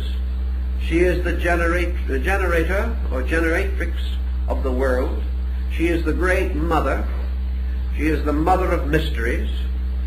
She is the symbol of experience, of the lunar ancestry, the things that came before, the night into which a man turns at death, and the night of time from which he was born. The night moon symbol is very, very prevalent among ancient peoples. We also have the Indian symbol of Maya, or illusion. And Maya, Mari, Marie, Maya, all of these things are water symbols. The proper name for pure water would be Virgin Mari. Maya is illusion, represented in India usually by the reflection of objects upon the surface of water. Mirage, caused by water in the atmosphere. As a water symbol, the moon is the origin of life, because ancient peoples knew that life came out of the primordial slime. This slime was in the Greek and Chaldean mysteries referred to as Elos, or mire, the primordial slime from which the monsters of Besorus history, the Phoenician account of Genesis, these monsters came out of the primal slime. Elos is the root of the word Ilium, and Ilium was the original name of Troy, the city that was conquered by Ulysses. And the victory of Ulysses over Troy, the mystery of Helena, or Helen, over whom the Trojan War was fought. Helen is an ancient name for the moon. So we have astronomy playing its part all the way through these stories. And we find almost always your lunar symbol as representing an illusion of some nature which must be overcome. Also, illusion in the sense of primordial ignorance from which wisdom is born. Therefore, reality is the child of illusion. Reality is born of illusion. Man born into the world is born into a state of ignorance from which he must ascend, or which he must transcend by his own wisdom, skill, and understanding.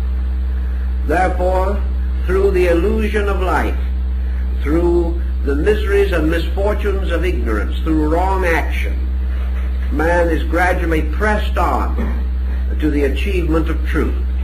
Therefore, truth is forever born of illusion. And it is also the radiant light born of the mother darkness, the light that shines in the darkness, and the darkness comprehended it not. So in other legends and in other peoples, we also find this story of the moon divinity. We have, for instance, the interesting note that when Michelangelo made his magnificent heroic figure of Moses, he placed lunar horns upon the forehead of the great lawgiver of Israel. No one knows why this occurred. But we do know that the ancient Jehovestic cult, which caused or leads to what is called the root J in the Jewish religious history, was originally a lunar volcano cult, whereas the Elohistic cult, or the branch E of the ancient Jewish descent, was the cult of the artificers of Egypt and the Elohim, or the builders. And these two were originally separate religions, but they were blended together. The horns upon the forehead of Moses remind us also of the horns upon the altars of the tabernacle, the horns upon the crown of Osiris, the horns upon the helmets of the Vikings and the ancient Nordic peoples. These horns are the lunar horns, just as surely as the ancient Ark of Noah, or the Ark of Noah, is the horizontal or fallen lunar crescent capable of holding water in the ancient beliefs, what we call the wet moon. Many, many such parallels, but now let us pass to another group, just to see what kind of trouble we can really get into. Let us take the character of Mercury. Now, the planet Mercury in astrology, which has come down from the inscriptive tablets of Sargon, and which has never changed greatly its meaning, either in Eastern or Western thinking, Mercury, to the old astrologers, was described as a neutral power. That Mercury served almost completely according to the nature of the planet with which it made its first aspect. That the power of Mercury, like that of the Greek Hermes and the Latin deity Mercury, derived therefrom with some restrictions, was the messenger of the gods. The peculiar symbol of the mercurial message, or the messenger, was the power of the dog, the faithful dog star. And the power of Mercury was associated with the faithful transmission of knowledge. And the ancients placed this symbol under the control or direction of Sirius, the dog star, the star of the faithful one. And it still occurs in some of our religious rituals and so forth.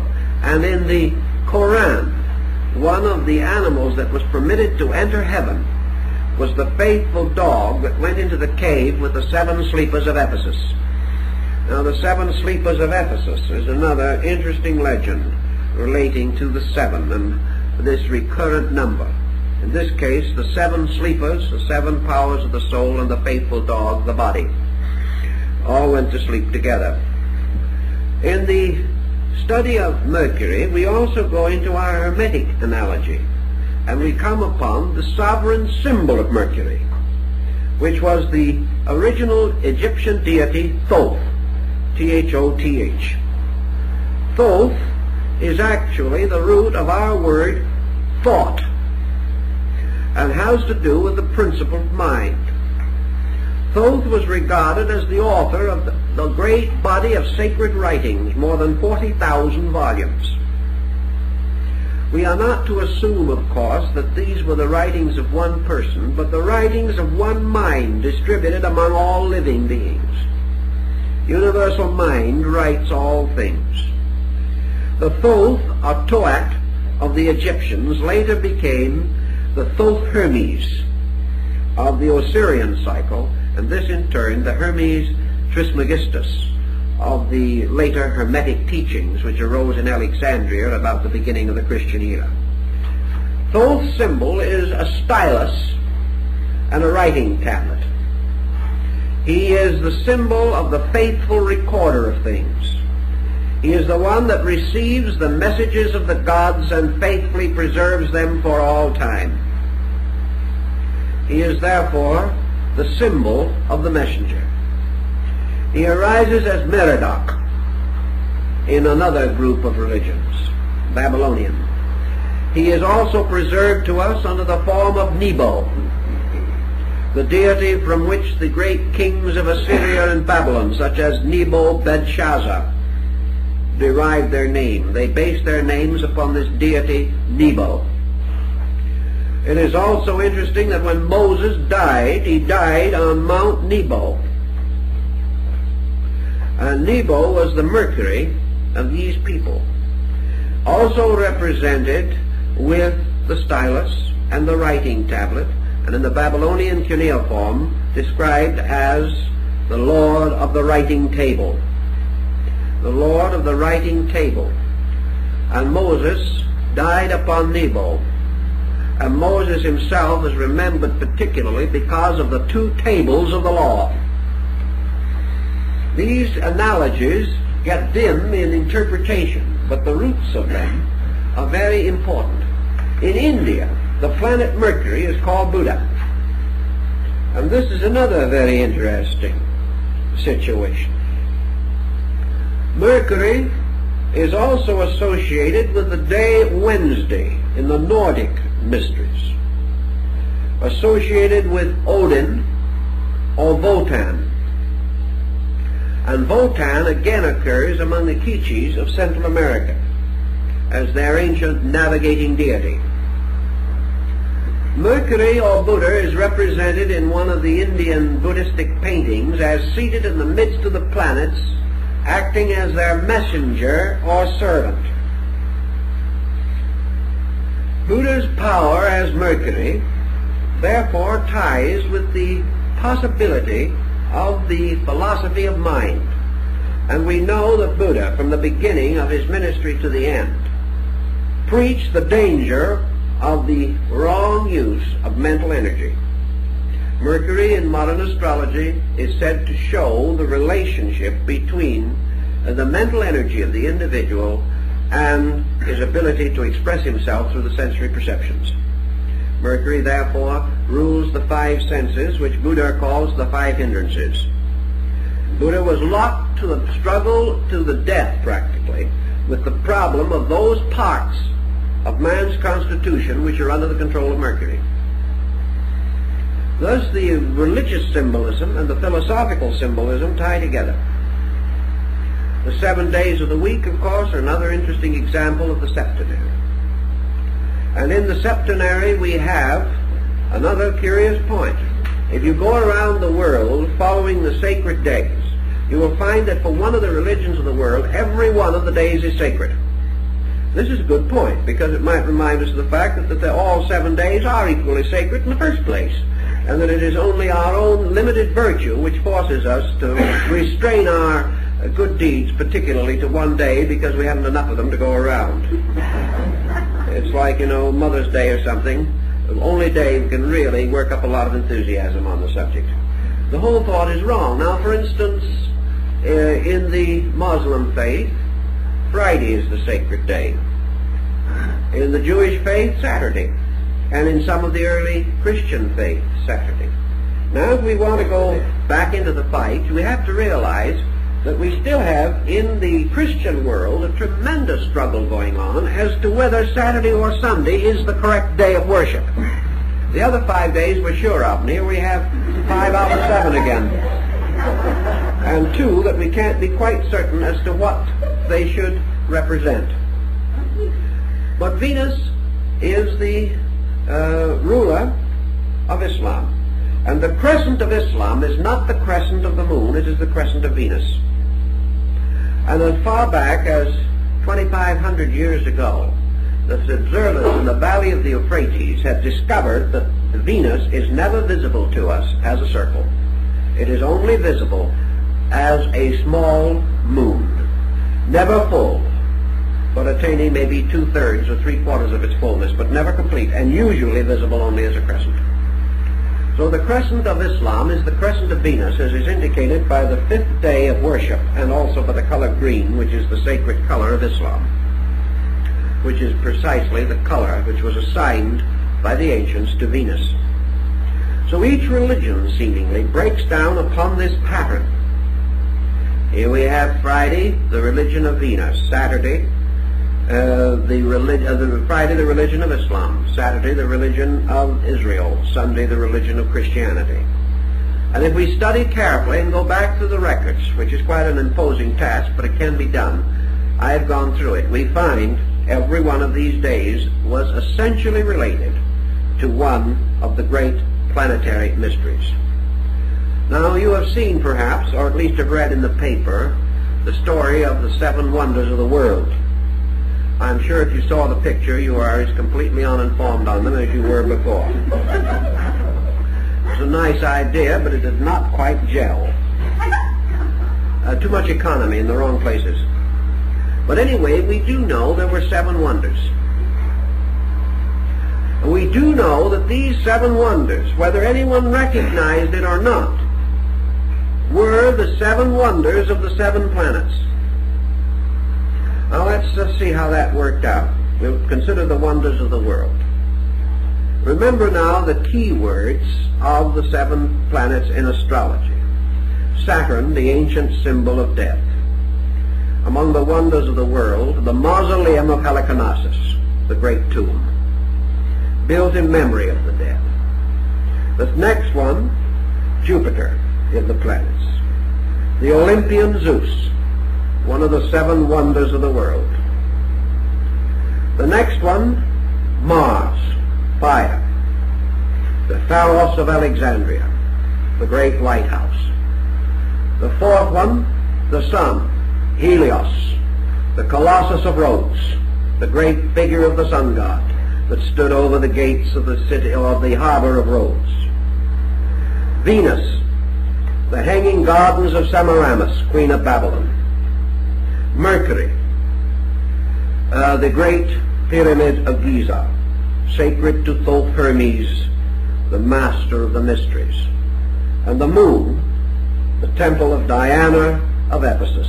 These were the 7 wonders of the world. Diana, a moon goddess. So every one of the 7 wonders, built by different peoples at different times, were by some strange circumstance dedicated to a different deity, never overlapping, and these 7 correspond exactly with the planets.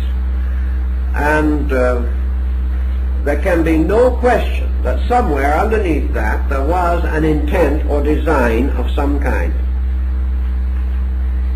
Again, your septenary, and of those great remains, those great monuments of antiquity, only one remains, the great pyramid of Giza. The others have vanished in the waste of time, and we know their places by legend only.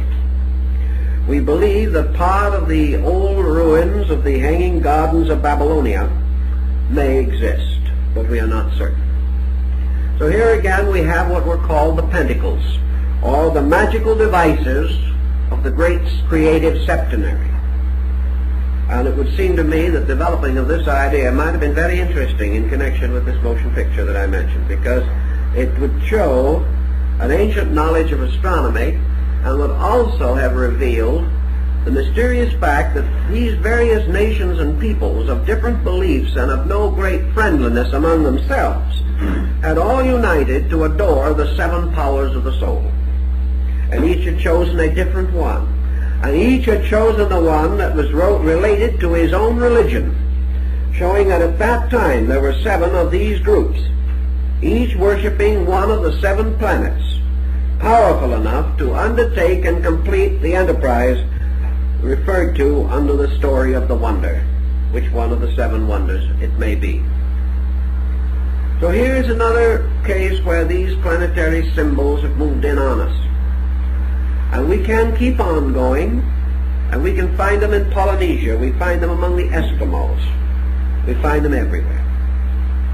And out of these symbols, we come by degrees, as in the case of Mercury, to the realization that we are dealing with basic or symbolic principles, that there is a relation between the sensory perceptions of man, the races of man, the continental diffusion of human culture, the species and the types, genera of living things, all of which are capable of septenary division, the different philosophies and schools of ethics, morality, all of these great structures fit together to form one basic concept. Now, in your ancient Greek music, you had the same problem. You had 7 musical modes. You had the 7 strings upon the Orphic lyre. You had the 7 basic forms of Chinese music. And you have the septenary restated in the ragas of India, particularly in playing upon the great instrument, the veena, which is the sacred instrument of the goddess of music, of wisdom, and of harmony, the deity Sarasvati. Always the same number. The Chinese name the strings of their musical instrument after the planets. If therefore this number continues and falls along as we have suggested, we cannot question that the ancients held these points to be valid, that this analogy was real and purposeful to them, returning to the 7 styles of architecture, the 7 liberal arts and sciences, the 7 sacraments, the cardinal virtues and the deadly sins, the seals of revelation, the trumpets that sounded, the lamps upon the altar, and all these mysteries, always identical in principle. Now let us take another one of our groups of symbols and see what we can do with the deity Osiris. Osiris, we are told, rules the underworld. You all know, we've written about it and talked about it many times, the legend of Isis and Osiris as it is contained in the account by Plutarch, one of the best and one of the earliest authorities that we have. We know that after his cruel martyrdom, Osiris descended into the underworld to become the lord of the quick and the dead. We know that his throne was set up in Amentet, the subterranean world. And here, with the attendance of his sister wife Isis and her sister Nephthys, he became the judge in the great weighing of the soul. Plutarch tells us that Osiris is the subterranean sun, that he is therefore the light that shineth in darkness, and the darkness comprehendeth it not. This light which shines in the darkness is the night sun of Apuleius, who saw it blazing beneath his feet when he entered the sanctuary of Proserpine. Paracelsus tells us that there are 3 suns in the solar system, that every solar system has actually 3 sun structures or solar structures in it, as represented by the trimuta of the Hindu. That there is the spiritual sun, which is in the true center. That there is the psychic sun, which is in the northern focal point of the ellipse, and there is the material sun, which is in the southern focal point. And the mental or psychical and the physical sun, called by the Persians and Hindus Asura and Asura, the true light and the false light, Ormuzd and Ahriman, the good angel and the fallen angel. These are the 2 suns which fight for control over the human soul. They must ultimately be reconciled in the true radiance of the spiritual sun, Ahura Mazda. So we have the 3-sun mystery. And the terrestrial or subterranean sun is the physical sun that we see in the sky, because it is that phase of the solar mystery which is concerned with manifestation of material life. Thus this is the infernal sun, or the lower dark sun, that we see and which we regard as supernally brilliant. But this is the sun which feeds only body, but concealed behind it is the psychic sun which feeds souls, and ultimately the spiritual sun which feeds all things. This story is again contained for us in the transfiguration of Jesus, and the statement, of course, is preserved in the Bible, where it is said, "My tabernacle is in the sun." This mystery of the sun and the solar rite comes down to us in the Osiris cycle. For Osiris is the light of the underworld.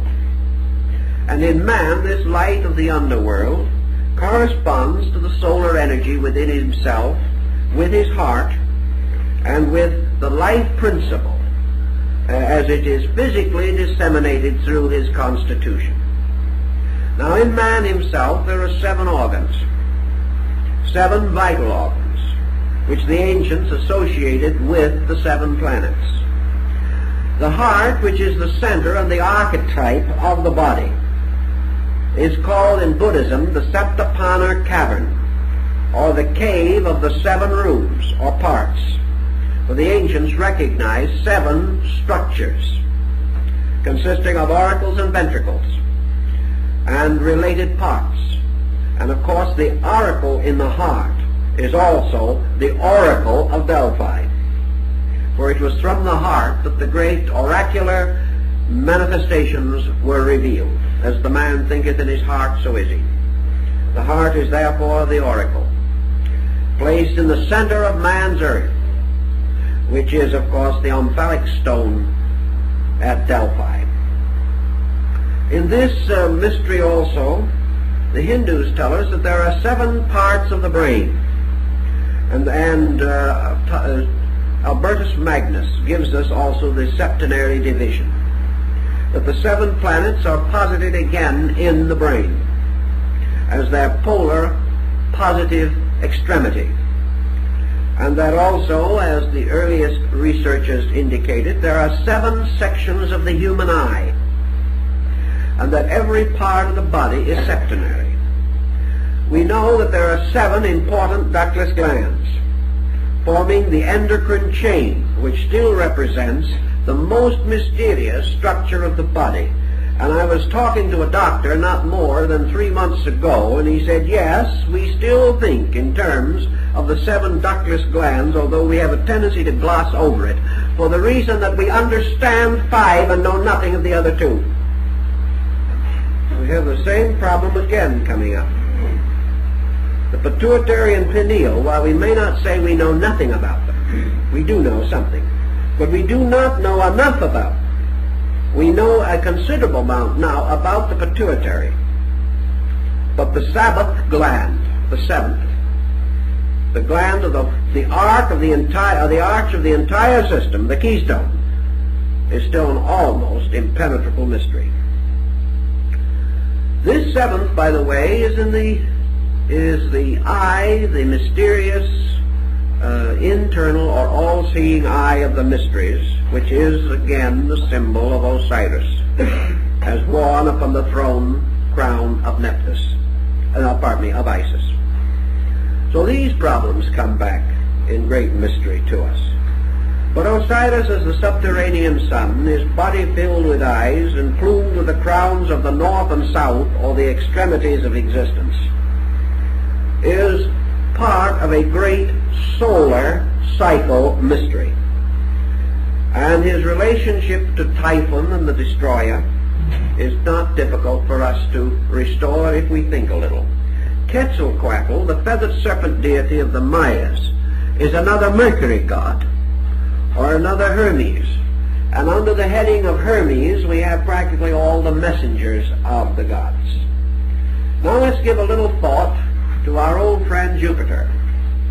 Jupiter, or Zeus.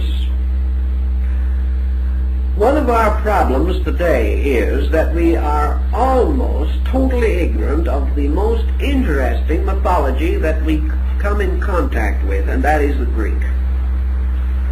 With the exception of those mystifying and hopelessly inadequate fables so lovingly preserved for us by Bullfinch, we have almost no knowledge of Greek theology. We have some fables and legends of Jupiter riding around in space in his chariot, or changing himself into a bull and carrying away Europa. These things are comparatively meaningless as we are now given them, but that they are meaningful must have been true. Otherwise they could not have held the admiration and respect of a people.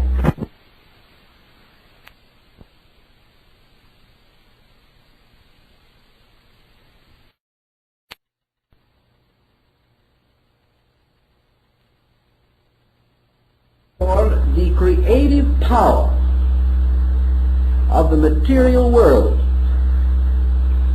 the demiurgus, or artifact, or artificer, the builder of the material world of things. Zeus is divided into 2 other deities, Zeus Poseidon and Zeus Hades. Both Poseidon and Hades, the water and underworld deities, are aspects of Zeus, or belong to his order. Therefore, the Greeks tell us there was a celestial Zeus, the one sitting in the heaven with the thunderbolt. There was an aqueous or terrestrial Zeus, Poseidon, lord of the seas. And there was an infernal Zeus, Hades, keeper of the underworld. And these three were the aspects of the mundane creating power. And these three aspects give us the three objective worlds in which we exist. Zeus, therefore, in man psychologically corresponds in many ways to the rational ego. Zeus can be compared to the mind united to the ego principle, and therefore becoming the ruler of man's underworld, or the personality. Zeus is the archetypal legislator of personality, ruling the world from the personality downward, and constituting, therefore, in his three aspects, the mental, emotional, and physical attributes of man.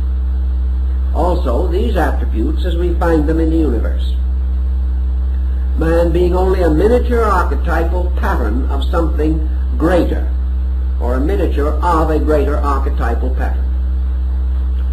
If we begin to study these points, we shall see that our astro theology forms a series of keywords, or keys, by means of which, through simple symbols, we can arrange all the patterns and designs of the creative processes of life.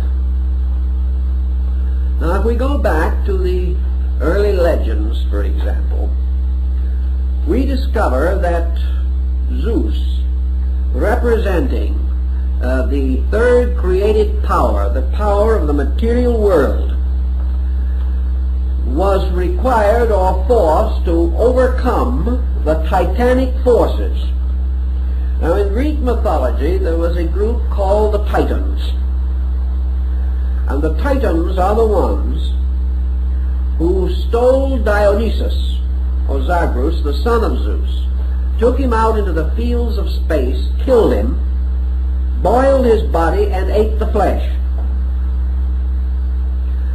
And when this occurred, Zeus, becoming aware of the smell of the fire in which they were cooking the body of his son, turned his attention, his one eye, which, like the eye of Otan, was the eye that saw all, turned this eye upon the Titans in chaos, perceived their crime, and launched his thunderbolt upon them, in which he destroyed the 12 primordial forces.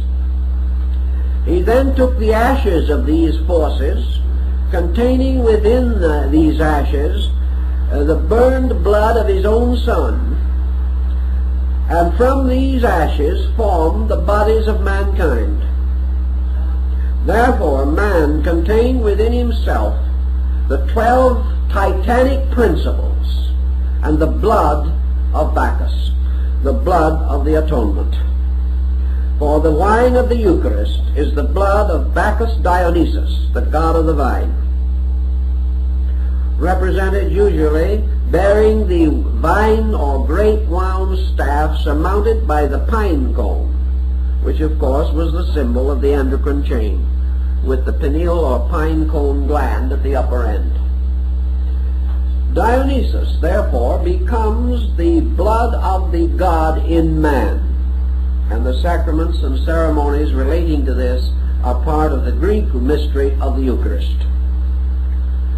Now, in this situation, the Titans, astrologically and astrotheologically, represent the primordial power of the 12 constellations. They were the Titans. They represented the great field of space in which a solar system is to be fashioned. The Titans, luring Dionysus out into the mystery of space, slew and devoured him, or the power of the constellations devoured the light of the sun god, the progeny, the projected sun power. The solar mystery then slew with its rays, the thunderbolts, the titanic power, and fashioned from the constellations the body of man. And we have what? the little cut-up man on the almanac front, with a fish under each foot, and a lamb over his head, and a twin on each arm, and a crab on his chest, really a most disfigured creature, but still highly symbolical. This was the old-fashioned zodiacal being, whose body was composed of the zodiac, and whose soul is derived from the blood of Dionysus, the only begotten of the creating power. We have another group of symbols rising in the legend of Castor and Pollux.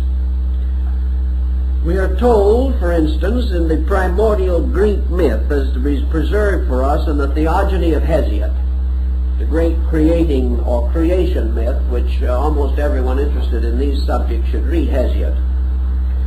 We are told that in the beginning there was the eternal power, the eternal being, undimensioned, unlimited, and that within this power were two root principles, the Pythagorean duality in unity. And these two powers were called ether and chaos. Ether was of the nature of love, and chaos was of the nature of place, unorganized. The motion of ether upon chaos, or of love upon place, caused ether, which was eros, the principle of love, or life, or energy, moving upon the mystery of space, caused the whirling of space. Here we have the same principle with the Nordic mystery of the frost giants and the fire giants on the edges of the great cliff of Ginnungagap, and throwing their flames and hoarfrost into the abyss, they united and fashioned out of fire and frost the whirling form of Ymir, the primordial place giant. In the Greek system, the struggle of ether against chaos caused motion. This motion ultimately became a great cyclic motion, or a curved continuum, that turning upon itself formed ultimately the great field of the world egg. In due course of time, the world egg burst open. But perhaps before we get to this, which is a very dramatic episode, we could leave you in suspense for a moment as to what is going to happen, and mention something else about the egg, which I think is very interesting. Namely, that this egg was divided into a northern and southern hemisphere, of which the northern was gold and the southern was silver.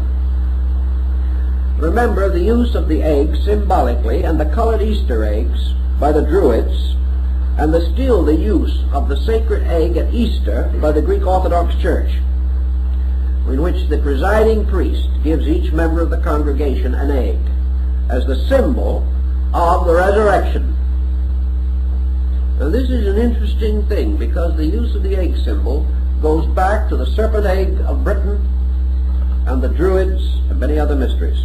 But anyway, we have restored the idea now that our egg had a gold and silver hemisphere. In due course, this egg burst open, and there came forth out of the egg Phanes, the great principle of objective existence. And Phanes was a deity with 5 heads. And these heads resembled those of the cherub of Ezekiel, except that there was an extra head. This is not so different from the mystery of the Vedas in India, because when the light of the Vedas burst upon the world, the Vedas were said to have possessed. Now the Vedas, remember, are the Hindu law. And we are acquainted with 4 Vedas. Now, according to the ancient Hindus, the 4 Vedas form the heads of the law. But no matter when you look at these 4 heads, there is always a 5th head in the back that you can't see. So actually the Vedas consisted of 5 works, all of which are known, the 5th being called the Black Veda, or the hidden one. Now the 5th head of Phanes is also hidden, but it exists. And the 5 Vedas and the 5 books of the Mosaic Law are both Pentateuchs, or fivefold books. And Phanes represents the 5 powers of the true planets out of the 7 which we have previously mentioned. Now Phanes, bursting forth out of the egg, became the Cosmocrator, the blazing forth of the primordial form of the universe itself. The 5 heads are again the 5 Dhyana Buddhas, which blaze forth out of Adi Buddha, the supreme basic consciousness of the world. In the case of Phanes, from this power, or from Phanes, in turn, was born Uranus, the lord of the sky, and the 2 hemispheres of the egg, which had been broken apart, formed the superior and the inferior worlds. And it is said in the Old Testament also that which was, though the waters which were above the heavens were divided from the waters which were beneath the heavens, or the firmaments. And the upper half was the heavenly world, and the lower half was the natural world. And out of the cleavage of these 2, Phanes, or the power of creative vitality, the objective archetype, was released. Phanes became the father or creating principle of many, that is, of multitude, or of legion, the formation of living things. And they all took their archetypes from his 5 heads. These represented, therefore, 5 streams of life, which many people still represent today as the 5 elements of ancient alchemy: earth, fire, air, water, and azot, and the 5 kingdoms which we represent, or were represented in the Greeks: the mineral, plant, animal, human, and heroic. The 5th being the power of ether, or the energy of the soul, Akasha. In the development of these legends, therefore, we have the use of elements, we have the use of signs. 4 of the heads of Phanes represent the fixed signs of the Zodiac, which in turn become the great cross of the fixed signs upon which the sun is crucified. They become the great seasons, and the 4 seasons marked by the equinoxes and solstices are the seasons of the 4 great sacred ceremonies distributed throughout all humanity. If then we are to assume that these things simply arose from accident, that somebody sitting down tried to figure this out, where would we get? It is, first of all, absolutely necessary for us to assume that many peoples, at different times or at the same time but greatly separated by cultures, by interests, by attitudes, by distances, came to the same conclusions or received a similar indoctrination and were equally impressed therewith, itself almost miraculous. That all people should have agreed in accepting this, even had a great missionary system carried the news, is almost incredible. Because it would have meant to uproot earlier doctrines that these people already possessed. But what were the nature of these earlier doctrines as far as we can find them? In China, the earlier doctrines behind the rise of the great system of the kings, and I don't mean rulers, I mean the books, the kings, like the Shu King, the Tao Te King. These great books, which began from the reign of the Emperor Throuhg, the earliest historic emperor, we know from the legends of China that prior to this, the Chinese people venerated the stars and built their great system upon the stars. We know that when Muhammad entered Mecca and overthrew the idolatry that was there, he was attracting the ancient religion of the Near East, particularly of Arabia, Persia, and what we now call the Eastern Mediterranean. And this religion was Sabianism, the worship of the stars. We know that the earliest faiths that we have of Egypt indicate that they were preceded by an astronomical cult. We know this was true in the valley of the Euphrates. In other words, all of our religions as we know them rose among people who had previously worshipped nature, the heavens, the earth, the seasons, and similar sidereal phenomena.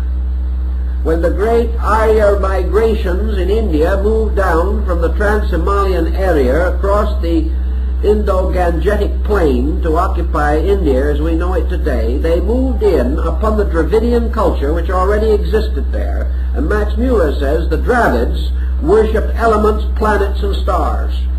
So Indian culture, as we know it, arose in an environment previously controlled by star worship.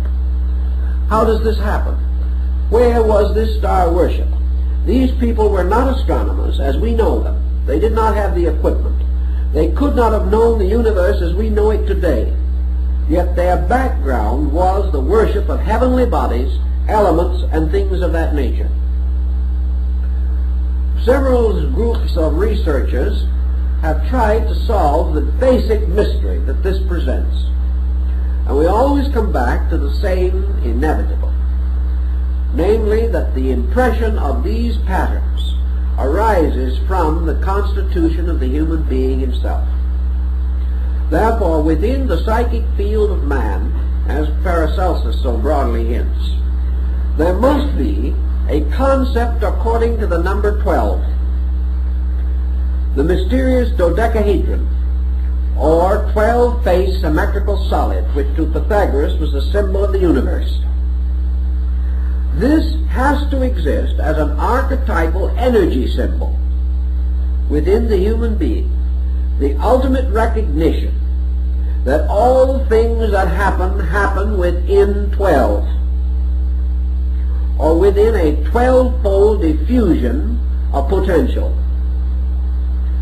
And that this 12-fold diffusion of potential, the eternal space, has as its symbol, space equals 12. Now, how it equals 12, our own intuitive nature may not tell us. But when man thinks space, or man experiences space, he receives the instinctive impulse of 12. 12, therefore, is the absolute symbol of potential in number, and was so accepted by the Pythagoreans. Potential is that which rests forever in abscondita, or within itself, invisible, unknown, unchanging. And space, eternity, being, unconditioned, must archetypally, psychologically, be signified by 12.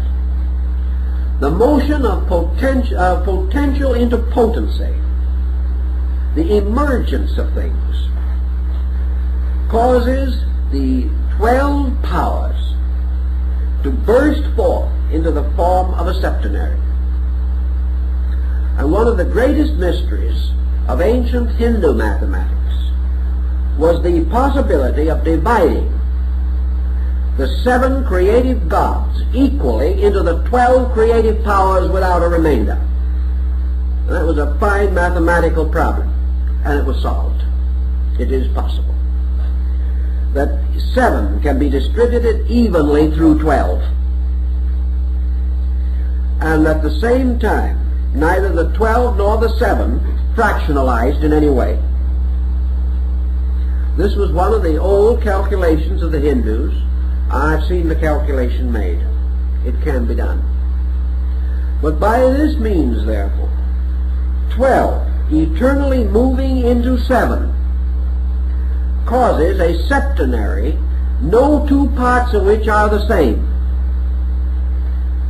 Therefore, no one of the septenary contains the same relations of the 12 elements, nor all of them. Thus we have 7 basic potencies, or powers, which are the objectifications of the 12 potentials. And this moving from the state of 12 in suspension to 7 in projection constitutes creation. Creation, therefore, emerges as a septenary. Now, the septenary in this case is mysterious for two reasons. And in order to understand this mystery, we must again go back to our ancient peoples. We know that they recognized 5 elements. And we know also that they recognized man as consisting of 5 parts, yet they always called him a septenary. And in order to create the septenary in the personality of man, it was necessary for the Hindu to divide the emotional nature of man into 2 parts and the mental nature, giving a septenary involving 2 forms of mind, higher and lower, and 2 forms of emotion, constructive and destructive. But this was not the original intention. This was again the blind, or the subterfuge. In the creation of a solar system, according to the ancient Hindu astronomers, each of the planets has 5 bodies, and they share together the 6th and 7th bodies of the sun. Therefore, the sun, as a field of energy, surrounds the planets, and the 6th and 7th body of each planet is part of the solar body. So there are 5 distinguishable planetary bodies, and the sun then has its own 2 indivisible natures or qualities which permeate the other 5, forming again this mystery of the 5 and 2. Because the 6th and 7th bodies of planets are not individualized, but are within the 6th and 7th orbits of the solar mystery, or in the womb of the sun. They are not born. Only suns are born. Planets are embryos. Therefore, no form of life on a planet can transcend 5 levels of development without moving from a planetary to a solar focus. Thus, the 6th and 7th Buddha to come are secret. The 6th and 7th senses are secret. The 6th and 7th vowels are uncertain. Always the same symbolism. And in this, the ancients used the sun and moon as the parents of the world, the marriage of the sun and moon producing man, as symbols of these 6th and 7th bodies, which later will be clarified through the release of these perceptions after man attains the 6th and 7th level of consciousness within himself. But the fact that man must accomplish this by universalizing his own nature is indicated in Buddhism, Hinduism, even in Christianity, for universal consciousness, cosmic consciousness, true development of illumination, or the complete perfection of the mystical experience, means that the consciousness of man moves from the 5 planetary levels which can be reached for the senses to the 6th and 7th which belong to the sun. For the sun is the Messiah and the mystery center of the solar system, and the 6th and 7th degrees of consciousness have to transcend matter, whereas the other 5 are within the power of matter. So these calculations were made long ago. We wonder sometimes how they were made, but they were. And they have survived to influence every thought we have had since. Now some will say, and perhaps with a measure of sense of justification, therefore, that when we explain all of this, we are only going to explain the way man thought in the first place, and we still have no way of knowing whether it's true or not. That even if man had all these conceptions, are these conceptions valid? I think the answer to that lies again in our effort to understand how these conceptions came into existence. What is validity? Is validity to be based merely upon a physical scientific approach to a subject which cannot be so approached, and for which we have no instrument of any kind? The moment we transcend the phenomenal experience of living, we are out of the sphere of science. We can go far off into space and hunt for the orbits of other planets, but we are still on the level. We are not escaping from the 5 zones which belong to planetary consciousness. To escape from those zones, something has to happen inside of us. We have to find the mysterious door in heaven, which John found, and proceed out of the sphere of effects into the consciousness of causes. This is your 6th and 7th mystery. And in the human being, the 6th and 7th part of his own energy field he shares with all other human beings.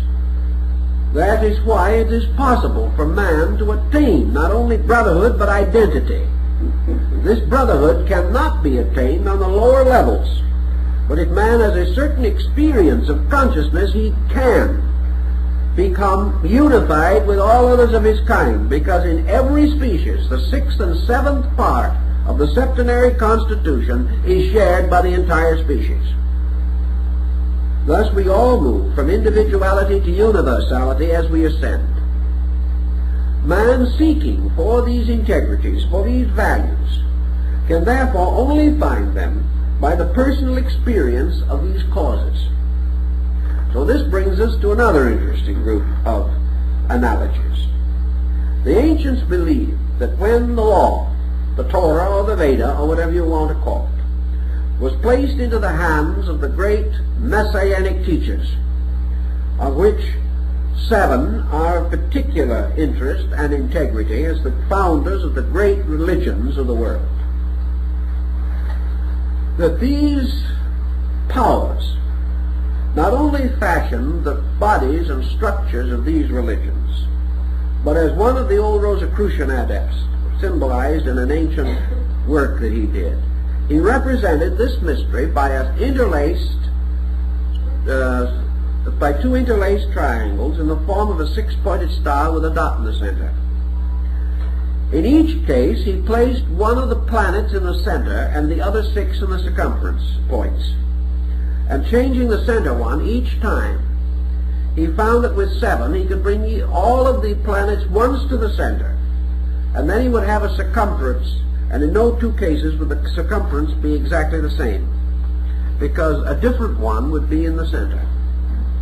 This, he said, was the ancient arrangement or order of the astro-mystical theology of the ancient religious systems. In antiquity, they did not have religions as we know them today divided into 4 or 5 great name groups. Religion in those ancient times consisted in the veneration of certain deities, and many peoples, not even speaking the same languages or knowing each other at all, worshiped the same deities. But altogether, there were approximately 7 of these major religious motions. Each of these religious motions, like the 7 wonders of the world, had a different core point. It was moving on a different member of this septenary body. I was mentioning this but long ago when someone pointed out, but Life magazine says there are not 7 religions, there were only 5. And they gave 5. What about the other 2? Well, that's an interesting point. There were more. But again, the 6th and 7th religious power has not been given strictly to religions. It has been given to all of them in common. There are 2 powers which they share in common. In the development, however, of a simple symbolic septenary of planets, we do have what appear to be 7, but 2 are luminaries in disguise. In the development of the old system, these religions each served one of these deities in a peculiar way. And each of these deities represented one of the basic aspects of consciousness. The religions, therefore, actually formed, as in the legend of Jacob's ladder, a ladder of values. For each religion was like a chakra in the great Kundali system of the meditating deity who fashioned the world. Religions, like races, were specializations of the soul powers of man, and these specializations were septenarial, so that there were 7 great houses of God with certain esoteric disciplines and rites and symbols and allegories and legends peculiar to them. And these religions arose within racial structure and within national distribution. The whole thing was mathematically fitted together. Frank Higgins, Masonic writer, working about 35 years ago, took the globe of the planet and he began to study this problem of the 6-pointed star with a dot in the center. And he placed this star within the interior of a globe, with the upper and lower points coinciding with the poles. He then whirled this star, so to say, within this globe, causing the other 4 points of the 6-pointed star to make lines around the globe at the points where they actually touched the surface, the inner surface of the globe. And he considered these points degrees of latitude. He then went on and continued his studies by dropping lines from various parts of the earth to the core and to the opposite side, always keeping the original form of the 6-pointed star. As a result of that, he came up with a very interesting discovery, that the great religious centers of the world all fall geographically almost exactly on the spots indicated by this division and this placing of the 6-pointed star within the globe. In other words, if you drop a line from one of the great centers, like the Great Pyramid, right straight through the earth, you go through another center, world famous as a religious institution. You go through these systems, and he made a very careful study of it and came to some extraordinary conclusions, that the entire distribution of man's worship has been mathematically correct in terms of the earth on which he lived, which is not remarkable when we realize that whoever built the pyramid, not less than 4,000 years BC, was able to orient that building at that time to the 11th decimal point. We could hardly do it today without a great deal of calculation. Anyone who could do that must have had a profound knowledge of something, particularly of the art of construction and building and of mathematics and astronomy. So these people had some basic concept of these things. Now the old peoples, the wise peoples of long ago, have another answer to this problem. Namely that in the very remote times, say the Hindus, there descended upon this earth the rishis, or the great ones. That they were the immortal sages, that they had grown up and become wise and perfect in ages of culture and civilization long before the creation of man, or perhaps even the creation of the solar system. That they were the products of great previous evolutionary cycles, and that they were the ones who placed these first findings at the disposal of man. Therefore that man did not discover them, he was given them. And that gradually these ancient ones departed and left man to the continuance of the knowledge which they had bestowed. That is an ancient Indian belief, East India.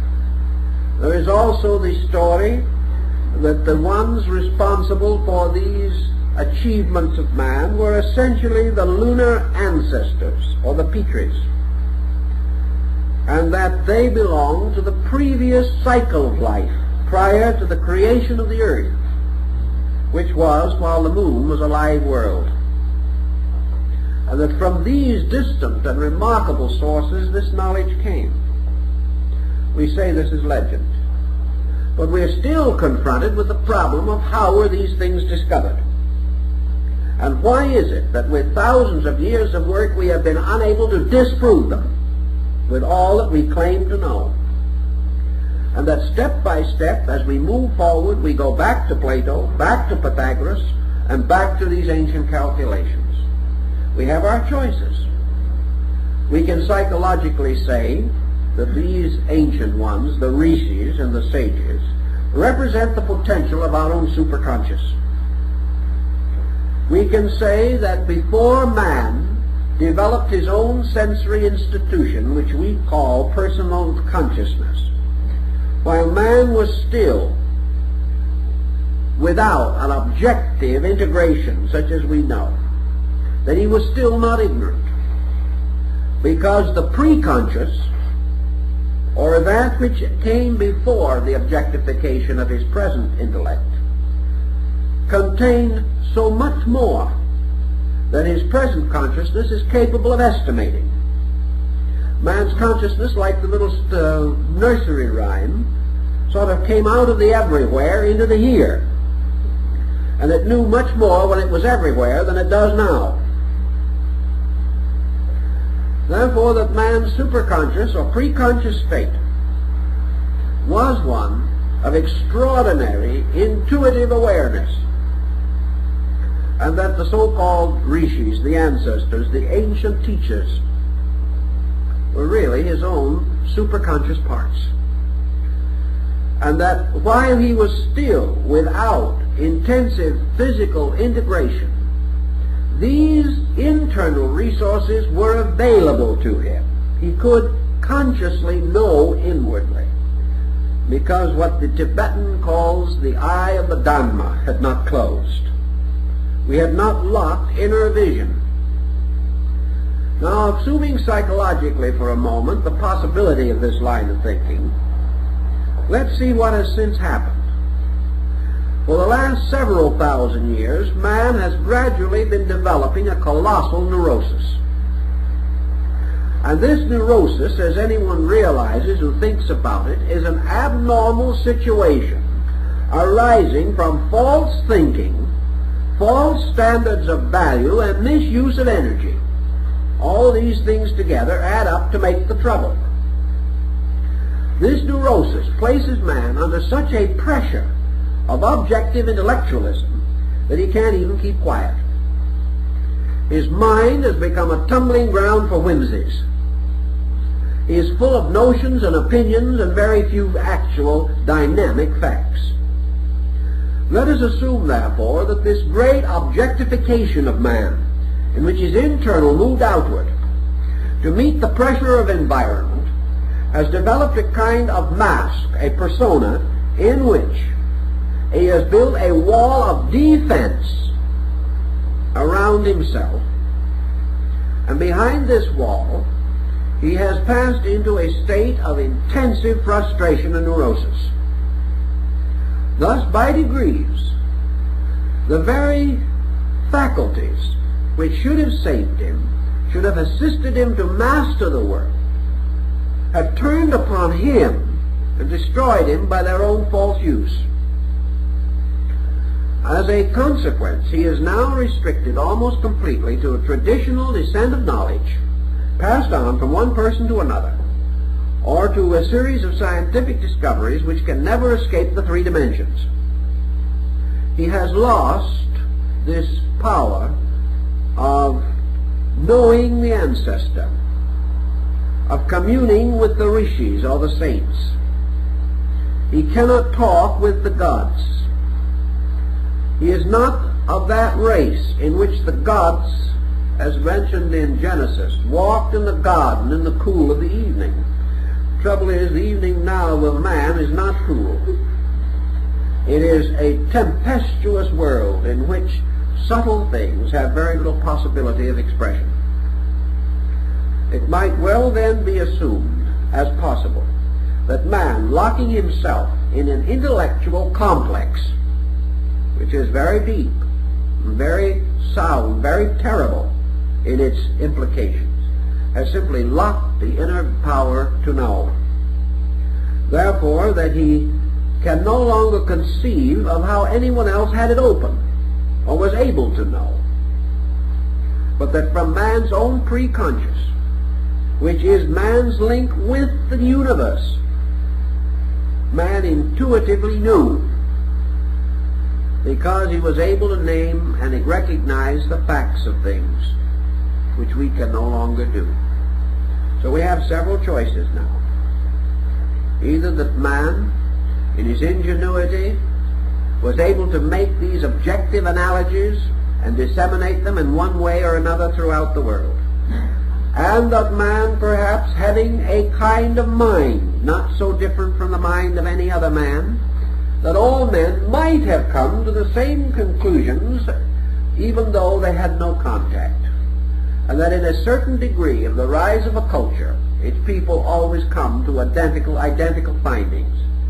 This is true in principle, but there is one definite drawback to this particular concept, and that is that while individuals do come to the same basic ideas, we have another testimony that we can't overlook, and that is that they gave the same names to those ideas. And this brings it a little too close to a coincidence for pleasure.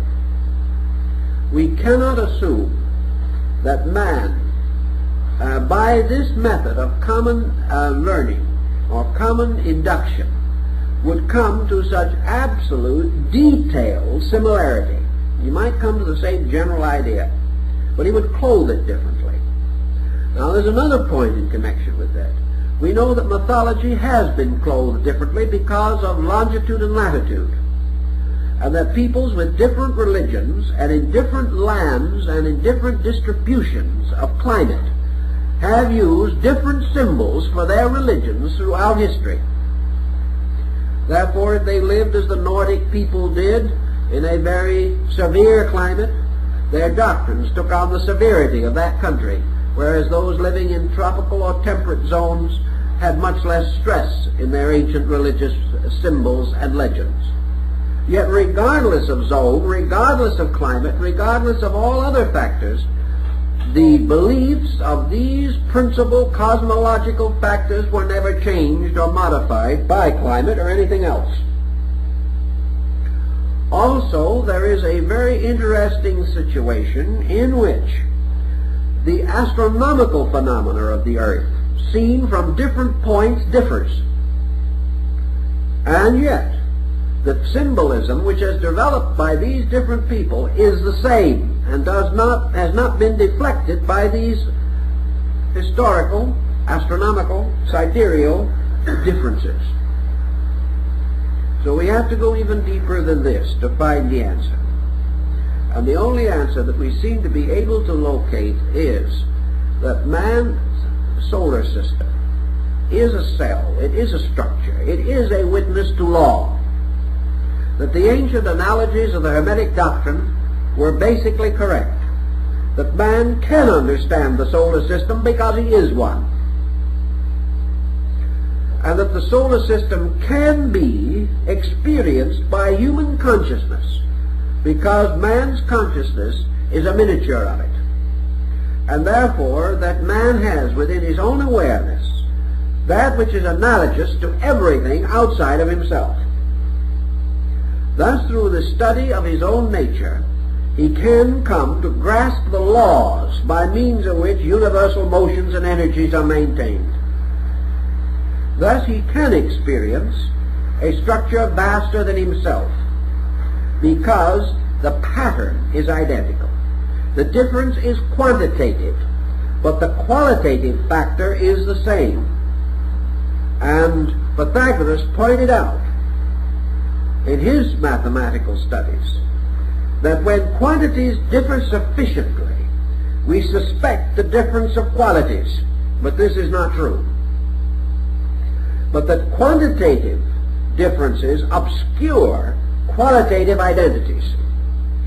but actually qualitative identity always exists. Thus man, by extrasensory perception as we call it today, or by intuitive knowledge, possessed prior to the obscuration of consciousness by sensory development, might have been able to archetypally know all things and name them according to their true natures.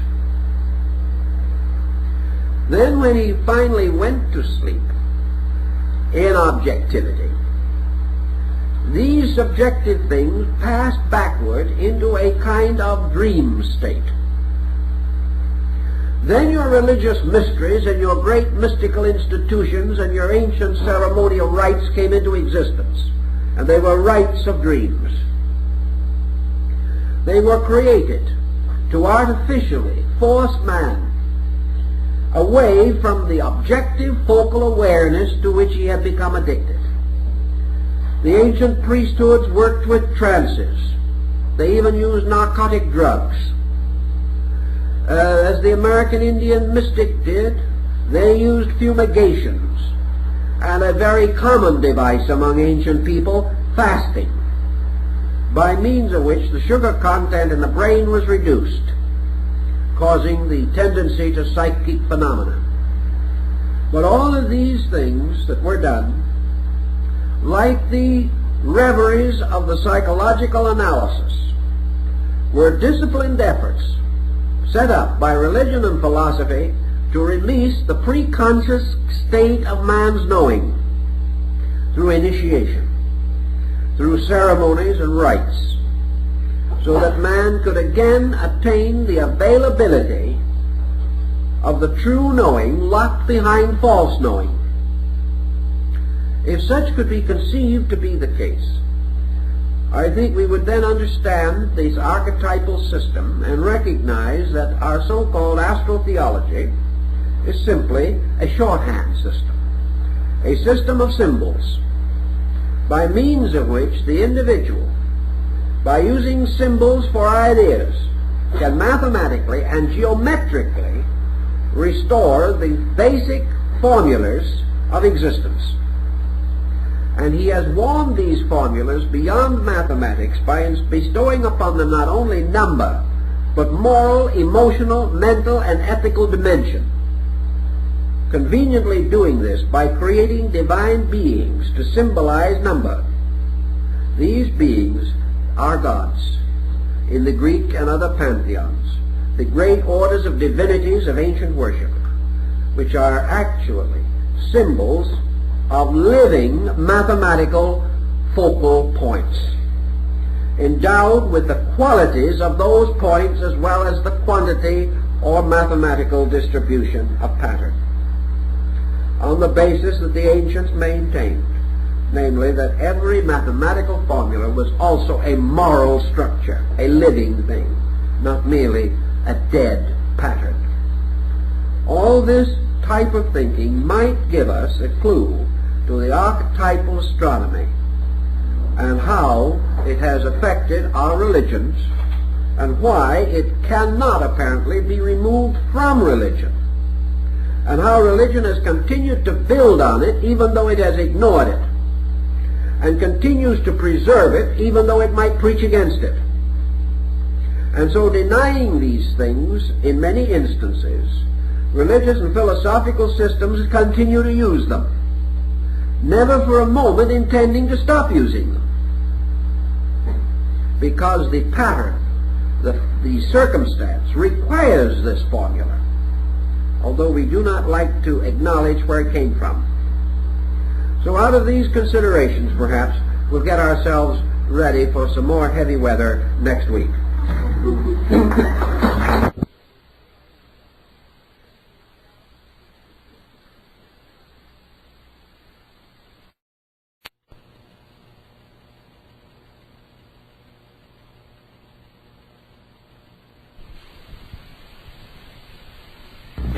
This evening we are to talk on the subject of the solar symbolism as it relates to the mystery of the Messiah. as this mystery was understood by ancient peoples. In order to get a little background for this theme, we want to go a little further in establishing our great system of astronomical symbolism. About 300 years before the beginning of the Christian era, there lived a man by the name of Aratus. He came from the area of Soli, which is now Cilicia, and it was from this same region that St. Paul came. It may therefore be due to this and to the great esteem in which Aratus was held that he is considered today as the only non-Christian writer, non-Jewish writer, to be quoted in the New Testament. The quotation occurs in the 17th chapter of St. Paul. Paul is speaking in Athens at his famous sermon given by the altar of the unknown God. And he says, in addressing the Athenians, "As your poets have said," referring to God, "we are his offspring." This is from the 5th line of the Phenomena of Aratus of Soli. Aratus was no astronomer, and yet, weirdly or strangely enough, we regard him today as one of the most important figures in the history of astronomical research. He was a physician, a man of letters, an outstanding poet, and spent the second part of his life, second half, in the court of the king of Macedonia. The king was very much interested in the astronomical researches of a previous scholar who had left a number of verses and also considerable prose material under the general title, The Appearances. This title meant to imply the appearances of the heavens at different seasons and times. Aratus took the original notes and composed a magnificent poem of about 800 verses. In this poem, he epitomizes for us the astronomical knowledge of his time, a knowledge which was largely observational. But he gives us a number of things to think about, which have endeared him to the memory of the world.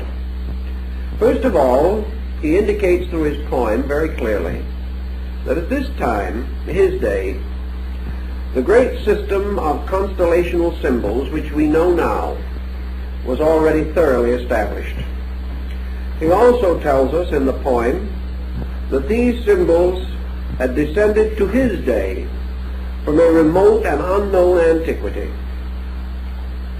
There is almost always an association between Aratus and the Greek scholar, statesman, and philosopher Thales. Thales went to Egypt about the 6th century BC, and perhaps from the Egyptians learned of the mysteries of the heavens. In any event, he is by legend accredited with the invention of a heavenly sphere. That is, a kind of globe, like our terrestrial globe. The outer surface of this sphere studded with stars and connected together to form the outlines of the constellations. So the ancients by the 6th century BC definitely had a spherical concept of the heavens, and they had made a kind of map or chart of all the constellations and the orbits of the planets and most of the other basic astronomical phenomena. The record left by Aratus of Soli, based upon these earlier writings and traditions, has made possible the uranographic charts and the system which we now use in representing the phenomena of the sky. So he was a very important man. And he gave us in his poem a great number of legends showing the close association in the Greek mind, the Near Eastern mind in general, between these star groupings and the great systems of myths, legends, and fables, which have always formed a part of Greek culture. Aratus points out that in all probability the star groups were named for the exploits and for the various deities and the various symbols with which they were associated. As for example, the wonderful exploit of the Argonautic expedition was preserved in the heavens in the form of the constellation Argo, the ship. Now we also realize that in Greek myths, when a human being achieved a very heroic estate and became more than human, he was in the end frequently picked up and carried into the sky to form a star or a constellation. Several mortals were so honored. This probably merely tells us that the physical or human exploits of the person became part of the astronomical lore of the people. Therefore, when we point out certain parallels in symbolism between astronomy and religion, as has been rather clearly set forth by numbers of writers in their Astro Theological dissertations, we do not mean to imply that our religion merely began as star worship. Rather, we mean to convey the idea that by degrees we bestowed upon the heavens certain concepts which arose within the human being himself. The heavens were like a vast mirror, sparkling with lights, and man, looking into this magic mirror of the sky, saw rising before his mental eye strange visions, wonderful symbolic patterns.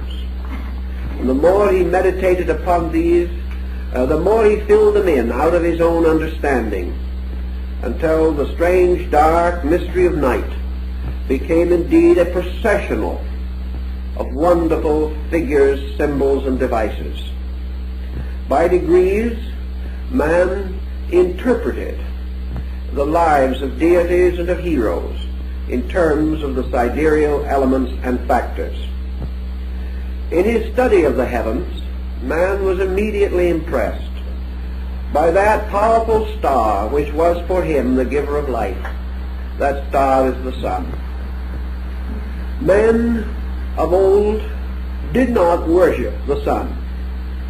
They represented it, however, as the most appropriate symbol of the eternal source of life and light, seeking for words which failed, for various devices which were inadequate, any means they could imagine by which they could honor the great giver of life. Ancient man could find no emblem more splendid, no symbol more appropriate, no device more essentially truthful than this blazing orb of day. So throughout the world, at all ages and times, the sun became associated with religion. It was associated because, as the great Throuhg Amenhotep IV pointed out, that the sun is the nourisher, the life giver. It shines upon both the just and the unjust. It recognizes no difference in creed or color or race. It is not denied to one people and given to another. The grain of the believer and the unbeliever planted in the earth will sprout with the light of the sun. The sun, therefore, is a universal concept. It belongs to no time. It bears upon itself no strange limiting symbols belonging to one group of culture or another. It is the ever-splendid orb of day. It is that which lifted man from the terror of night. In ancient times, men were afraid of darkness.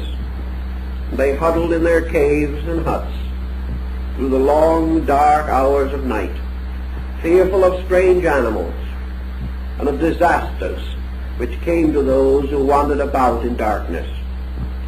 But with the rising of the sun, the world of realities was once more revealed. The ghosts retired, the demons were no longer powerful. The spirits of the dead returned to their graves.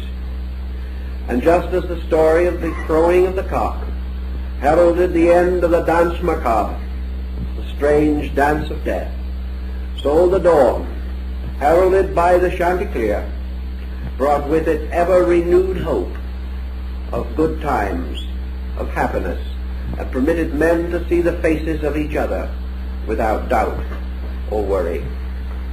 Thus the sun was benevolent.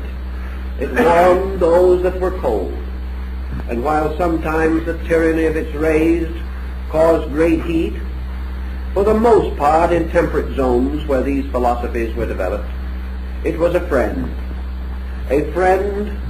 the coming of which promised fertility, the time of planting.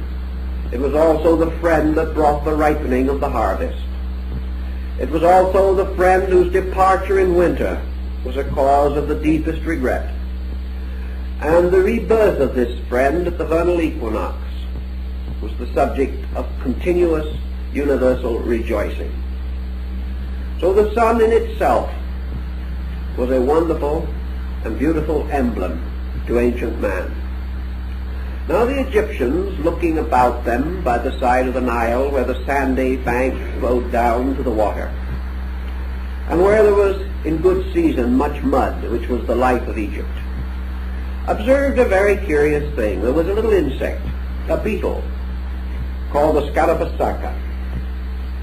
It was very much like our familiar June bug. But this little beetle was a very industrious little creature. It would lay its eggs in a ball of mud, or perhaps of cattle dung.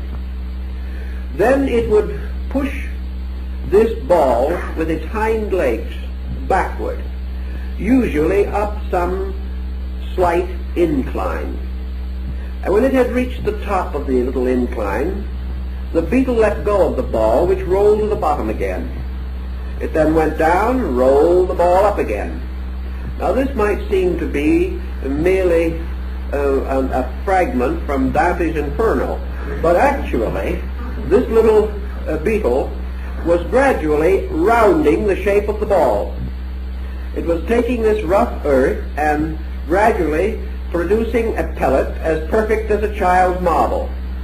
When all was exactly the way the Scarabaeus wanted the ball, it was then able, by this same strange backward motion, to push it along, rolling it on the ground a considerable distance until it came to the place which the insect had decided was suitable for the incubation of the eggs within the ball.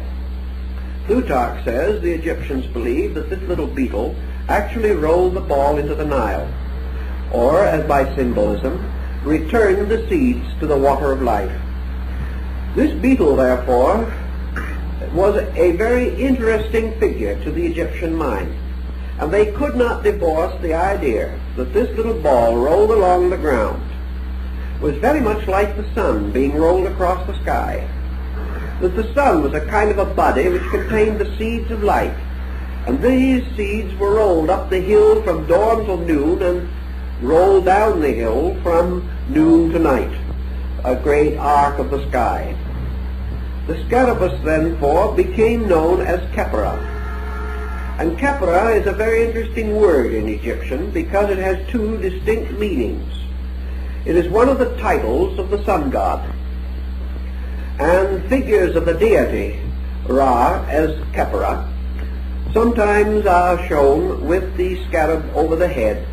Sometimes the human figure has the scarab for a head, but it was definitely a solar symbol. But as a solar symbol, Khepra, if you analyze the word as the Egyptian used it, means the becoming, or to be, or that which is all marvelous and wonderful. by extension, transformation. For out of this little ball of mud or dung was born the new living thing.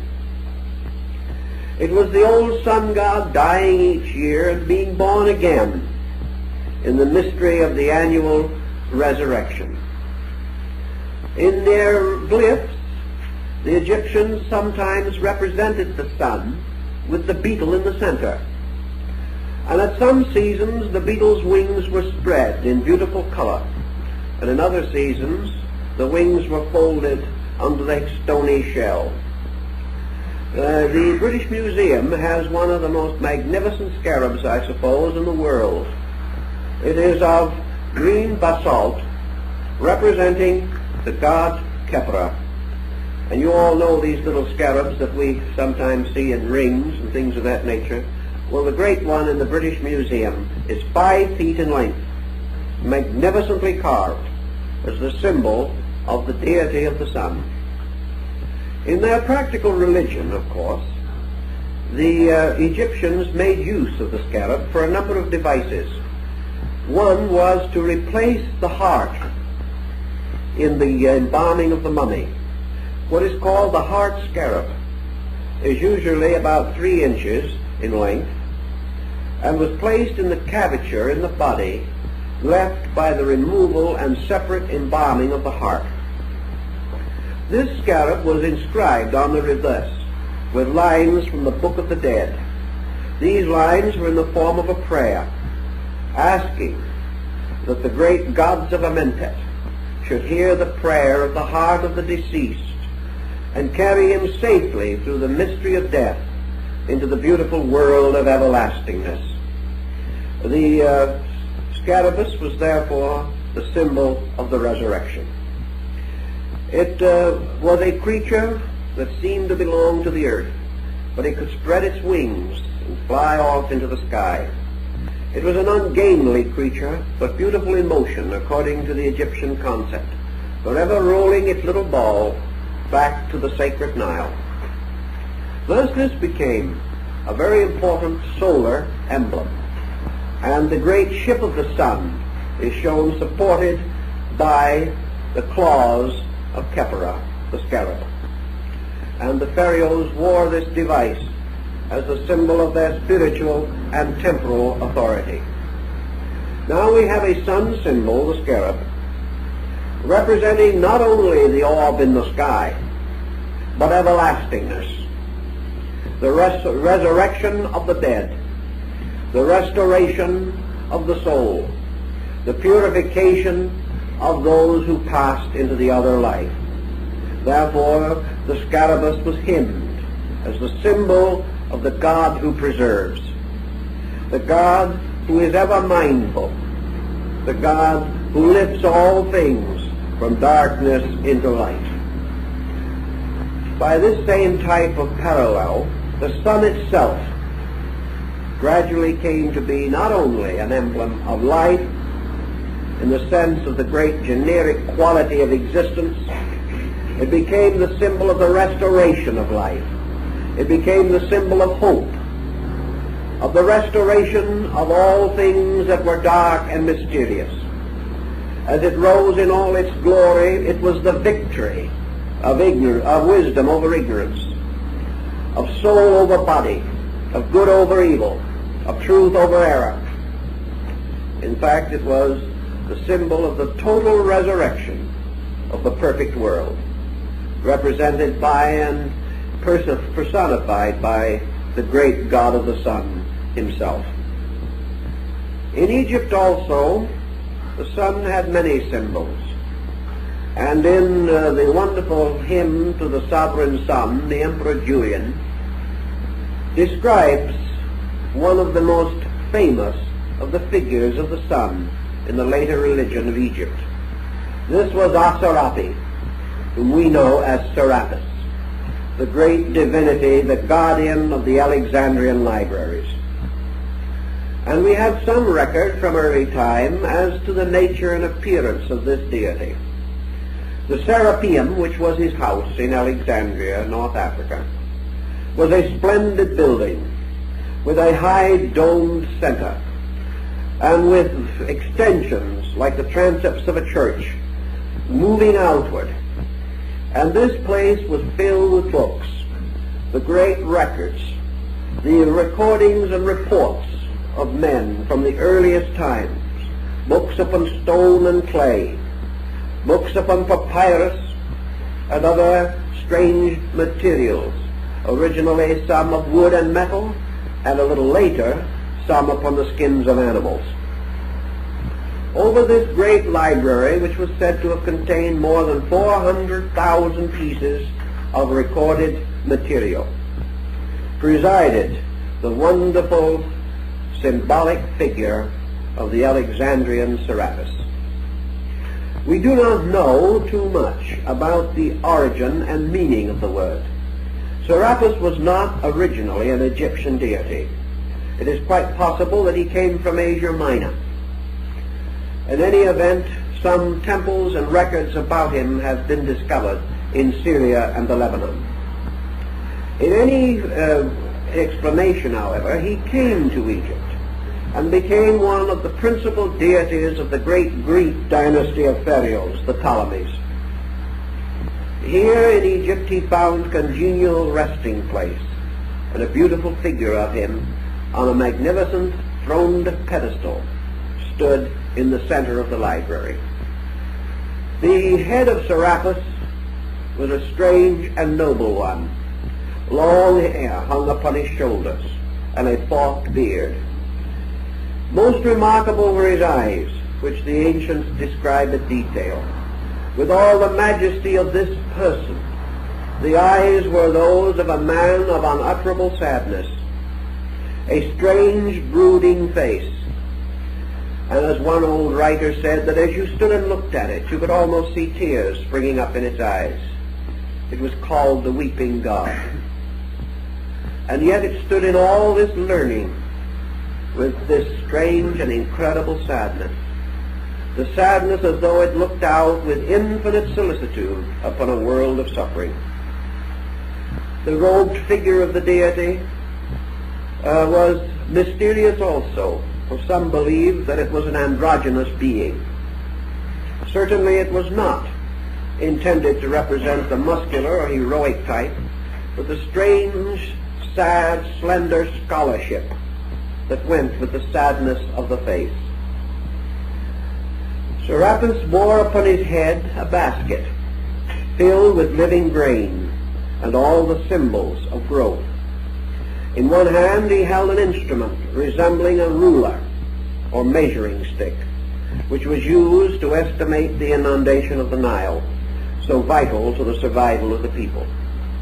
Beside him he supported with his other hand a strange staff consisting of the bodies of 3 serpents twisted together.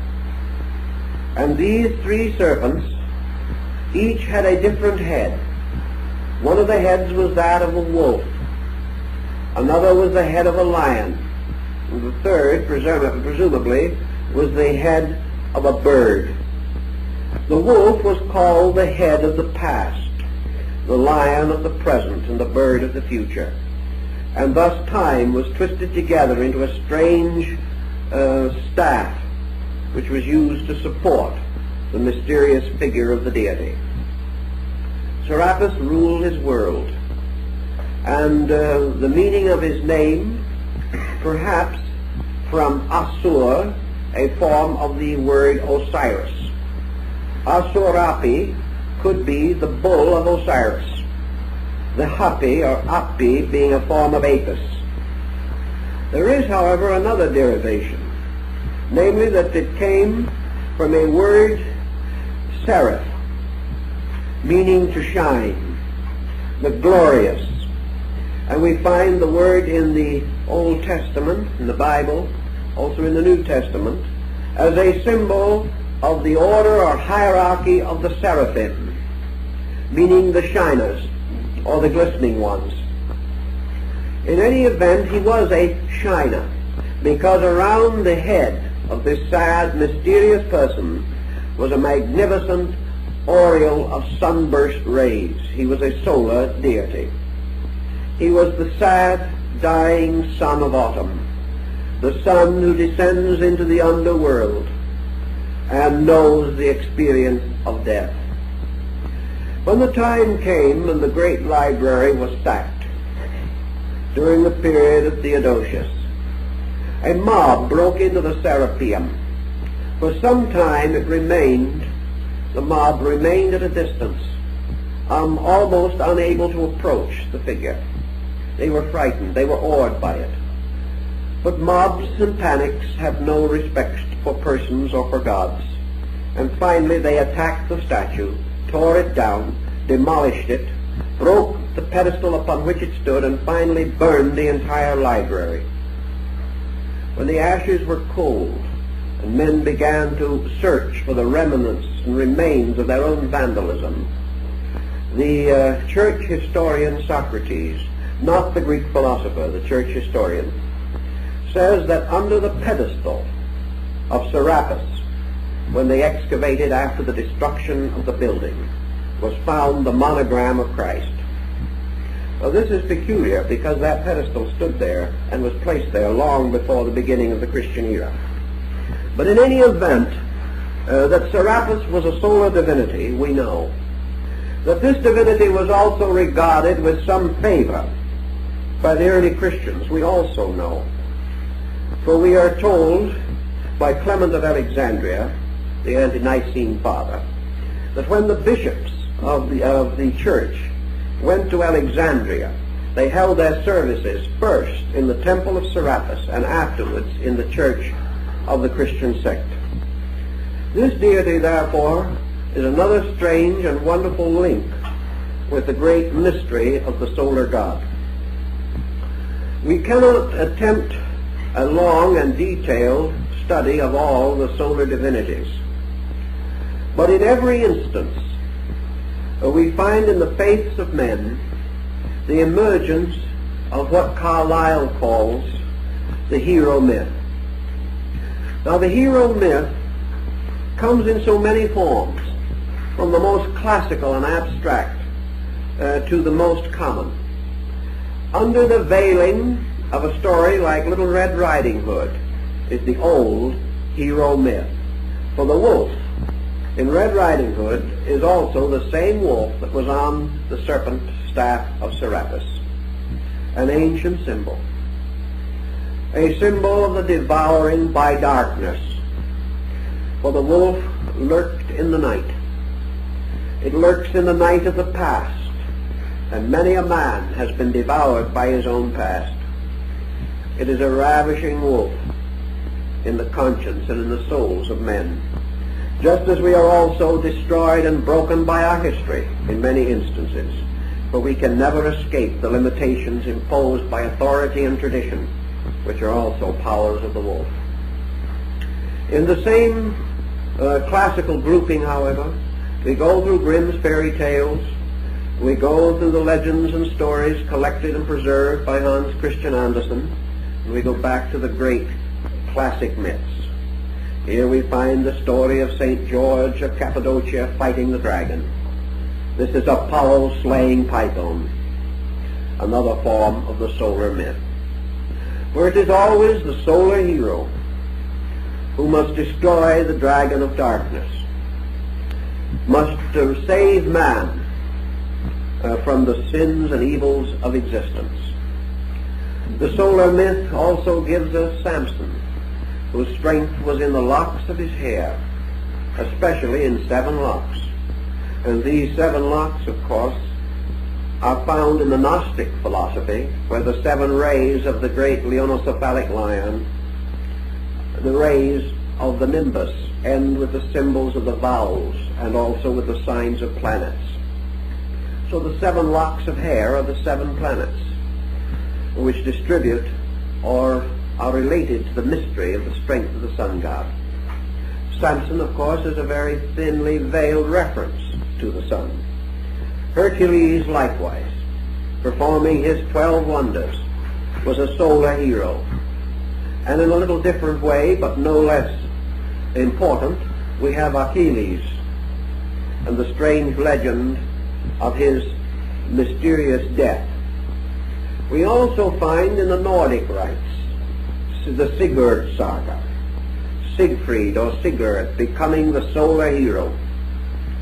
For the sun is always the hero of the world, and it is nearly always represented as a radiant, heroic being with long, wavy hair symbolizing its rays, usually blonde or red-headed.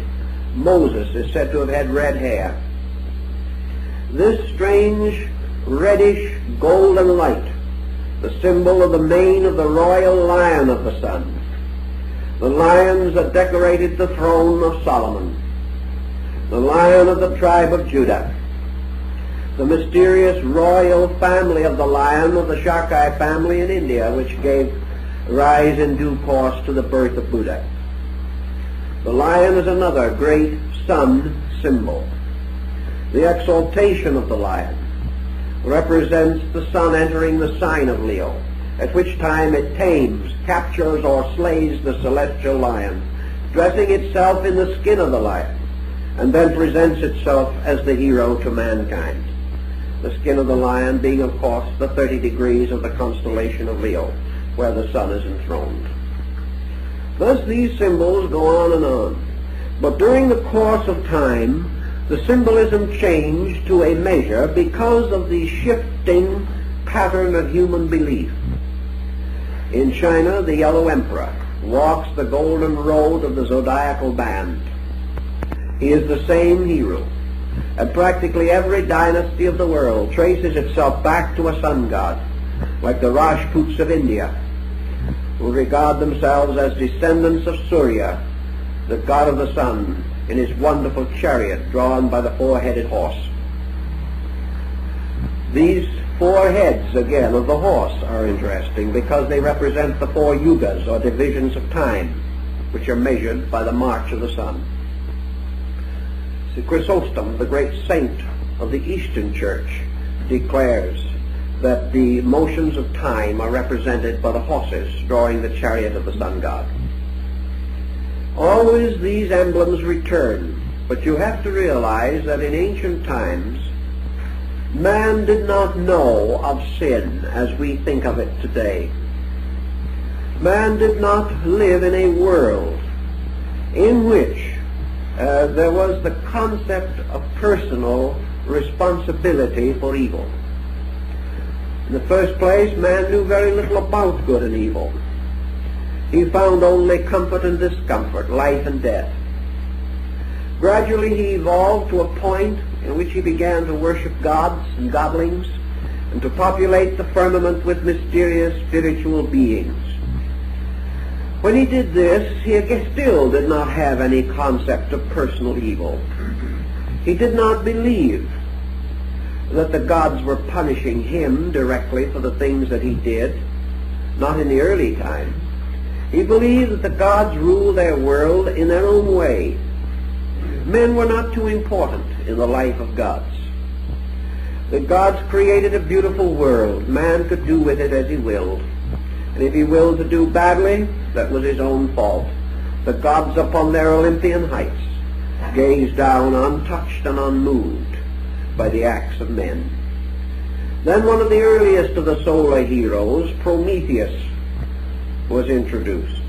And Prometheus stole a spark of the celestial light of the sun, and hiding it in a hollowed reed, brought it down to mankind.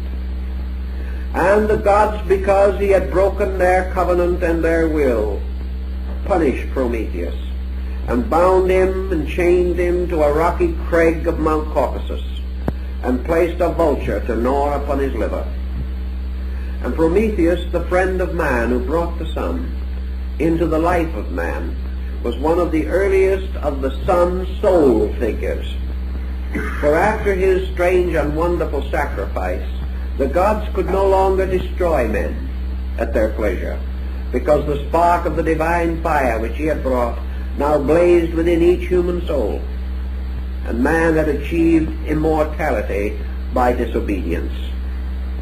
It's a very interesting legend and a very powerful psychological theme. Prometheus, therefore, is one of the soul men who sacrifices himself for the good of the world.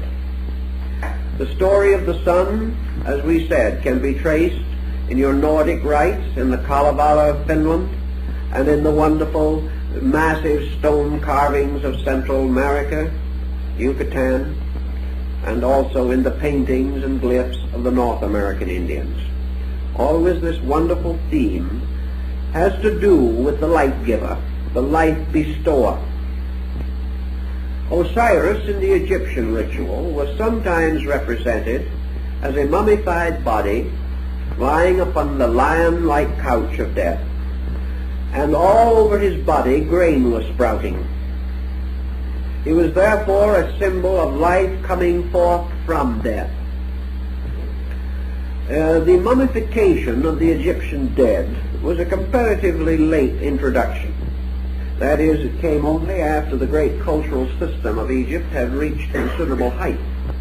The very earliest remains of the Egyptians were not mummified, but were buried in the earth in the neat chest or embryo posture, in a circular hole or grave. This was to symbolize the fact that death was another birth. To live is to die is to be born. The Egyptians therefore represented death as a kind of birth into another world, and they represented this also in their solar mystery. They realized that the sun sank at night, but the sun did not die, although the earth became dark. They began to learn of how the tree in the wintertime loses its leaves but does not die. And the cultus arborum, or the worship of trees, developed around the fact that the tree, though seemingly dead, will live again. And one of the best known examples of that, of course, today is the symbol of the fir tree, which we use at Christmas to recognize the fact that this little tree survives the winter, remains green, and is the promise of the return of the sun power. So the sun, in its departing and in its returning, became of the most profound importance, because man recognized his total and entire dependence upon it.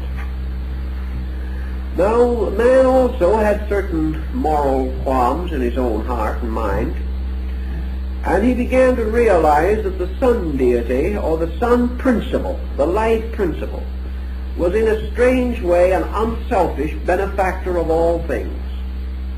Akhenaten and other great Egyptians, including Amenhotep, realized that in a strange way man needed the sun, but that the sun did not need man. Some way the coming of this great orb of light was for the good of man, or for the good of nature, not really for the aggrandizement of itself. It was therefore a sort of unselfish benefactor. It, needing nothing of itself, gave all of itself. Having nothing that man could do to make the sun better, the sun still did everything for man. Man could never repay. He could never do anything except perhaps offer his prayer and offer his consecration to the works of the sun. The sun did not need him. And this brings us to a problem that is of some interest perhaps in modern thinking, because today we are very much concerned over the effort to find adequate definitions for deity, or for the nature of first cause, and we argue back and forth as to whether or not God is a person, a principle, a being, an essence, a substance, or merely a continuance of eternal mechanistic principles in the universe. And nearly every title that men have given to the sun, other men have questioned and doubted. And wherever the solar deity has been venerated under one name, this name has come to be hated or loathed by persons of other beliefs. It's a very strange thing, but let us realize one point here that may be helpful. That in antiquity, in the days when the great appellations were given to the sun, nobody thought of them as definitions. No one was really trying to tell what the sun was, nor what the power was that was behind the sun. No one was standing in audacity to define deity. All of these terms, if you go back to their roots and meanings, are simply statements of praise. They are individuals bestowing upon the mystery the most wonderful words of honor and of veneration that they could conceive. It was no effort to define. It was simply that man bestowed every title that was good or beautiful or noble upon this supreme symbol of his own existence. Also man, early in his experimenting in thought and philosophy, sensed that there was within his own nature a kind of life that was derived in some way from the life of the total universe. So he, as the Egyptian did, used the scarab, or the symbol of Khepra, the sun, as an emblem for his heart. If the sun had a place in the life of man, that place was in the heart, which was the source of man's life, and strangely more than his mind, the source of his light. For man's great light comes not from his thought, but from his love. And in realizing this, the individual who had experienced the mystery of the love of God was a light within himself, a strangely illumined being, and in his life this great symbol of radiance flowed from him. And so the heart became the sun emblem. And the heart has long been represented as the source of man's spiritual continuance. When the deceased princess Hanufa entered into the presence of the great gods of Amentet in the Egyptian ritual of the dead, she came forth into the great court, forming with her upraised arms the symbol of the Ka, by means of which she said, I am a soul. I am a being unembodied, entering into the state of unembodiment. And the symbol of her nature, her conscience, and her being was a small urn-like vessel with an ear on the side. And this vessel was the heart. And it was from the heart that the lady Hanufa spoke when she answered the questions of the great God and the jurors. And it was her heart that was weighed on the scale of the balance against the symbol of eternal truth. The Egyptians had already decided, beyond any question, that if the glorious light of space existed in man, or had a home or abode in man, it was in the adytum of his temple, in the inner part, which was his own heart. And Hermes, in his essay or discourse to his son Tatian, says that the divine power placed the heart in man like the pyramid in Egypt. And the pyramid also, a fire-light symbol, was a representation of the heart as the symbol of the solar mystery. Now, way back through all these centuries of descent, this overtone, this concept lingered. But as we say, men changed their thinking. And in the course of time, there arose a doctrine of sin. And sin in this case was separation. Sin created only one situation, namely that creatures who sinned were regarded as separating themselves from the good God. Thus by fall or relapse or by departure, spiritually, morally, or physically, from the code, man created an interval between himself and the good. He was no longer able to see the God that walked with him in the garden in the cool of the evening. He lived in another kind of world, a world surrounded by his own kind of creature. But the mysterious upper world, the world of light, was closed to his eyes. He felt himself an exile, a strange kind of orphaned creature, wandering the earth in darkness. And to meet this mystery and to solve the secret of it, the ancients devised their tremendous culture of mystery rituals. These were the sacred dramas and sacred ceremonies which were undertaken by those who desired to journey back into the light of the God. Always, therefore, in the Holy of Holies, or the Sanctum Sanctorum of the house, in the deepest part of the temple, was a sun symbol of some kind, a symbol of life, a symbol of power. One of the earliest of these sun symbols was the cross, because, as Plato points out, the Logos, or the creating power, impressed itself in the form of a cross at the time when it first began the building of worlds. It impressed itself upon creation in the great signature or seal of the cross. Thus in the temples we find these symbols, symbols of the attainment of man who must journey home.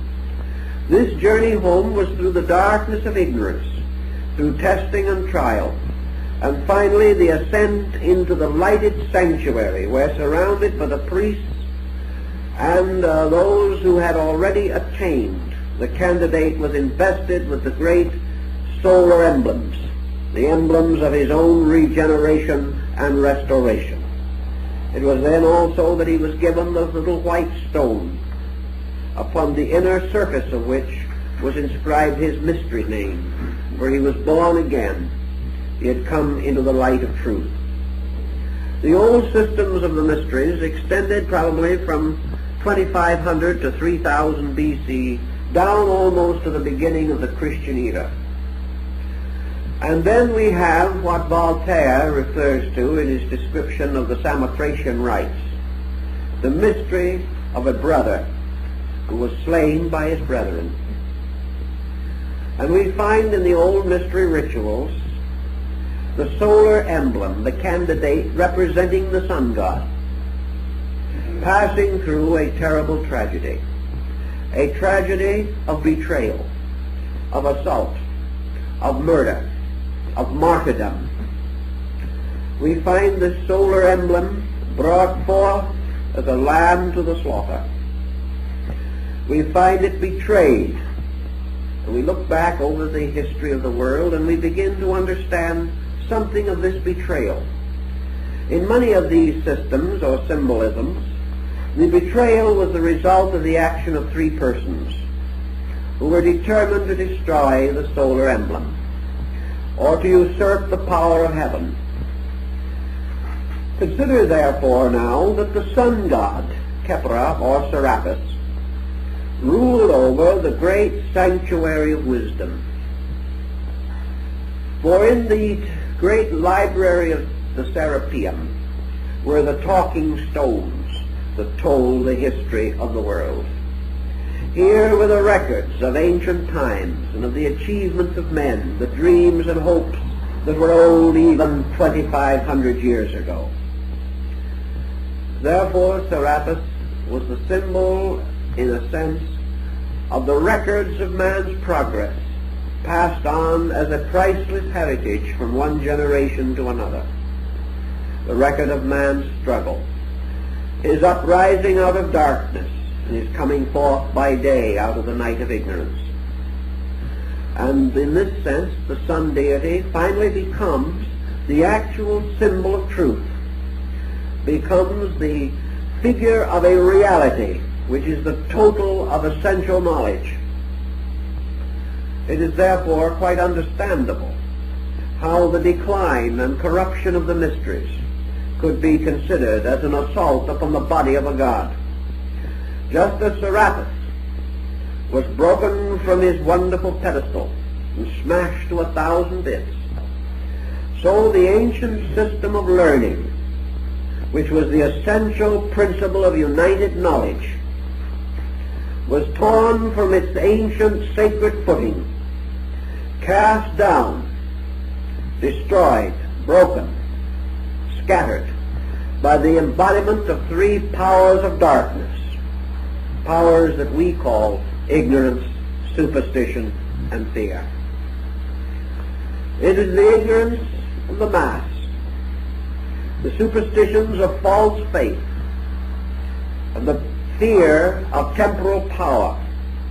These are the things that gradually corrupted and destroyed the great institutions of learning, martyred the teachers, crucified, poisoned, murdered, until the wonderful system of mystery initiation was no more, destroyed and corrupted, so that the temple was brought down like the house of the Philistines, and Samson, the sun god, died in the destruction of the house which he pulled down with his own hands.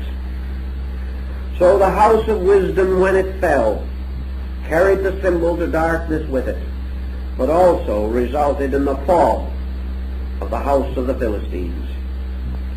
And the world that has mutilated, defamed the mysteries, is now itself weakened, darkened, living in fear and doubt, living in moral and ethical uncertainty, wandering in a darkness, knowing not what direction to turn, still proud of its worldly wisdom, but afraid of darkness and afraid of its own sleep. These things then can have and do have a variety of interpretations. And in these interpretations we discover many of the ancient beliefs and doctrines. Now, if you will study, as we attempted to show you in the first lecture of this series, the ancient relation of the zodiac, the solar system, and the sublunary elemental spheres of the earth, you will see that in the ancient concept of things, the sun occupies the middle distance between heaven and earth. Robert Flood, the great Rosicrucian mystic, whose designs and figures so influenced Kepler, was of the opinion, therefore, that in the great monochord of the world, the single-stringed musical instrument binding heaven to earth, the sun was the central fret, or divided the string into two equal halves.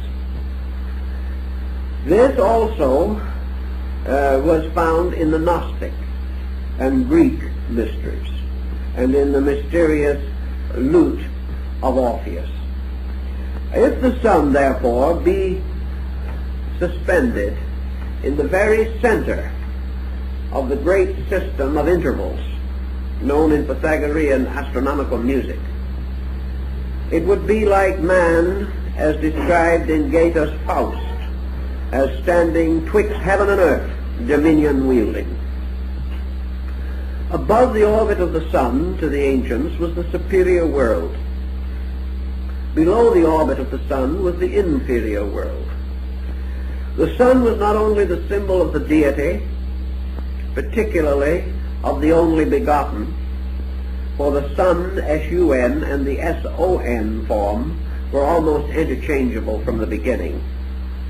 The sun was not only, therefore, in this middle distance representing God, but also, strangely, represented man.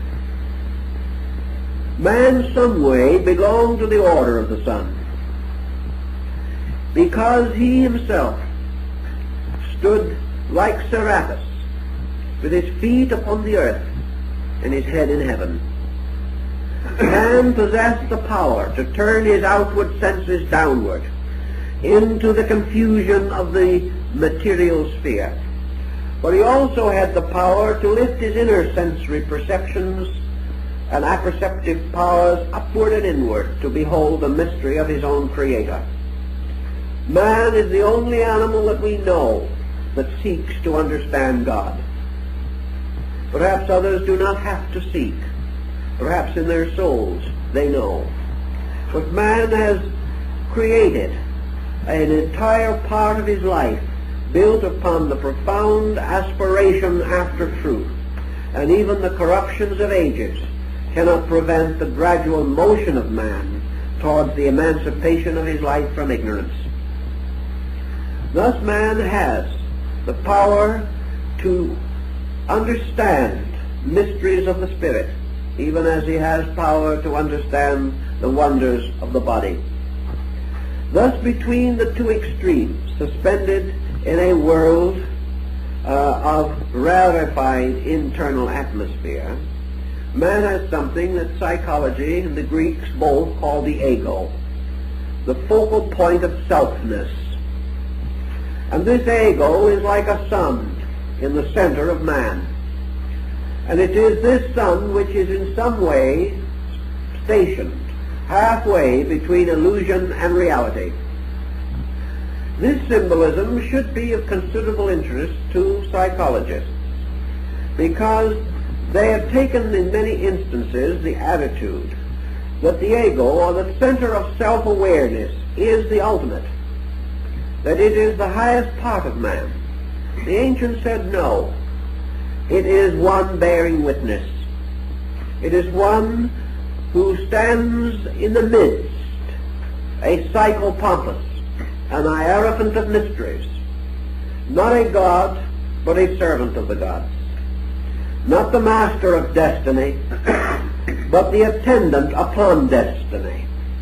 For above and beyond the ego, as Plato tells us, the world turns upon the great spindle of the law.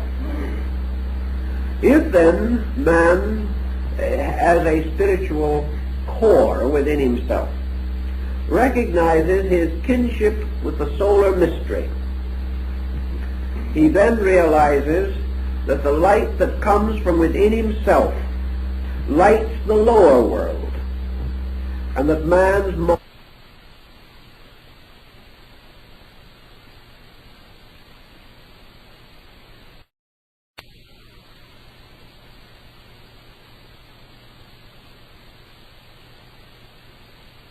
do with the strange but inevitable death of the soul. Even the great god Re himself could not withstand the sorcery of Isis. Even the deities, like the great order of the Odinic gods of the Scandinavian peoples, come finally to the Götterdämmerung, to the twilight, to the destruction, to the end of the world, where gods and mortals perish together. Thus in the Egyptian rite, it became very important for man to understand the mortality of his own ego. This, in fact, gives us practically the whole substance of Buddhistic doctrine.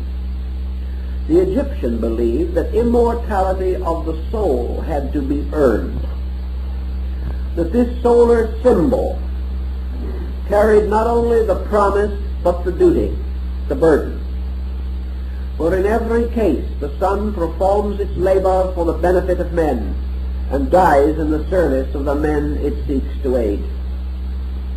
Just as the sun at night goes into darkness to the underworld, just as the annual sun in the precessional motion comes finally to winter and dies, just as the sun in the great Platonic year moves through the alternative periods of fertility and sterility, so always life follows death, death follows life forever.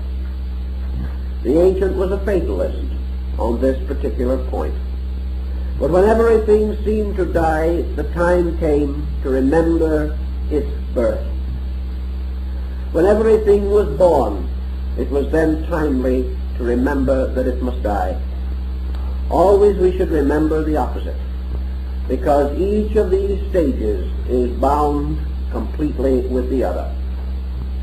Therefore, in the effort to understand these strange rites, ancient man began to contemplate the very thought that we have in the Bible. There are two statements in different parts of the Old Testament which are interesting.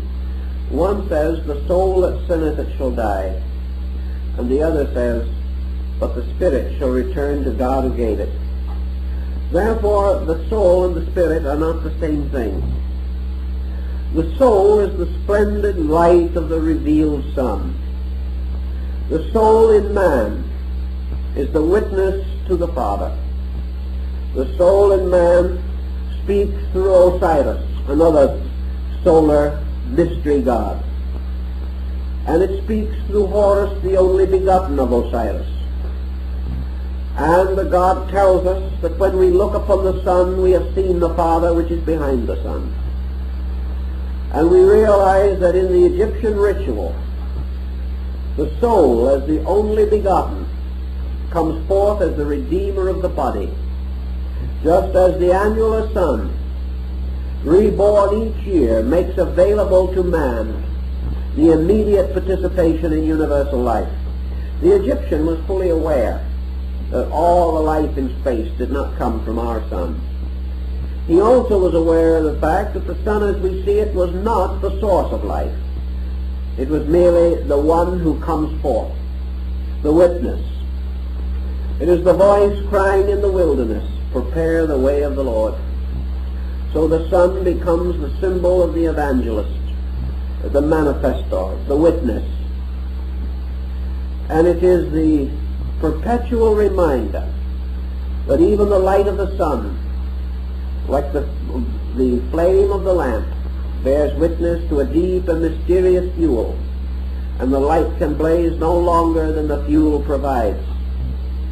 So in Egypt, behind the great sun mystery of Re Kapura, we have something else, the dark mystery of the great old gods, the ones who never were revealed, upon whose faces the light of the sun never shone. They were the first, the only ones, the Sebi, the ones who remained in darkness, in their mysterious abode of the eternal north, where the path of the sun never came. And these dark gods were the gods of space and eternity. And this space and eternity, remote and wonderful, eternal and unconditioned, continued on its way through all duration, until from out of the darkness of this profundity burst forth the symbolic symbol, or the symbolic form of the solar mystery. The sun, therefore, came to bind heaven and earth, came to unbind heaven and earth, for such were the powers of the Pontifex Maximus, that they shall bind and they shall unbind, and such were the ancient ritual terms. But the sun mystery brought the dark light, or the dark life of the supreme cause, into manifestation. And it also lifted up men, for its rays ended in hands, drawing them into the light. For as the sun draws water, so the mysterious soul sun draws souls upward out of darkness. And souls buried in the earth, like the grain, are brought into release, into spiritual manifestation through the mystery of the Eucharist. And the Eucharist, in this case, is actually the power of water and fire, or sun and moisture. For by partaking of the mystery of the sun and moon, by partaking of the strange Eucharist described at the time of its first establishment by Melchizedek, priest of Salem, we know that there was the mystery of the corn, the wine, and the oil. And in this we find again the Eucharist performed at the Last Supper by Jesus and his disciples. For the bread became the symbol of the corn, or the grain. The wine was in the cup of the sacrament. But where was the oil of Melchizedek, the most mysterious factor of all? In the completion of the Eucharist at the Last Supper, the oil was Christ, because the word oil is in Greek Christos. It is the symbol of the anointing. Therefore, when Christ is referred to as the anointed, it is because of the use. We have the same word in Crisco, our now present cooking shortening for oil. It comes from the same root. So Christ is the oil. The bread and the wine were provided. and the ancient ritual of Melchizedek was repeated, which causes St. Paul to refer to the Messiah as a priest forever after the order of Melchizedek. As the Scarabassaka was said to be its own father and its own mother, being an androgynous beetle, so we find this strange priestly solar mystery also represented as totally and completely androgynous, like the deity Serapis in the ancient temple. Now the Messiah, or the Anointing One, gives us also another dimension of the solar mystery, because the rays of the sun work the miracles. The sun's rays lift all things and raise all things to themselves. Therefore they become the symbol of the resurrection of the dead, the restoration of life, and the redemption. The sun also to the ancients stood as the complete and eternal promise. It revealed to men in those days that the power of God could not fail, that the mystery went on forever, and that for always and forever there was light, and this light was the light of men. And this light came into the world, and the world knew it not, because it could not recognize the mystery of the solar power. But the invisible sun, to Burney and many other European mystics, was actually the Messiah. Therefore, as the sun was midway between spirit and matter, the Messiah stood as the intermediary between God and man. And none came unto the Father save through the Son. This mystery goes on. We find it in the Druid rituals. We find it everywhere we seek to understand the power of salvation and of life. All of which causes us to wonder whether much of our symbolism has not actually come down to us from the very old patterns of things.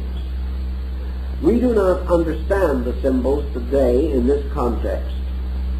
We do not apply them or associate them to these great faiths of long ago, but such association is valid, for we have inevitably drawn upon the older legends and myths and have incorporated them into our sacraments, into practically every form of religion and worship that we know today in all parts of the world. If this be true then, and there is no doubt that it is true, we must wonder how far we can carry the analogy safely. Because we know that all symbols fall short of the principles for which they stand. No symbol can be in every way accurate or in every way complete. Therefore, we can press interpretation beyond the legitimate point and thus fall into error. How far can we press the analogy between the sun and salvation? How far can we legitimately assume that the ancient himself, searching into the inner life of things with his own strangely intuitive faculties, was able to integrate a really useful and practical concept? I think we must be careful. We can't go all the way with the old symbolism, but we can go further with it than we generally have.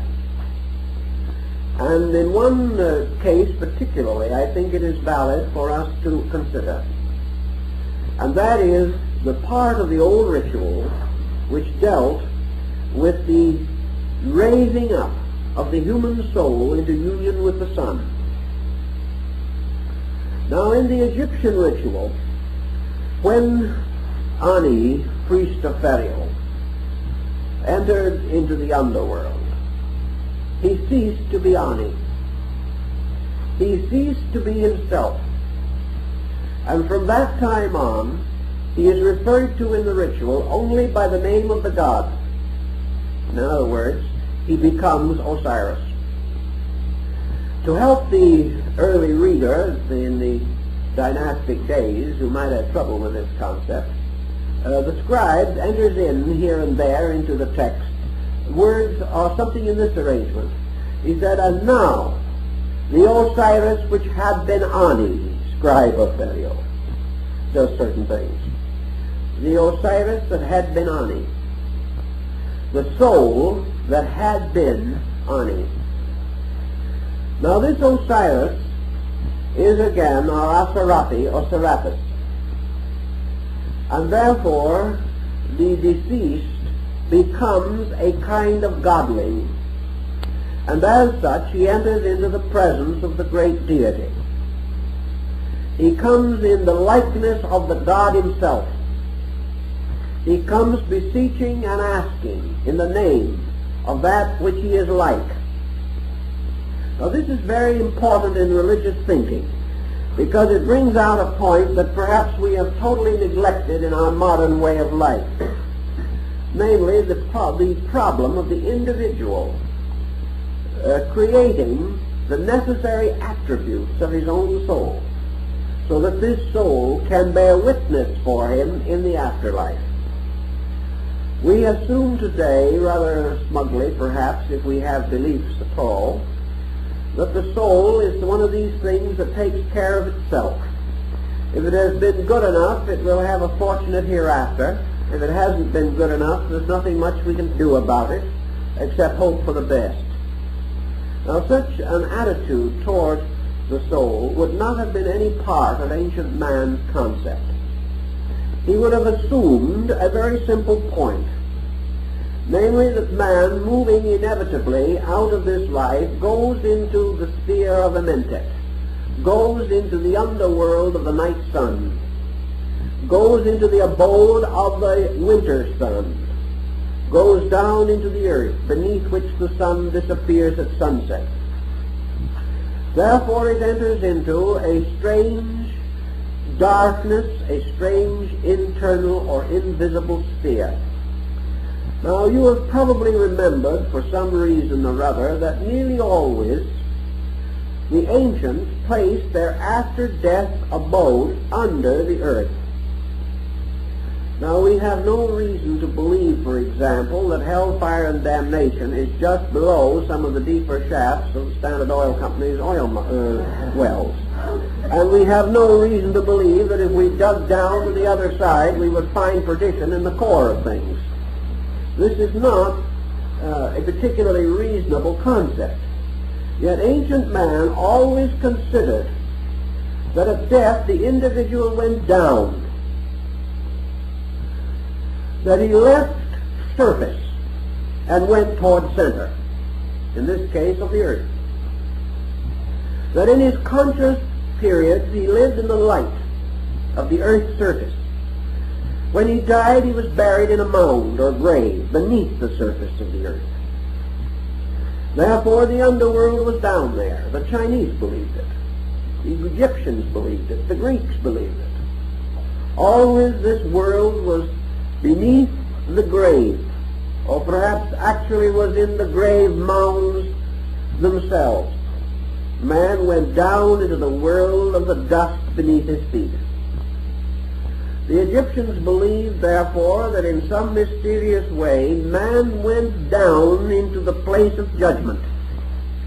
But the Egyptians did not have any of our theological concepts. There was no place of punishment in the Egyptian philosophy. The soul either attained, or else it was devoured again by matter and returned to rebirth. There was no hellfire and damnation that controlled or ended the career of souls. Nor was there in the Greek.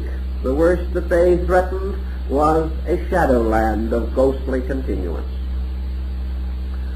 But actually the Egyptian was a psychologist in his own right, and his underworld, lighted by the sacred sun of the mysteries,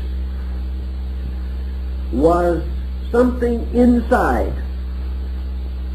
And the apparent symbolism is that in death the soul returns into the core of itself. It goes back into its own dark nature, which for all intent and purposes could mean that the soul returns to the great hall of the twin truths, which is its own heart.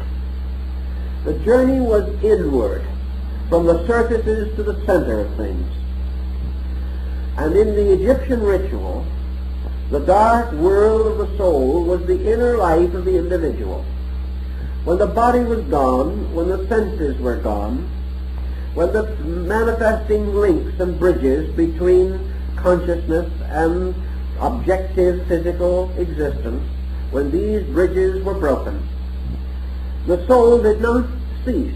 It simply remained in what was left. And when the eyes were closed, there was only darkness for the sight. And when man lost his sensory perceptions and lost his bodily attributes, he was in darkness.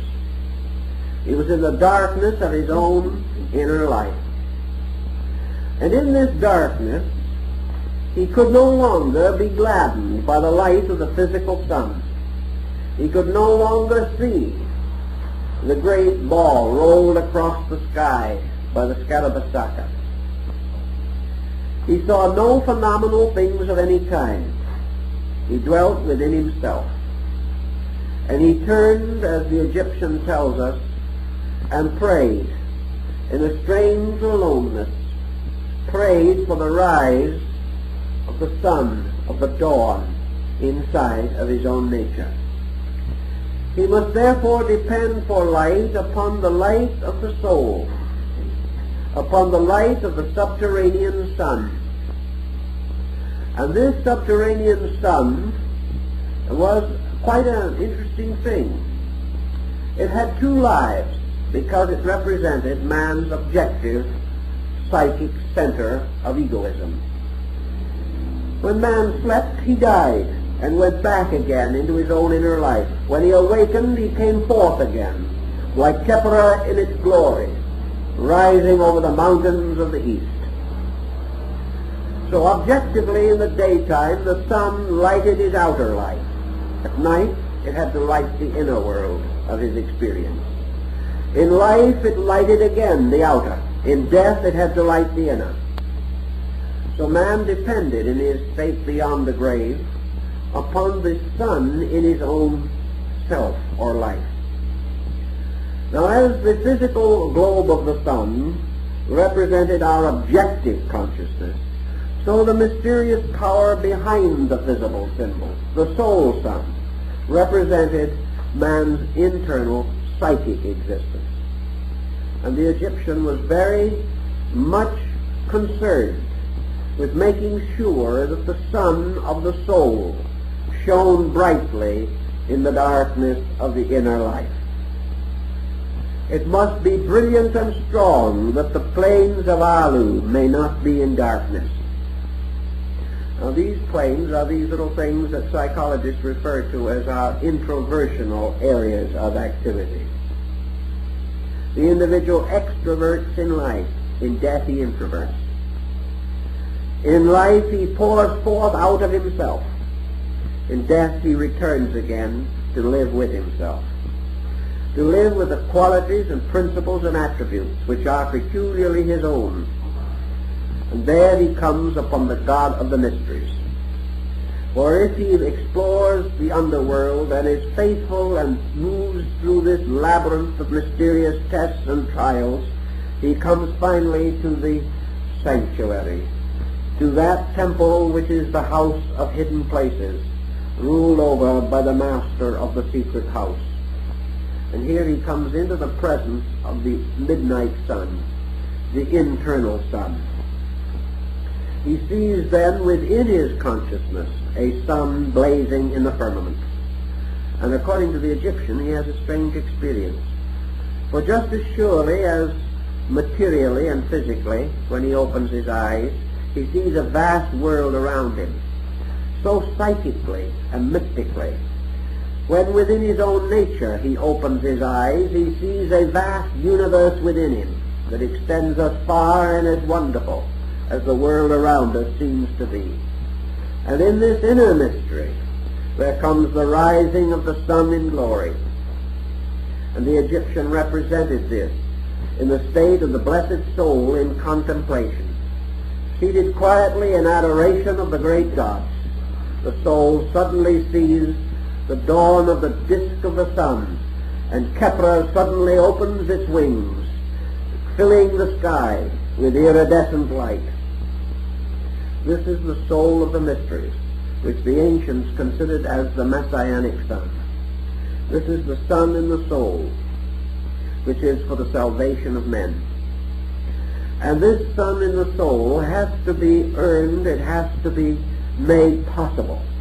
For when it comes, when it rises, it bestows immortality.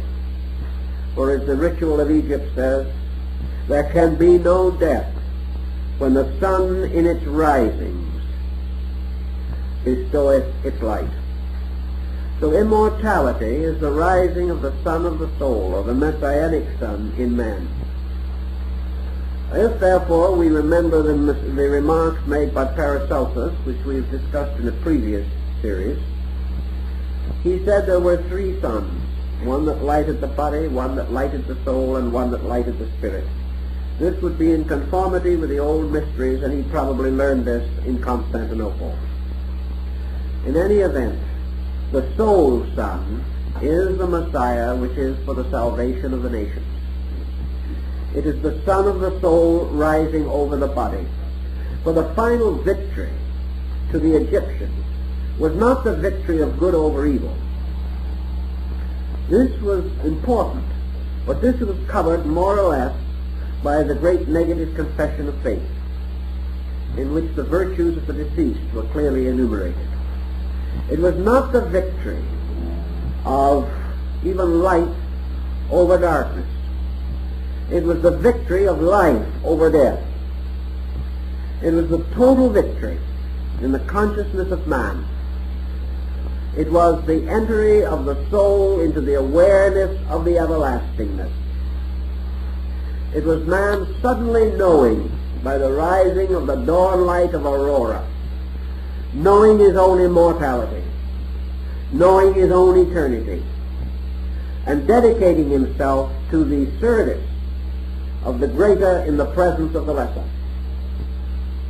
Thus the Kepler in his rising really brings the light of internal truth to man. And illumination, as it is termed in mysticism, or cosmic consciousness, was known to the Egyptians as, of course, the rising of Kepler, or the great Scarabus, over the horizon.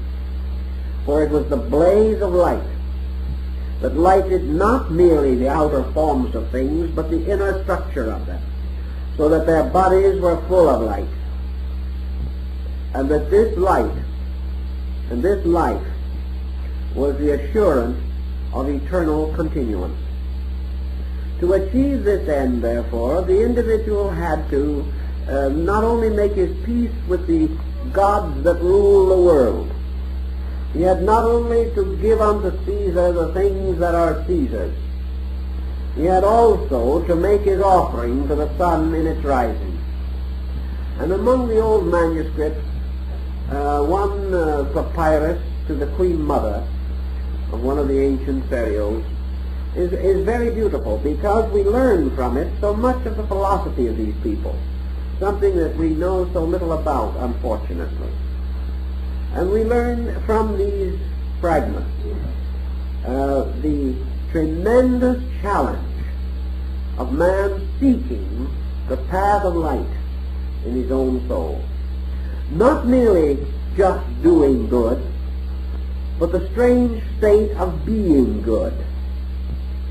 Not only performing all the different rituals and rites that are indicated by our laws, our customs, and our traditions, but more than this, the searching after the experience of the rising of the sun. That in some way, while we live, we must have some pre-awareness of this coming of the great light of the world. For this coming of the great light is the restoration of the martyred God. And it is brought about by the dedication of man to the experience of the light seeker. The orders of the quest in medieval chivalry emphasize this older philosophy very clearly. So always the point throughout life was that the Egyptian, even while he lived, was ever mindful, waiting, hoping for the coming or rising of the inner sun. And he knew the rising of this sun by various ways, most important perhaps being that it brought with it the light of peace. The rising of the sun of truth inside of man is always marked by the increase of internal awareness of value.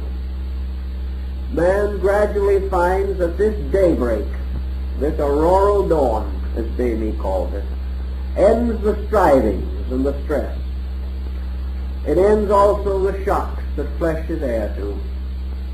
For it is the coming of warmth, of life, of generation, of all good things within the soul of man. Just as man lives physically like his savage forebears, no longer in physical darkness, because this darkness is now riddled with light, but in a state of internal darkness. Man lives in an everlasting night of doubt, burdened from day to day with problems and responsibilities. He finds the path of life not happy, nor can he guard and govern well the values that he has. He sees the world around him on the brink of war and catastrophe. He observes how knowledge is used to destroy both peace and hope. A man is therefore like his savage ancestor, huddling by the little fire he has, afraid of the great darkness which surrounds him.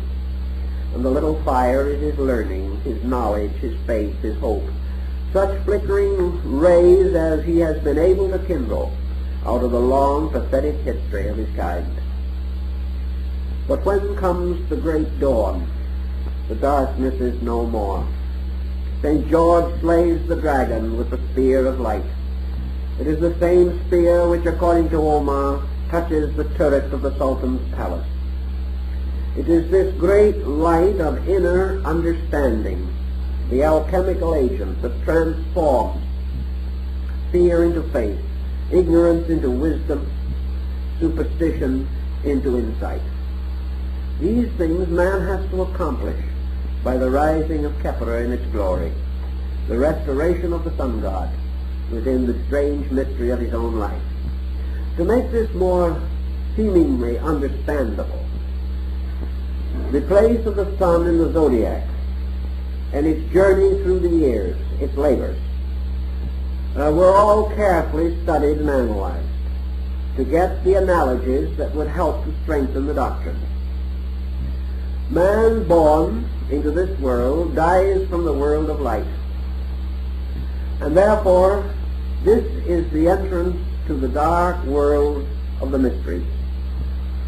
In the ancient zodiac, the Egyptians used the symbol of the scarabus, where we now use the crab as the sign of Cancer. In all probabilities, the scarab is the correct form, and the crab is a more or less compromised form, perhaps due to the corruption of ancient designs or the transference of the symbolism to some area where the scarabus was not significant. In any event, the crab is the symbol, or was the symbol, and the scarabus of the summer solstice. And the summer solstice, of course, was the point of the greatest heat and light of the sun. Therefore, the sun took upon itself at that time in the precession of the equinoxes the body of Kepler, and the sun became the scarab in its glory. Now man, according to the ancient philosophies, in the Mithraic rituals, and of course Mithras is another solar deity, who overcoming the vernal equinox in Taurus slew the bull and bathed itself in the blood of the bull and became strengthened, or became the hero as a result. This was also an astronomical mythos. Perhaps it is this Mithraic rite of the slaying of the bull and the bathing in the blood of it that was the origin of the red shoes of Julius Caesar. For it is said that before Caesar could go into the temple of the deity and act as Pontifex Maximus, or high priest, he first had to rush home and put on his red shoes. Without his red shoes, he could not enter the temple. The red shoes probably came from the feet of the priests who were present at the slaughter of the bull, and therefore whose feet were reddened with the blood of sacrifice. By the time of Caesar, this practice was not carried on, but the red shoes lingered, like a great many other symbols. And wherever red occurs in vestments of clergy, it represents or is related to sacrifice or to martyrdom. The sacrifice of the bull or the sacrifice of Mithras, who was also among the martyred gods. In any event, the birth of man in the sign of the Cancer or the Scarabaeus was the beginning of the great journey of the sun.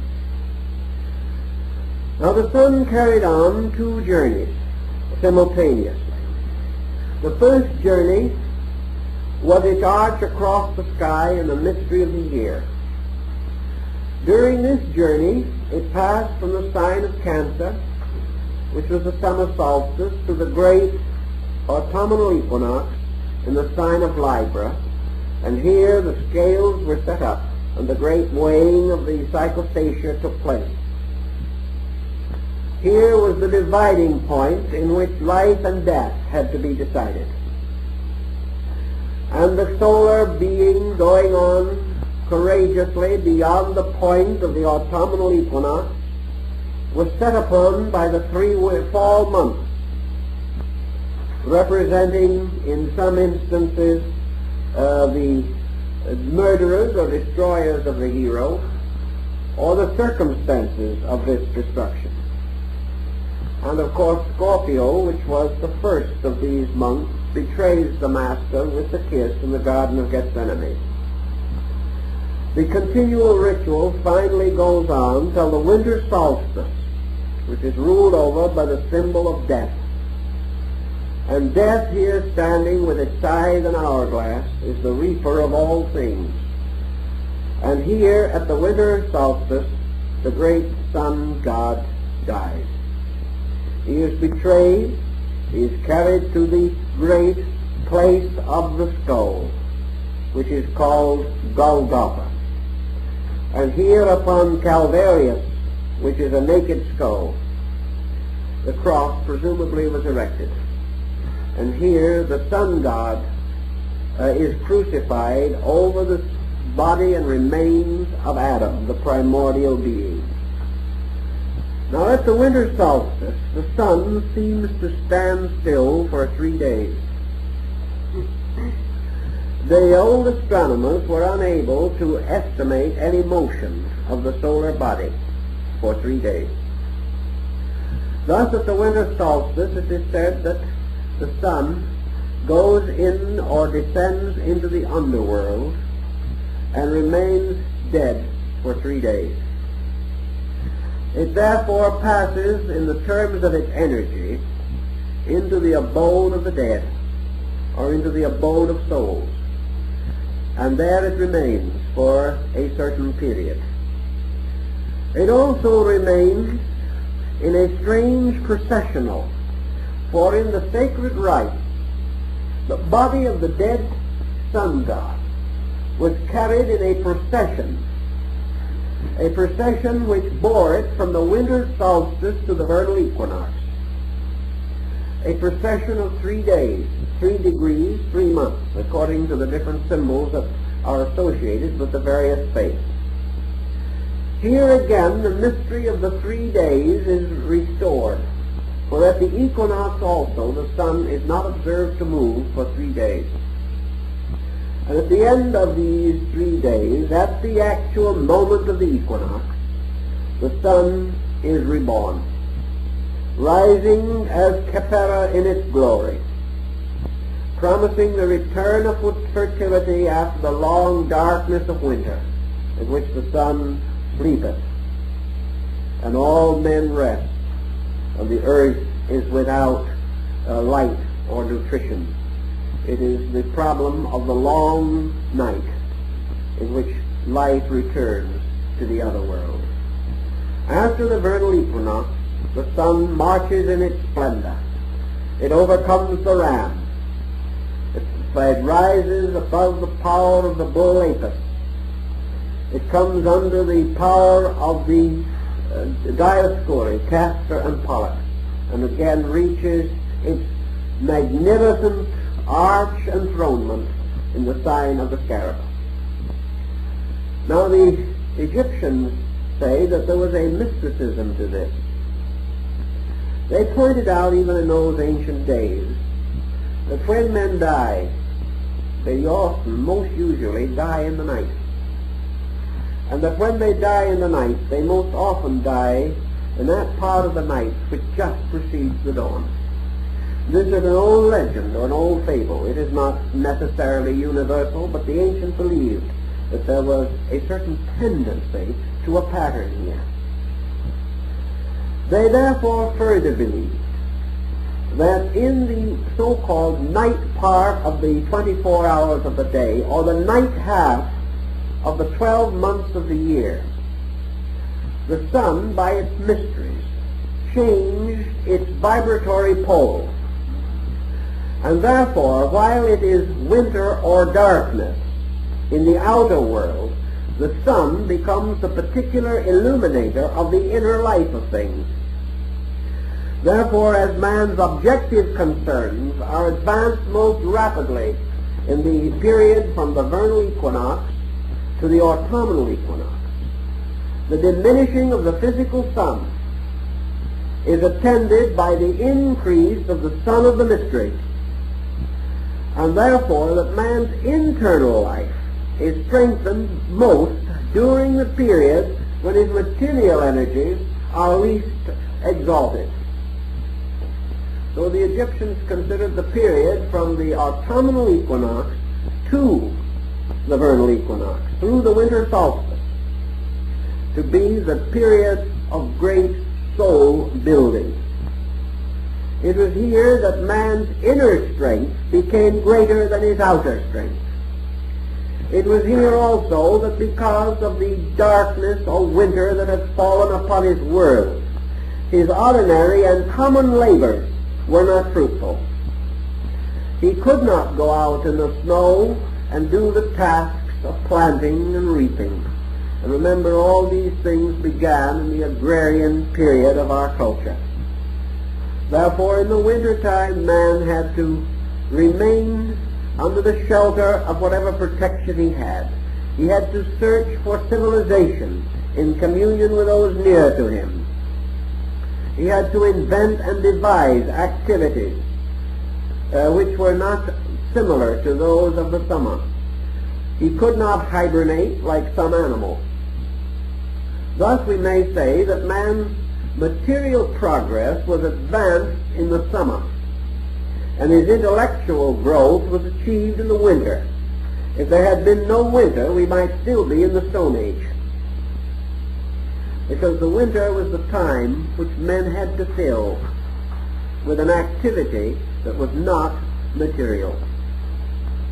Here was the time when they had to develop their cultures, their insights, their literary attainments, their artistry, and all the various forms of genius which were made possible because of the strange additional leisure which they had.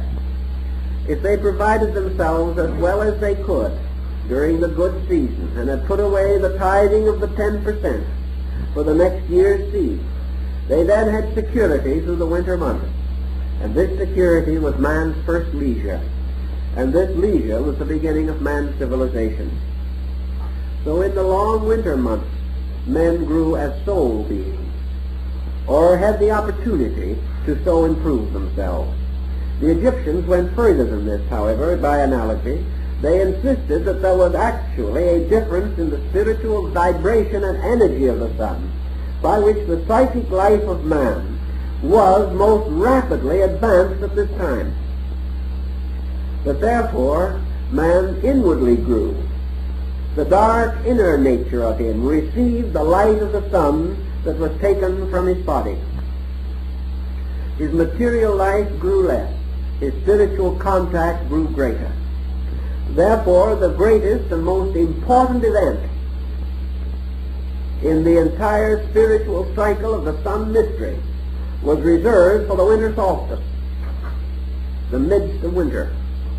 For it was at the winter solstice, in the darkness of man's own first internal neurotic existence, that the messianic mystery was born.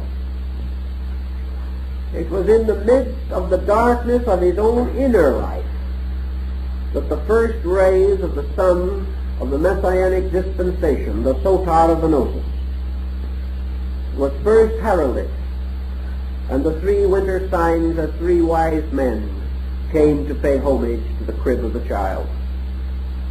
All of these point out that in the darkness of man's spiritual winter, the sun of the soul cast its greatest light. This was perfectly in conformity with the Egyptian ritual, and with also many of the teachings of the Greeks, Hindus, and Chinese. Thus we have something that perhaps is a little startling at first, but not as much so as you might imagine. For we have a strange belief in our daily living that through certain sorrows or through certain tribulations, the spiritual powers of man are quickened. That man never seeks light as much as when his darkness is the most difficult and dangerous. In this, therefore, we have the proper inducement. And if it be true, as the Egyptians said, that the sun's rays change their quality in the winter, so that they are attuned to the heart and soul focus rather than to the body focus, that in the winter the rays of the sun pierce through matter but do not quicken it, and enter into the psychic life of things, that in the winter half of the year, so to say, or the descending half or arc, all inner things are strengthened. In the outer part of the summer and spring and early fall months, the outer parts are strengthened. But it is the life in the seed or in the soul of man which is the most important. So the sun in our winter shines into the inner part of our lives, rising in glory over the great fields of Amentet. The Egyptians are known to have used trances, hypnosis, and other similar devices in their religion. In this they were not essentially different from other primitive people. We know also that in trances and in sleep, the Egyptians believed that they could come into the presence of the great gods of Amentet. Therefore, that in this sleep of death, in this trance, man had an experience of inner life. Always initiation and death were used as parallel symbolisms, and the individual internalizing, searching for value, must seek for this internal sun which shines in the darkness, but is not known by the darkness. If then, during this same season of the annual motion of the sun, from the autumnal equinox to the vernal equinox through the winter solstice, this sun is shining in Amentet, it means that the god has not died. It is not that the god is dead, it merely appears to be dead because it sleepeth. Now this god actually does not sleep in its own nature. When Osiris died, he did not merely rest in the mastaba of the tomb. He went forth into another lower region and there ruled over the quick and the dead.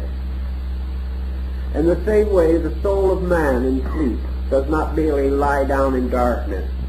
It moves into another world where it is lighted by another sun.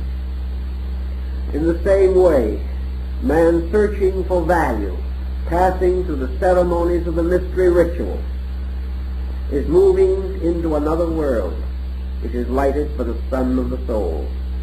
And it is this ever-coming sun which is the promise. This is the true light that lighteth every man who cometh into the world, for it is the light within himself. And this light is strengthened more in that time when material things are less favored. So the Egyptians actually believed that when the sun went to sleep for outward things, it burst into glory inside of man. And that when it set in the west, it rose in the east of man's heart. And when it rose in the east of the earth, it sat in the west of man's heart. For man's outer works were works of the light of day, but the inner mystery of his soul were works of the light of night, not the darkness of night. For there was no darkness, except man's own ignorance of light.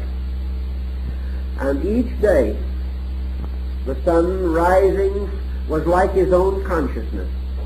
For when he woke in the morning, the sun rose through his eyes and through his sensory perception, and he saw the day. But when he went to sleep at night, the sun seemed to set, and he saw no more of the day. But the moment he was asleep, the Egyptians believed that he went into the world of another dawn. And here, within himself, the light continued to shine. I think Buddhism has much the same concept, but it points out the mysterious curtain which conceals the ship of the sun, that when it goes down over the mountain of the west, man no longer sees light. But man who has become inwardly wise is able to experience light, like Apuleius, who initiated into the mysteries, stood upon the threshold of Persephone, the underworld, and declared that he beheld the sun shining beneath his feet under the earth. And so the sun of the inner world shines in the night. And this sun is our own psychic entity, our own psychic life. And it gains its strength from the sun.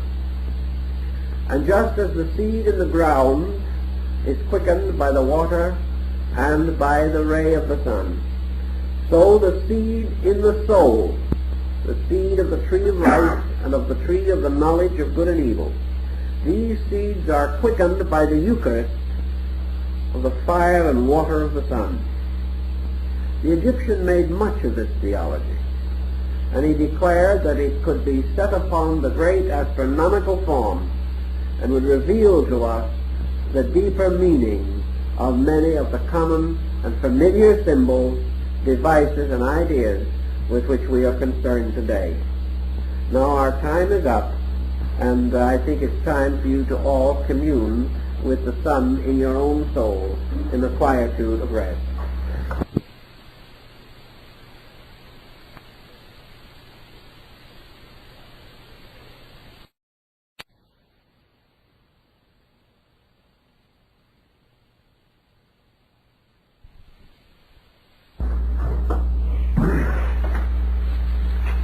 This concludes our series relating to Astro Theology.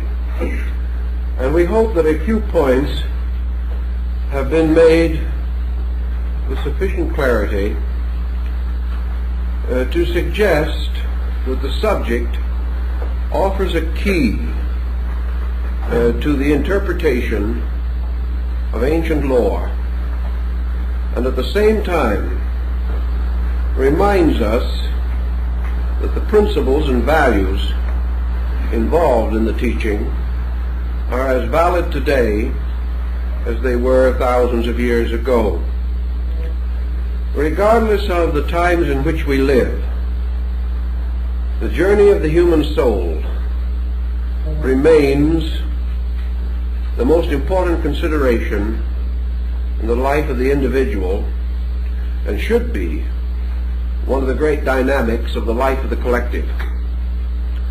Until the human being senses again his citizenship in space, until he realizes that his destiny is not fulfilled in the small cycle of immediate experiences with which he is familiar, we cannot hope to develop a long-range perspective capable of impelling us or inspiring us to a course of constructive conduct. The individual today has lost his kinship with a group of values which ancient man fully appreciated and accepted. He saw himself as part of a vast living organism. He sensed that all of space was populated with rational creatures, beings whose lives and thoughts might be infinitely beyond the comprehension of man. Yet these beings existed, and their thoughts and lives were valid experiences in nature. Old-time scholarship sought to adjust man to the universe, whereas the modern thinker seeks to adjust the universe to man. This is not reasonable nor essentially possible, because man is not the axis of the vast plan which moves around us. Man is part of that plan, but the plan has its own destiny. Man is involved in that destiny, but he cannot control it, nor is he the principal factor in the purpose of existence itself. Thus, by a proper modesty, by a gentle humility, by a recognition of the importance and dignity of the human estate, without exaggeration or distortion, we achieve something that is important. In religion and philosophy, particularly in recent centuries, man has become too important. He has become important in a self-centered way. He has become too egotistically significant. And in the emphasis upon himself, he has failed to emphasize his relationships with the larger world of which he is a part. Until he has proper perspective, he cannot cooperate adequately with any purpose greater than his own personal interest. Now today even we recognize larger purposes. We recognize such desirable ends as world peace. We hope to see ultimately the end of poverty. We would like to see universal enlightenment. We would like to have a factual statement of human equality. We look for the time when prejudice and intolerance will cease, and that the individual will live in a better kind of world. He cannot attain these ends, however, unless he becomes conscious of the machinery of progress, and unless he becomes willing to adjust his own personal desires with those larger motions by means of which collective goods of one kind or another can be recognized, realized, attained. The ancient man, therefore, looking around and seeing the universe, saw it as a vast house. He saw it as a house in which there were many rooms, many departments. He also recognized life unfolding in this great structure as being composed of innumerable parts, no part actually more important than another. Some parts more advanced in their present growth, some more humble, some lives rudimentary, others apparently approaching the completion of their spans of growth. But these various differences were quantitative rather than qualitative. An ancient man recognized a common life which he had to respect, which he sought to understand, and which he did not wish to violate. We say, for example, that ancient man, when he hunted for food, he killed animals, but he killed them to live himself. He killed them to feed the hungry. Ancient man never killed for sport. He never killed for the joy of destroying. Ancient man also never built merely in order that he might create with his hands. He built with a dedicated purpose.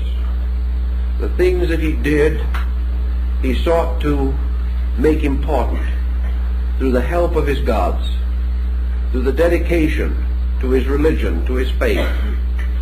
His every art and science was dedicated. His own life was dedicated. We may wonder then how it happens that so dedicated a people did not attain the end which they desired. That is, that they were not able, through dedication alone, to achieve the securities that we still seek. One of the reasons perhaps why they were unable to succeed totally was that, like all of us, they were in processes of growth. Even today there is no such a thing as total achievement. An achievement is as of now. But the individual who attains the fullness of today will be deficient in the things of tomorrow. Progress goes on. The individual cannot, from the imperfect level of his own realizations, achieve to ultimates. He must grow and build and restore and repair. He must go on struggling towards the greater goal, which can only come through the greater unfoldment of himself. So our forebears long ago, on the plains of Babylonia or Syria, or in some ancient mountain fastness of northern Asia, looking out upon the universe, experienced first of all kinship. The universe was not strange, it was near, it was not terrible, it was tremendous, but not fear-inspiring. It was vast, but this very vastness challenged man to grow, rather than to surround him with fear. And so enlightened peoples began to reach out in friendliness to the stars. They did not populate the firmament with evil beings, but with great good powers. And they sensed these good powers as forever protective and paternal. They sensed these powers as contributing continuously to the well-being of every creature that existed. And by the time Egyptian civilization had arisen, we see this universe in which we live strangely charted, mysteriously organized into planes and levels and spheres and departments. There were worlds within worlds, wheels within wheels, as in the story of Ezekiel's vision. Man saw the universe as a vast structure of evolving life, and saw himself moving through this structure. One of the most difficult problems he had to face in his ancient seeking was the fulfillment of his yearning to share with life, to share with the total experience of existence. This perhaps was the beginning of mysticism. Certainly it was the beginning of man's seeking, when man went forth alone into the night to fast and to pray and to meditate, to ask the presence or ask awareness of the powers which he felt were around him and within him. Primitive man did not believe that all his deities were far above the sky. They lived in the earth and in the rocks around him. They lived in the mountains and the valleys and the trees and the waterfalls. He had this wonderful sense of the nearness of the creative agencies. We've lost this because man finds nearness only to his own kind, or to the strange, complicated world which he himself has fashioned. As a result of this lack of nearness to large things, this lack of ability to go out and simply contemplate and feel, man has become a highly neurotic creature. Some psychologists like to tell us that ancient man was also neurotic. He probably was to a degree. But had he been as neurotic as we are, it is questionable if the race could have survived. Actually, he had, as a medicine for his neurosis, so many beautiful things that we no longer have. Perhaps they were superstitions. Perhaps we feel that we have outgrown them, like the fairy tales of childhood. But whatever it is, we have lost the beautiful. We've lost the sublimity of life, and have locked ourselves in a world of routine patterns, of mediocrities, which neither satisfy the imagination nor nourish the idealism in our constitutions. How we shall understand this pattern in terms of astral theology will require a little understanding of ancient man's opinions and beliefs. Where did man come from? Well, theologies tell us and philosophies imply that man came out of a universal state. Like the old poem, he came from the everywhere into the here. The ancient man believed that in a remote period men lived with the gods, that men were fashioned first in a strange heavenly state, that man had in his constitution something of the divine nature, that he dwelt above the world in a mysterious abode of blessedness. And then he started forth on his journey, and the story of his journey is very much the story of the prodigal son.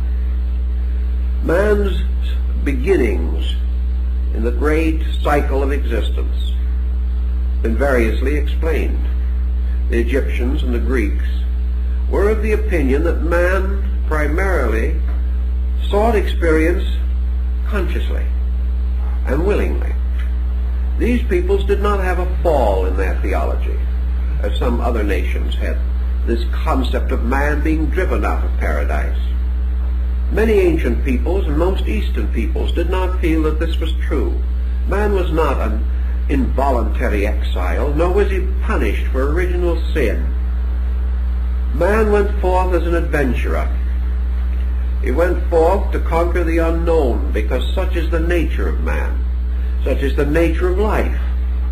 The American Indian will tell you that just as the young man, reaching maturity, feels his own individuality and wants to go forth upon the adventure of life, to create a new home, to bring a new world into being, so primordial man, primitive man, in the presence of the gods, is said to have looked forth into the great expanse and mystery of creation and decided to go a-venturing.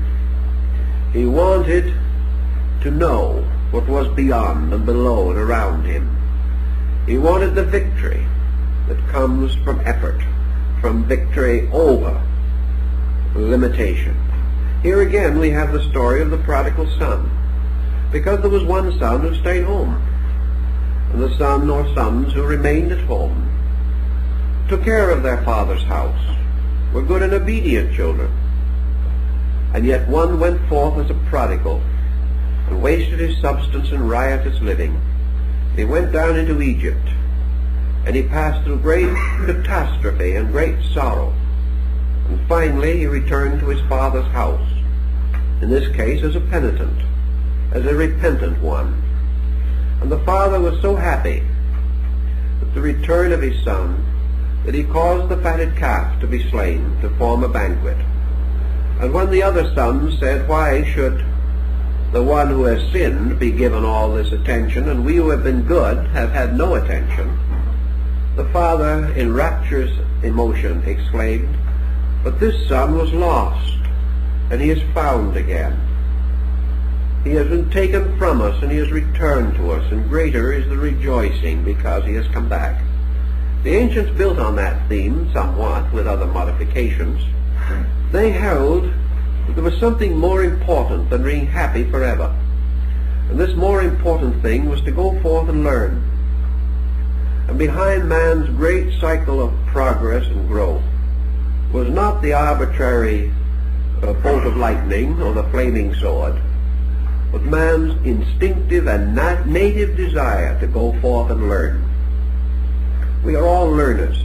We are all seekers. Life is a questing after value. Life is a release into manifestation of potential strength and power. Life is man gradually gaining victory over ignorance and death and darkness. Life is a kind of game, a sublime divine game. And in this spirit ancient man faced it. He faced it as he faced the day, fully recognizing its hazards and its dangers, but also realizing that every hazard was a potential victory. Every danger was an opportunity to be greater than circumstance. These thoughts then, according to ancient doctrine, sent man into the great mystery of the world, sent him forth out of the state of innocence into the search for virtue, out of ignorance into the questing of wisdom, and out of a static potential into a sphere of dynamic potency which he had to conquer. So man is out conquering. He has gone forth upon the mystery of self-knowing, of understanding, of gaining all the strength in himself. Therefore, according to the Scripture, he will in the fullness of time be greater than the angels, because the angels did not go forth in this great search for self-knowing and self-becoming.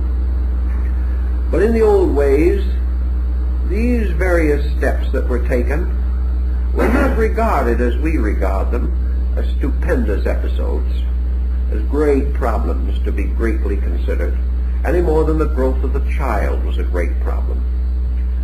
It was taught that the child was going to grow up and be a child no more, that sometime maturity would take the place of childishness, and all growth and education and preparation were toward maturity, towards self-integration, towards complete personal acceptance of the burden of individual existence. These things were behind the Greek legends and the Hindu and Chinese legends. And so man stepped out of the mystery of the heavens into the strange circles of the spheres. He began to experiment with the problem of life existence in itself. And the first thing he had to do, before he could function in any sphere or any world, he had to fashion for himself some kind of a body in that world. He could not move from one state of matter to another, or from one state of energy to another, unless he had an instrument within himself by which he could be attuned and adjusted with the new state into which he was passing. The old philosophies tell us that when man moved downward, out of his original state, he did not cast off his divinity. He simply enclosed it in a lesser condition. He put on new vestments, but the same spiritual being was within them. As man lost his contact with the heaven world, it was not because the God in him died, or that the God in him departed, but rather that it was vestured with a heavier raiment. And this raiment was derived, as the Hermetic axioms tell us, by descending through the various parts of the world. Thus in the Pymander of Hermes, we see the soul coming down through the orbits of the 7 planets, or the 5 planets and the luminaries. And as the soul entered into the state of each of these planetary cycles, the god or the keeper of the planet bestowed something upon the soul. And Saturn bestowed upon the soul prudence and gravity, but it also supplied a kind of veil or vestment which locked the consciousness, the pure spiritual life, within a garment of prudence, within a structure of abstract mind. And this structure was embryonic, it was unborn, it was untried and untested. It wrapped the individual in a potential. And as man descended into the great ring of Saturn, according to the ancients, he received the potential of abstract mind, the power to become prudent. He did not become prudent, he merely gained the power to be. And as he descended beyond this into the sphere of Jupiter, another vestment was added over as a garment upon an undergarment. And man gained the potential power of being reasonable, the power to rationalize, the power to think things through, to philosophize, to idealize facts, and to gain the actual attribute of judgment. Then he went still further down and he received another vestment over the ones that he had already gained. And this third vestment was bestowed by the spirit of Mars, and this was the vestment of courage.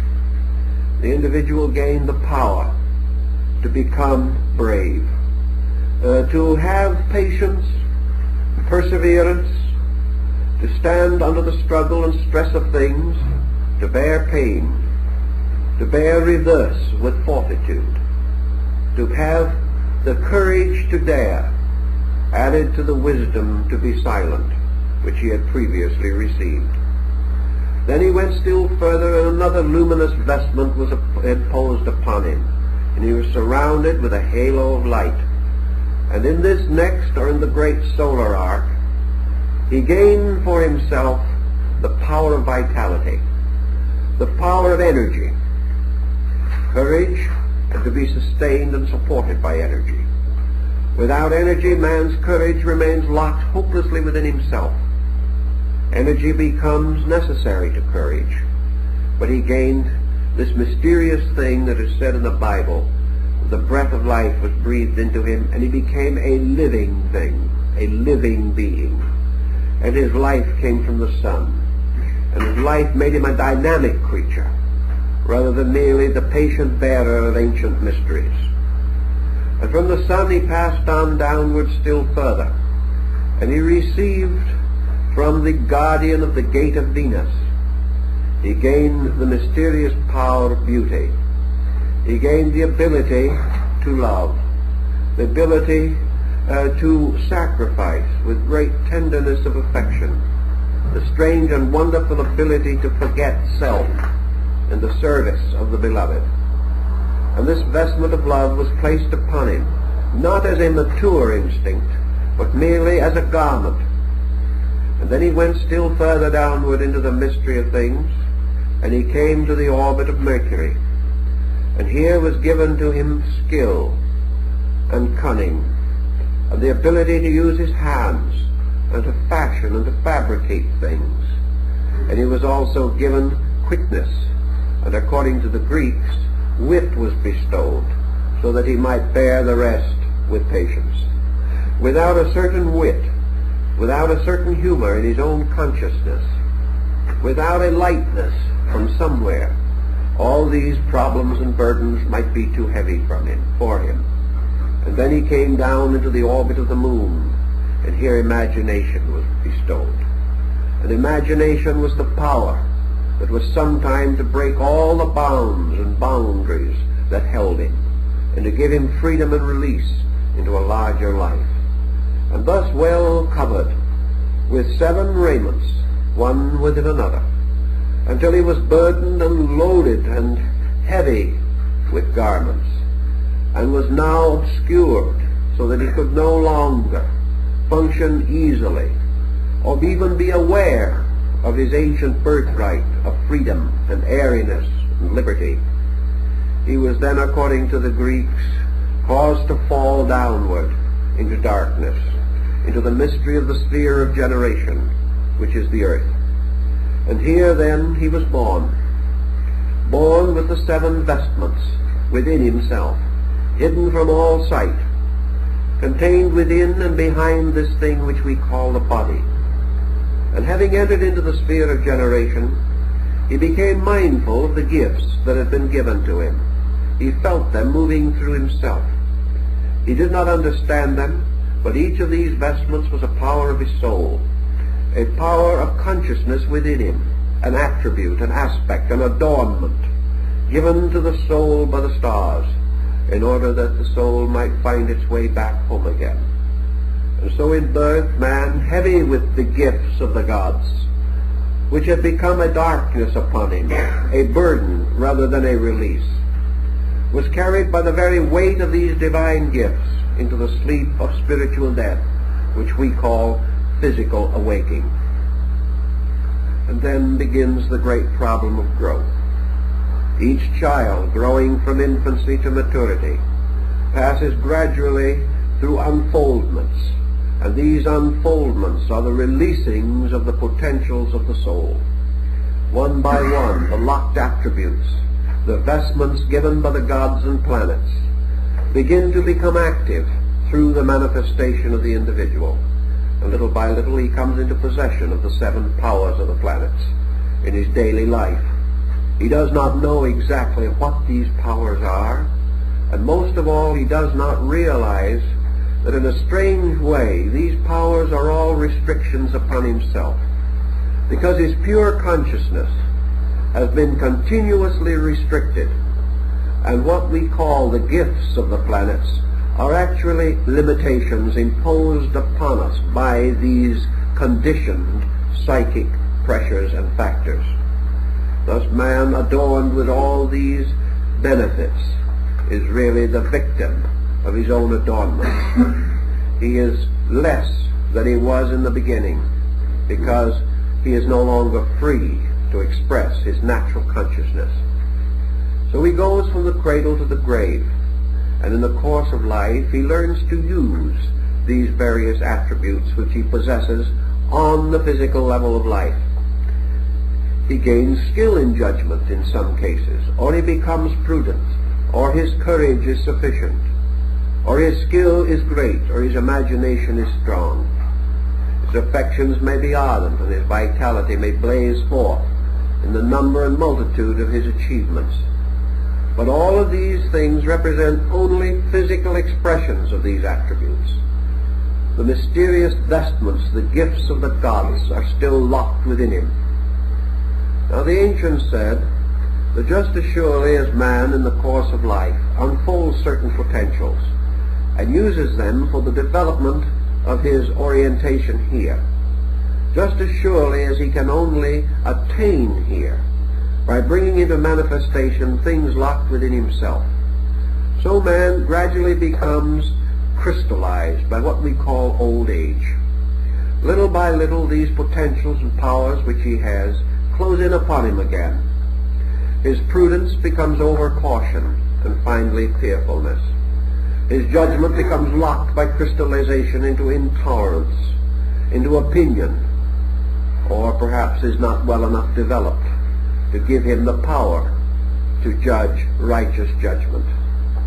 His courage leads him to disaster. He becomes not brave but audacious, and in such allows his ambitions to pervert his principles. His energy he wastes, as the prodigal son did, in riotous living. We waste our energies and then sometime wish we had them. Love leads him to innumerable tangles, disconcerting circumstances. He feels that his love is wasted, that it is betrayed, or he does not develop it strongly enough to have a constructive and creative impulse there. The love of beauty and truth are ignored. The individual falls merely into the lower victimizings of the sensory perceptions. Wit, skill, produce not only the cynic and the skeptic, but skill without understanding gives us a scientific world which is not safe to live in.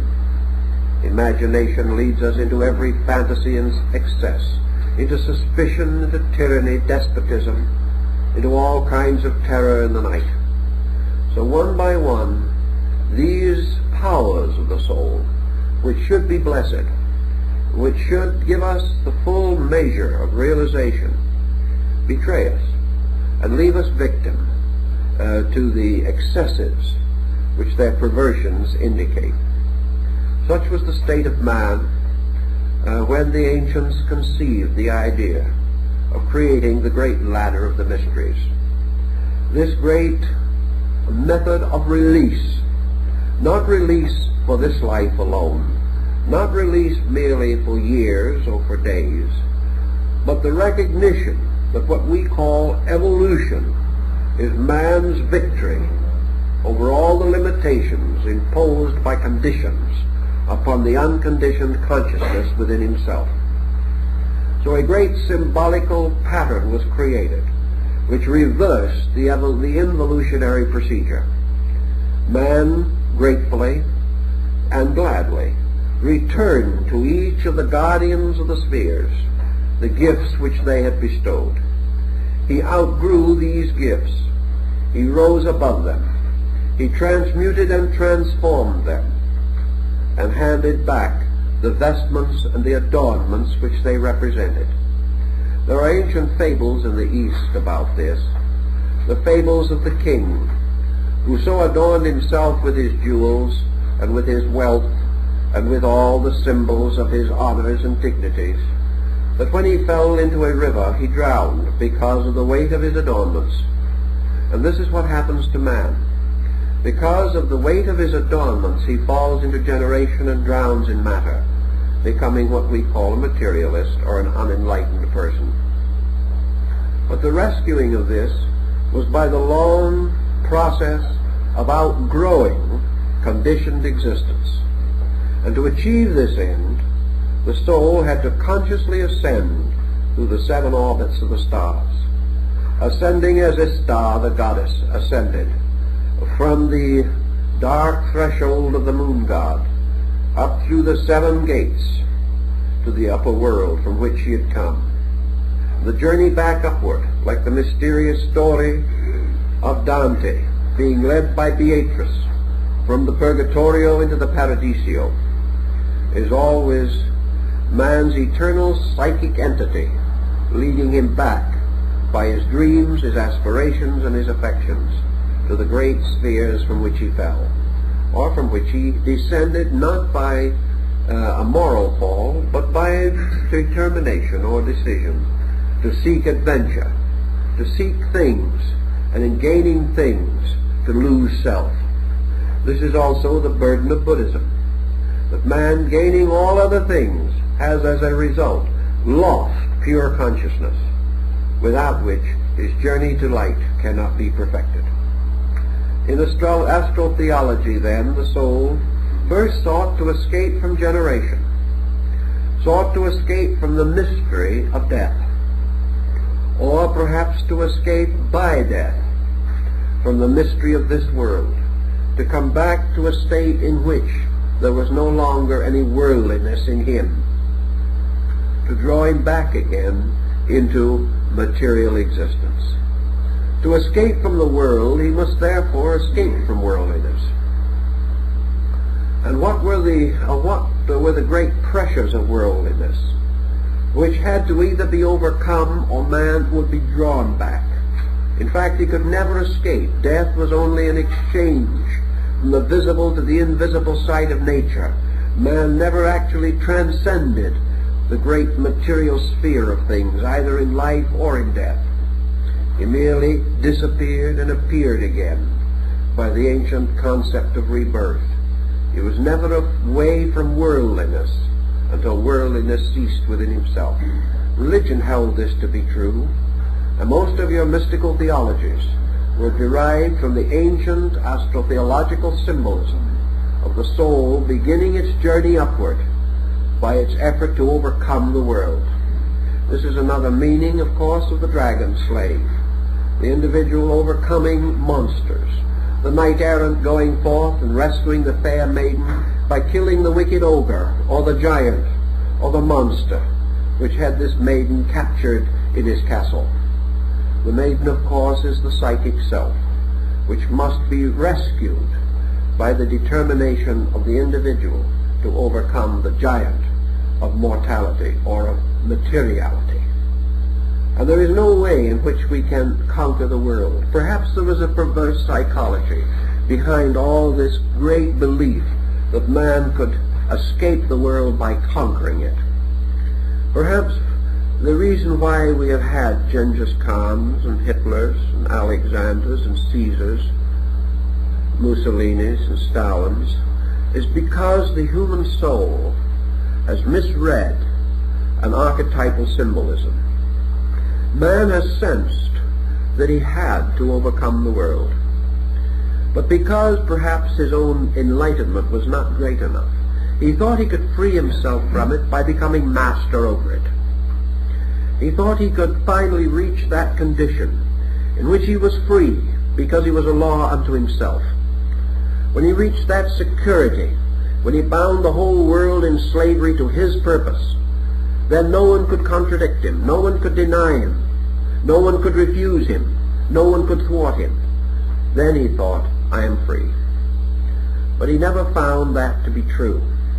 He found with Wolfe, at the time of the Battle of Quebec, he found that the path of glory leads but to the grave. He discovered finally that he could not escape the world by conquering it, that he could never reach a condition of security so complete that he was free from the world. Therefore he turned, as the mystic turned, to another method. Instead of attempting to conquer the world, he attempted to conquer worldliness in himself, realizing that he was bound here by these very ambitions which he sought to satisfy or to gratify.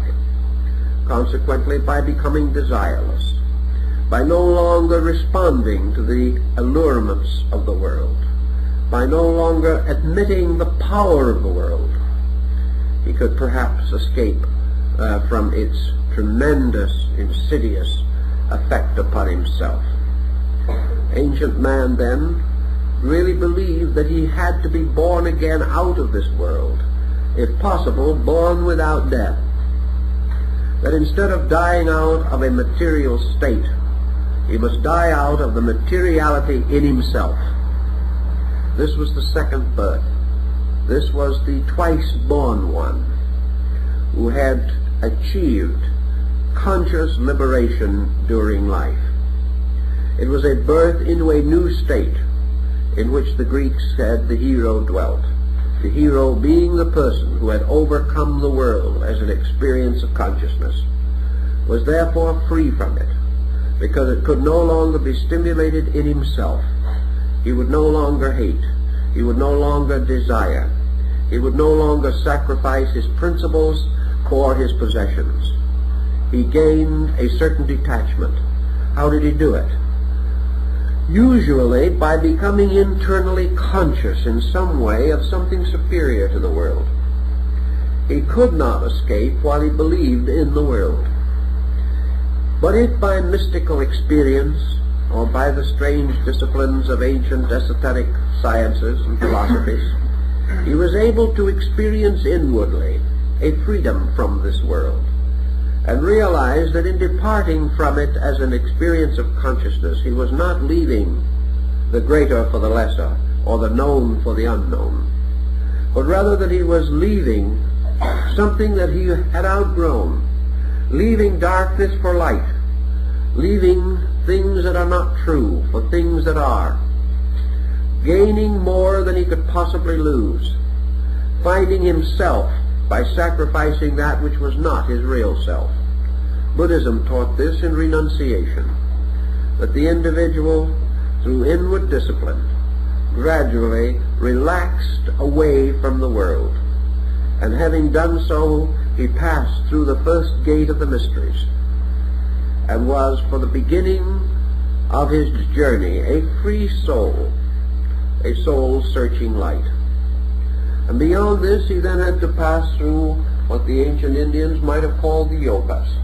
He had to pass through the levels of the planets, and he had to return to each one of these planets the garment or gift which each had bestowed to him. And the only way he could return any of these garments was to outgrow them. He could not cast them off. He had to achieve a victory over them. He had to make himself greater than they were. He had to exhaust their usefulness and their ability to hurt him. He could only, therefore, go on when he had achieved complete mastery over the mystery that was represented for the planetary gift. So when he came to the orbit of the moon on his return journey, he had to transform the potential of imagination into the full release from it, the full expression of it. He had used imagination first unwisely, then wisely, and finally he had reached a point where imagination was no longer important, where the individual exchanged his imaginings for the facts which he had discovered for the growth of his own consciousness. Man does not have to imagine the wonders of the world if he understands the world. The world is in fact more wonderful than any dream that he could have. And through true and complete understanding, the distortions, the imageries, and the fantasies of things were no longer vital to him, no longer necessary. to give him inspiration or impulse. Let us say, for example, that a person is inspired to do a good deed. He may be inspired by hope, or by faith, or by charity. He may imagine all the wonderful outcome that will follow this good deed, and therefore he is strengthened to do it.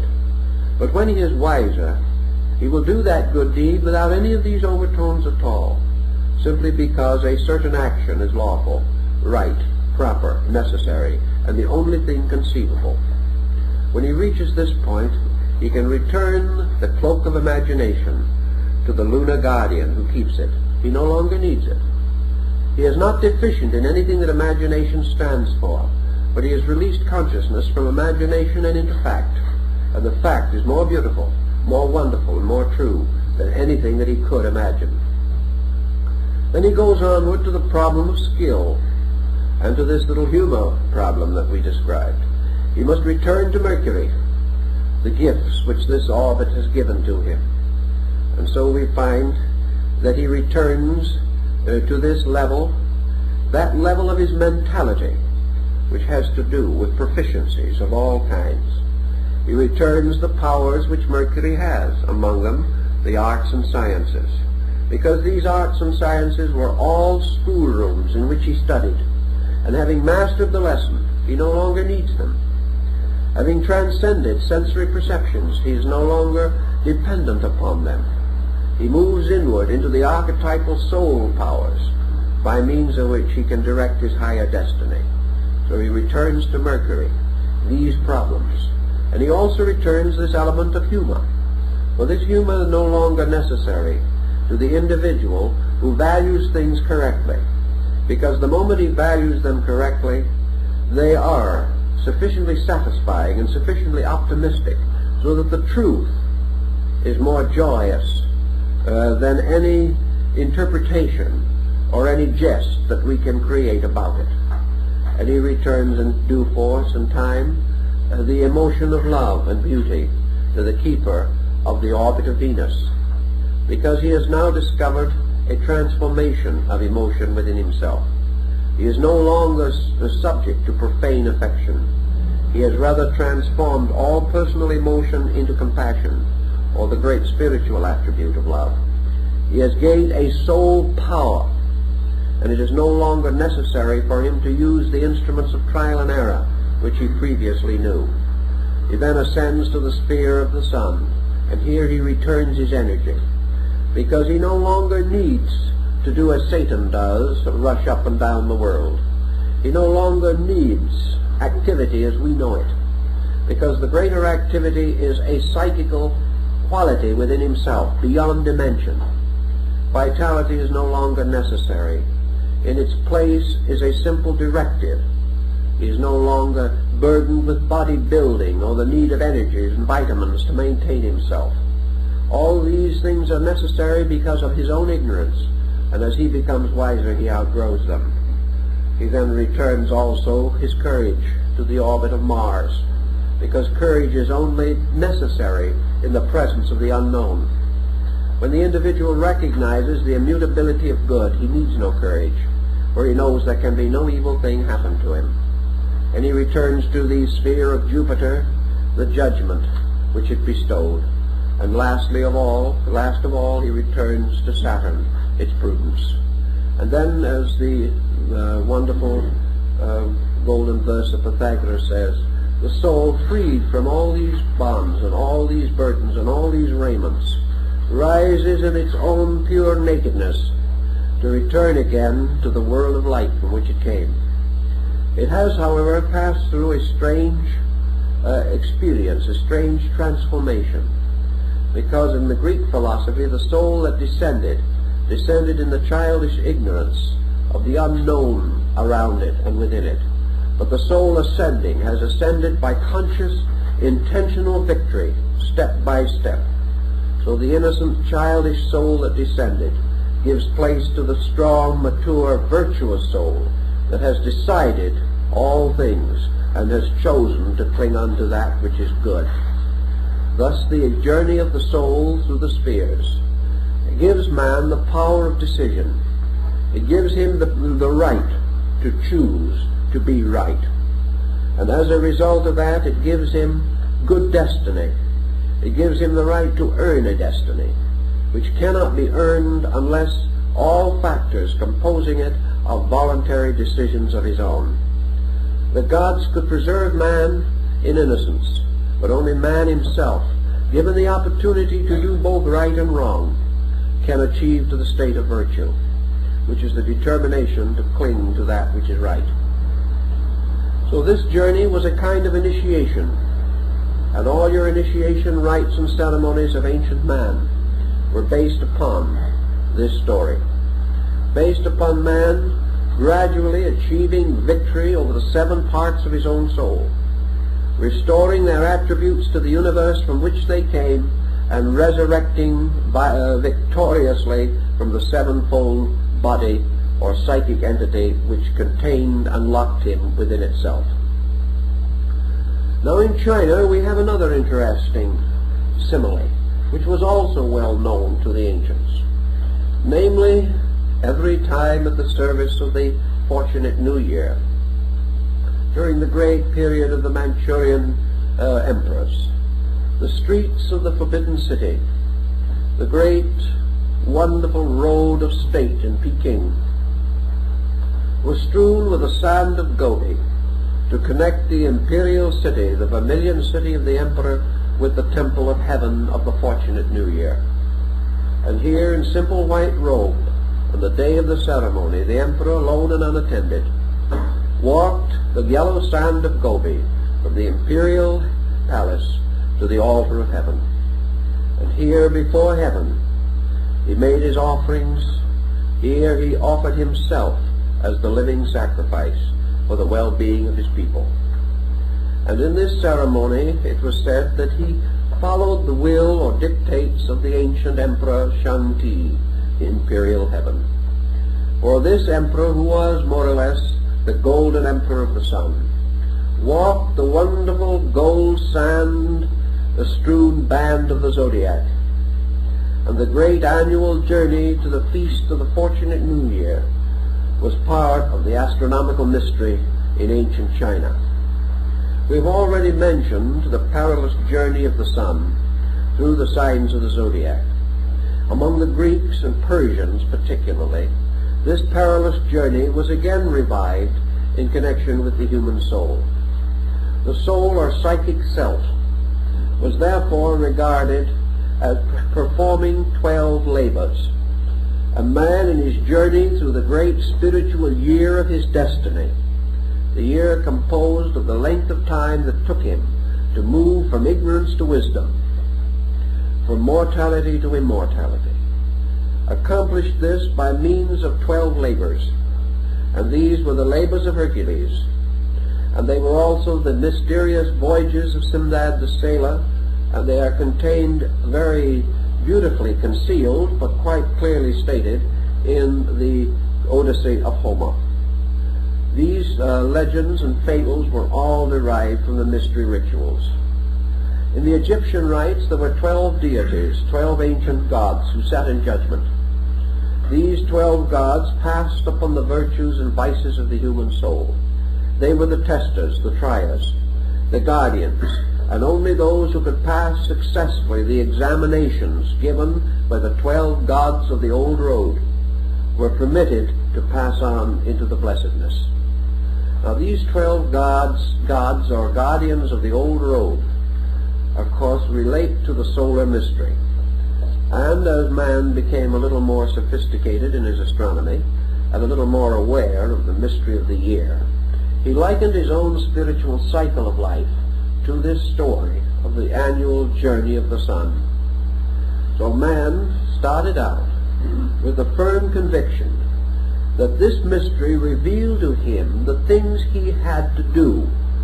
For the old question is asked again and again, what must a man do that he shall be saved? And this problem of being saved to the ancient meant that he must be worthy. Salvation comes from the same word as salary. That is, we are paid a salary. A salary to the Romans, as the word salary implies, was a payment in salt, because the Roman soldier was paid in salt, a very valuable and important and useful commodity. And the payment that he received in salt was called his salary. Now, salvation comes from the same thing. It means well salted. And it also means that those who are saved are the salt of the earth, because salt is also the most ancient thing for the preserving of food. When they didn't know what to do with it, they put it in brine. And by putting it in brine, they could keep it indefinitely. So salvation meant to be kept in salt.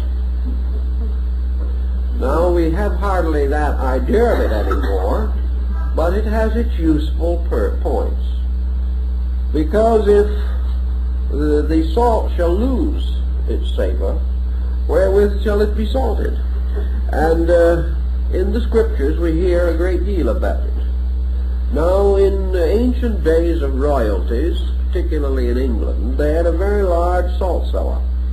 It was a symbolic one that looked more like the trophy that you win when you do a particularly good round of golf or something of that nature, a trophy cup. The salt, the great salt, might be 2 feet high, and it was placed on the baronial table. That is, it was placed on the table of the nobleman, dividing those who sat above the salt and those that sat below the salt. And great people sat above the salt, and common humble people sat below the salt.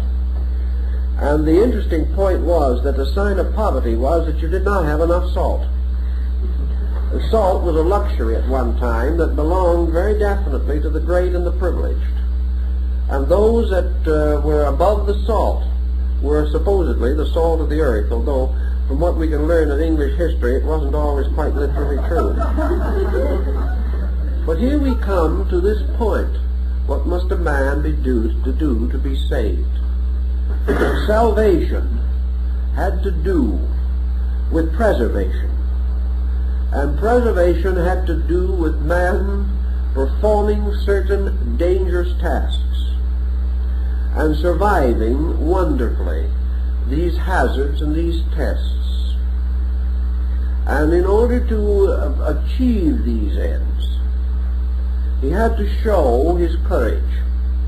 And in your Greek legends of Hercules, you see that for various reasons, usually to satisfy some deity, the hero had to perform some peculiarly hazardous and dangerous undertaking, presumably beyond mortal accomplishment.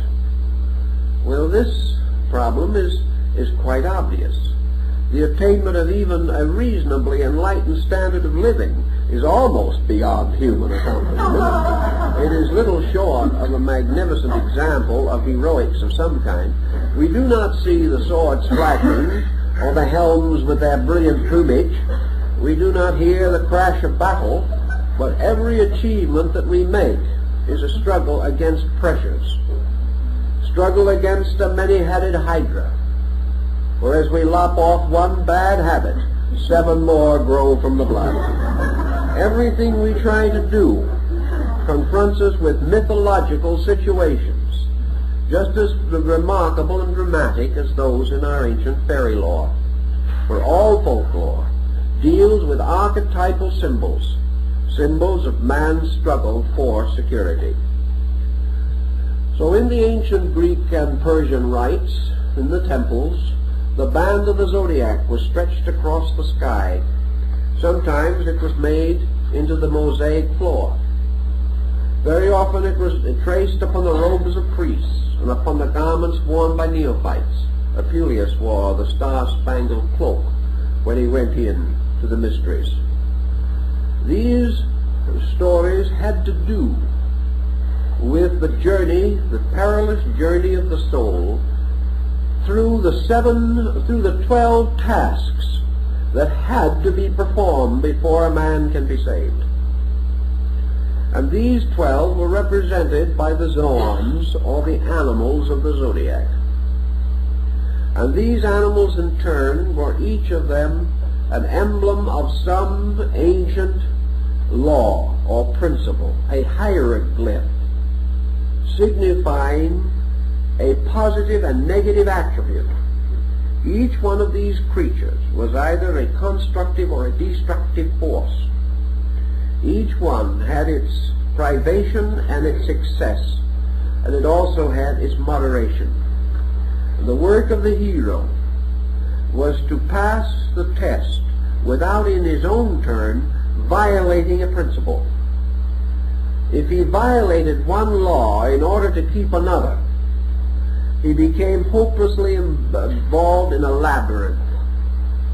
The great trick was not to win primarily. The great achievement was to win without having done anything that would cause a loss. In other words, you could always slay your enemy, but how to overcome him without hurting him was more difficult.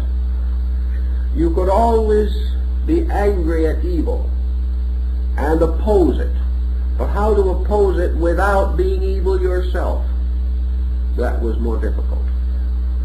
How to end sequences of causations without setting new ones in motion doing it. How to so conduct oneself that the correction of one evil did not engender 10 more. How to solve the mystery of the Medusa.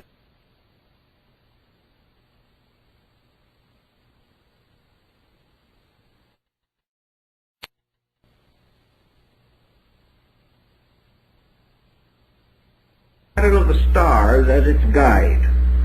Just as the ancients navigated from the pole star, so ancient man, morally and ethically, navigated his Argo or his Argonaut, his great expedition on the ship of salvation.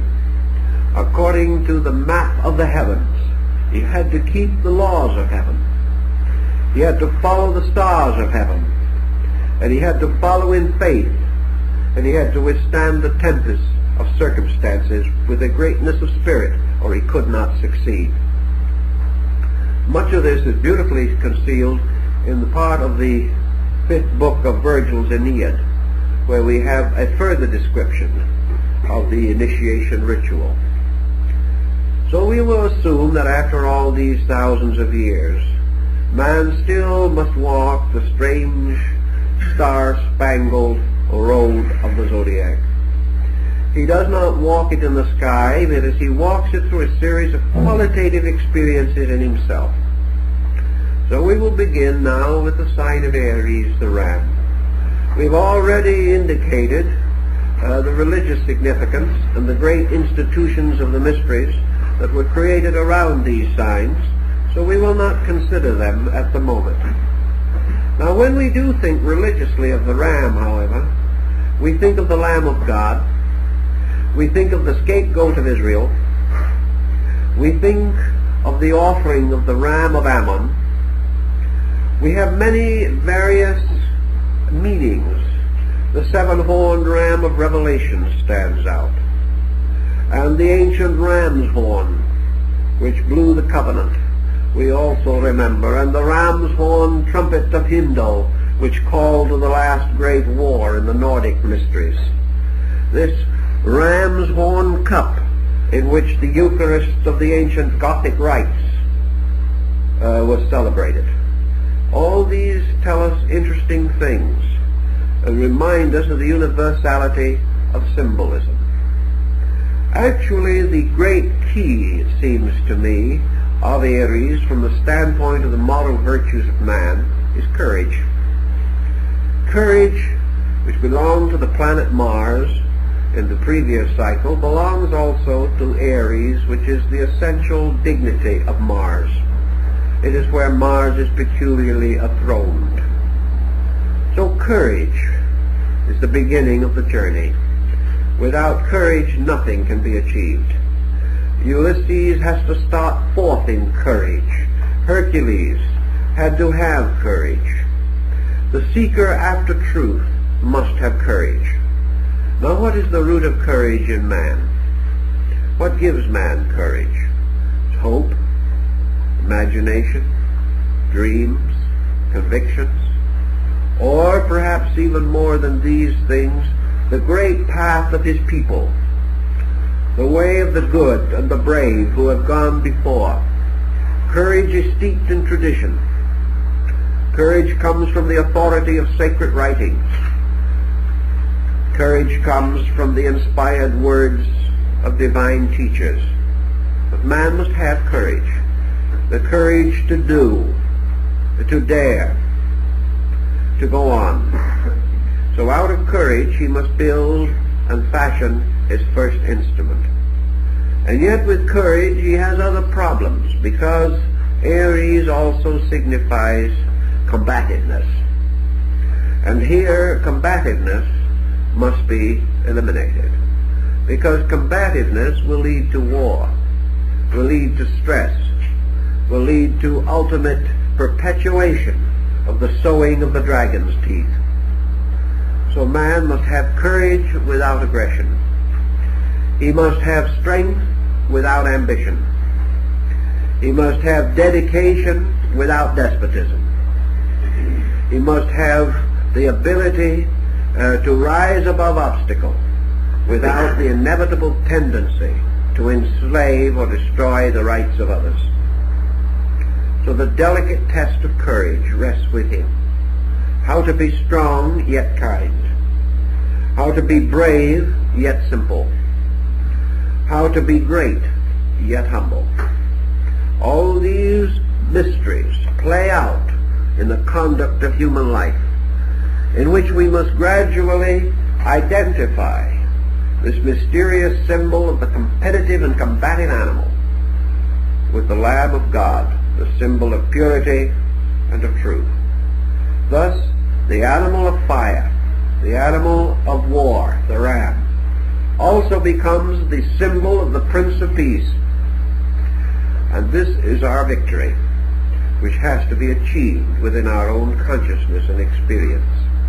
We must have the courage without the combativeness. We must have the dedication without the ruthlessness to carry it over the bodies of the dead. And so man must achieve without destroying. He must attain without injury. He must solve the mystery without bringing disaster upon any other living thing. Thus becomes the test, the mysterious problem which he has to solve. And when he has solved it, assuming that he does, or at least that he has solved it as far as he can at any given moment, then he passes on to the second sign of Taurus, the bull. And under the symbol of Taurus, he has that peculiar power of steadfastness. Now, steadfastness is the indomitable determination of purpose. But how can we have this steadfastness without other, less favorable aspects appearing in connection with it? How can we be steadfast and not stubborn? That is the trick. The ancients developed a great philosophy on the individual who could remain true to himself without being untrue to somebody else. The individual who was capable of being serenely purposeful and at the same time not be locked, not be closed, not be held by some false attitude in his own mind. Very much of the loyalty that we think about is only stubbornness. Dedication is not what it always seems to be. It is just habit. It is the individual doing it because he has always done it, and not because it is right. So under the sign of the bull comes this mysterious power, this tremendous power of this creature, the power to go on, to persevere. For like the plodding ox that draws the plow through the ancient muddy waters of the Nile bank, like the same stolid ox that is on the rich man's table, like the ancient Nandi, the bull that rides Shiva upon its back, the bull of heaven and the bull of earth, and the bull which Virgil says opens the egg of the year with its horns. This bull of continued determination must be analyzed morally, spiritually, into motive, and into every conceivable understanding that we can bestow upon it. We must fight and solve the mystery of the Minotaur within its labyrinth. For this was the bull-headed man. Sometimes we say that people are bull-headed, and we are not referring to the Minotaur in most cases when we say that. We are referring to an objectionable stubbornness.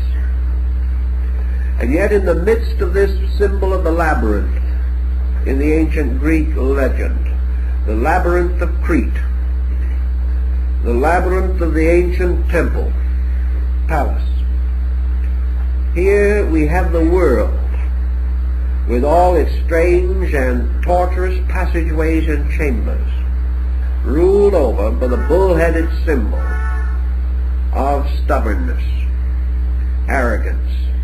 Look around you. Everybody knows he's right, and everything goes wrong. We can get an ear for very little. Everyone is determined to protect his own interests.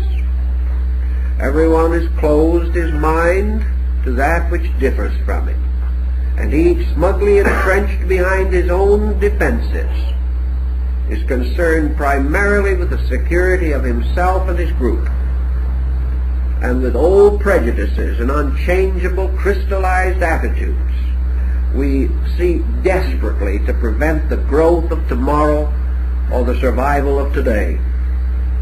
This is the Minotaur ruling the world. It is reaction. It is the old stubborn pride. It is the individual who must fight with his own fear of change, with his own determination to be loyal to his opinions rather than to truth. And the hero must fight that fight.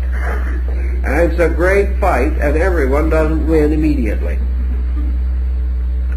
Now the third side that the soul is confronted with is Geminis, the twins. And here we come into a very intriguing problem, the problem of psychological polarity. Here we come into one of the strange things that is most obvious in the human mind. The more stupid a person is, the more certain he is. The more thoughtful he becomes, the more uncertain he becomes. And you take the comparatively thoughtful individual and you say, I want a yes or no answer. You'll have a very hard time getting it. You will get the famous political answer. Yes, and then again, no. The individual will say, it would seem this way, but perhaps it is the other way.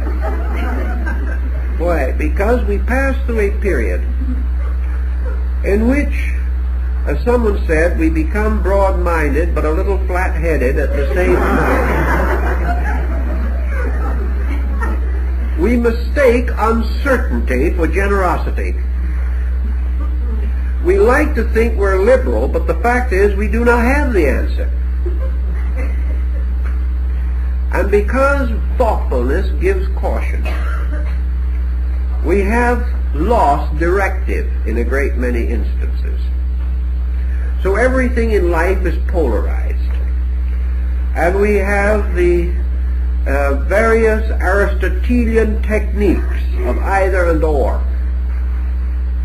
We have the individual who, departing from the evil, would cling to the good, but has already established a polarity that has destroyed truth. We have persons seeking the soul against the not so, only to discover tomorrow that they were wrong on both counts. We have the individual who tries to judge fairly, but fails because he does not know the facts involved on either side. We also find the individual who tries to help, but fails to help because he does not really know what is helpful. And wherever he would be helpful, he is capable of harm. The polarities go back and forth. So this side of Gemini represents mental division within the individual. Mental division leads to disillusionment, skepticism, cynicism. Mental division also leads to weakness, and it leads to the elevation of the functions of the mind above the purposes of the mind. We develop the thinker for the sake of thinking and not for the sake of the thought. We develop the individual who writes beautiful words but never means anything. We hear or see the grammarian who can construct a sentence perfectly, but the sentence never contains anything that will change the course of history. It is skillful but not purposeful. So this division, by separating and destroying the penetrating power of intensity, leaves the individual upon the twin horns of the Gemini dilemma. He is unable to determine anything, or he is locked in the polarized conflict of things. One of the good examples of that is the American Civil War, where we have the War of the Brothers. In ancient England, Lilly said that the United States was under the sign of Gemini, the twins. And we had the War of the Brothers. It is now nearly a century since that war, and yet we're still fighting it. And we're still struggling over it, and we're still trying to figure who was right and who was wrong. And we have a great many people who do not care who was right or who was wrong. They're on the other side, whichever it may be. We cannot let it die.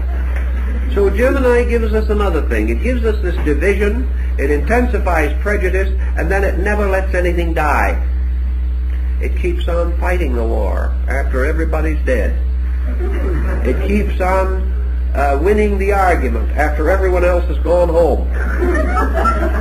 And it keeps on trying to figure out how it could have won the argument for days after it has lost the argument. Division. All this seems perhaps a little on the flighty side, but underneath it, there's a principle here. This principle of duality, which caused Pythagoras to spit upon the ground whenever the number 2 was mentioned, simply because it represented division. And wherever there is division, there is loss. That which the gods would destroy, they first divide. And wherever there is division, then there is need for reconciliation. And this process of reconciliation is itself a strangely subtle form of hypocrisy. Nothing seems to work out, because actually we are dealing with things substantially indivisible. Their unity must be acknowledged, not achieved by human defense. It is there to begin with, and we cannot defend it, we must discover it. There is a very peculiar problem which we have to go on to very carefully. Then we pass to the next type, where we gain the mysterious heritage of the moon. And the moon gives us the strange inheritance of moods. The moon gives us light and darkness. It gives us this strange inconstancy within ourselves. It caused Paul to cry out in his agony, "When I would do good, evil is ever nigh unto me." It causes the individual this strange weakness in his own nature, making him a servant of tides, making him moved upon surfaces which he cannot control, like a ship in a storm. And this strange moodiness of man, the mood of greatness and the mood of failure, the inability of the individual to depend upon himself, the inability of the individual to rise above the pressures of his own passing moods. So the hero must master his own moods. He must master the inconstancies by which one day he is for and another day he is against. He must pass beyond those moods which weaken him in time of need, moods which mean that his total resource is not available to him at any time. So the moon tells us that everything ebbs and flows, that everything seems to have beginning and end, and that everything is upon the sea of life, subject to generation and degeneration, life and death, birth and decay, these things moving in strange cycles, and in man these cycles infinitely repeating themselves, so that with every phase of the moon man hopes or fears by pressures which he cannot understand. Thus man, fighting the moon, fighting this struggle within himself, is fighting the inconstancy of himself, fighting the insecurity in which he cannot depend upon his own nature to stand behind him. He must bring his own nature into line. He must conquer the shifting rays of the moon's phases. He must gain the ability to keep his light even when the moon becomes dark. So the moon has always been the symbol of the lesser light. It has been the symbol of man's hope, dream, faith, one moment strong and another weak, increasing, waxing, waning. And here man seeking constancy, seeking mastery over the excess of his moods, so that he shall do no thing too much nor too little, watching himself against the pressure which forces his idealism into vanity, forces his dedication into fanaticism, forces his determination to serve into hypocrisy simply by pressure. Because pressure can cause an individual to say the end justifies the means. The moment he has done so, the madness of the moon is upon him. Now after this situation, he meets the next struggle in which he must overcome the lion and perhaps clothe himself in its skin. Yet in the ancient legends he must slay the lion without a weapon. He must slay it with his bare hands, and he does so by breaking its jaw. This is the story of Hercules, and also the story of Samson. Now the lion is the home of the sun. It is the sign of energy. And to overcome or conquer the lion and clothe oneself in its skin is to overcome pride, overcome power, overcome force in its every aspect. For there is scarcely a moment in our days when we are not tempted to do something a little more strenuously than the ethics will permit. We have the feeling that with a little more force we can accomplish our end. We can overwhelm our adversary. We can sell that merchandise which he does not want. We can force. We can use energy, not for our own advantage, but for the disadvantage of someone else. And the moment energy transcends its natural usefulness, it becomes like gunpowder. Gunpowder may help to blast a dead stump out of a farmer's field, but it has also laid the world waste with war. Atomic energy may give us new sources of light and power and warmth, motion, but it can also wreck us.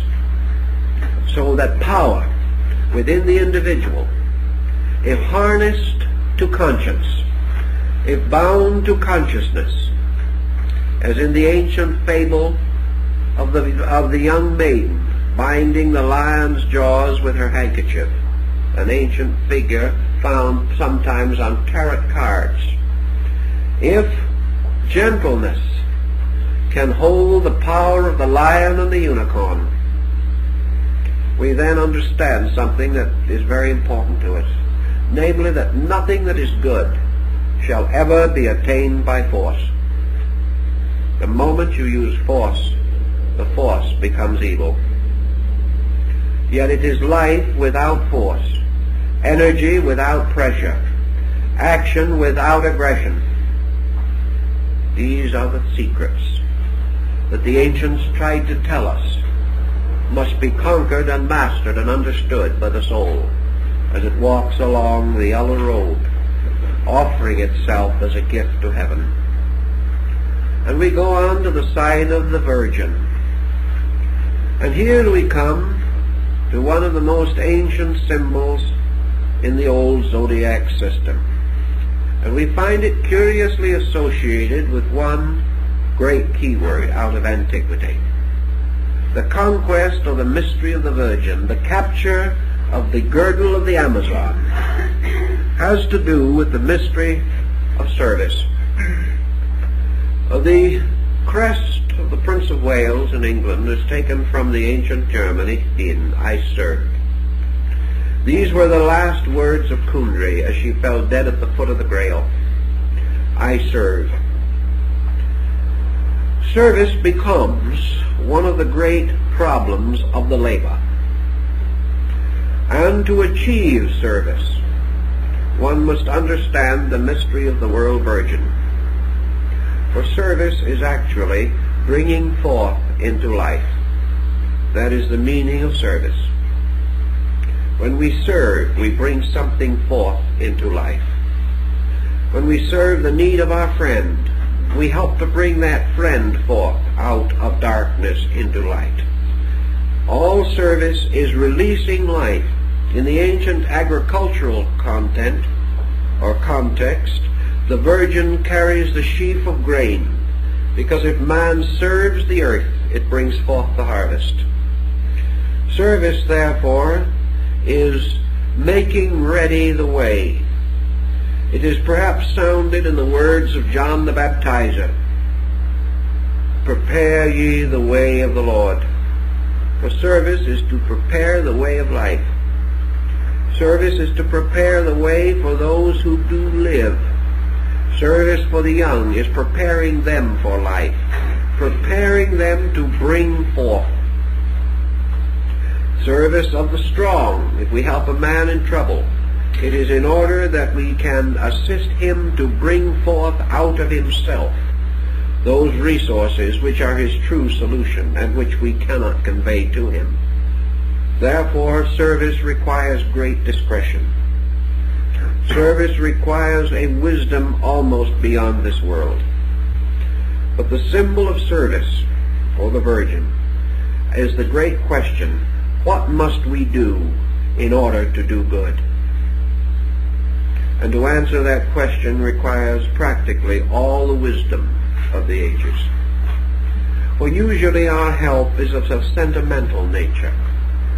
We are kind, we are sympathetic, we do something.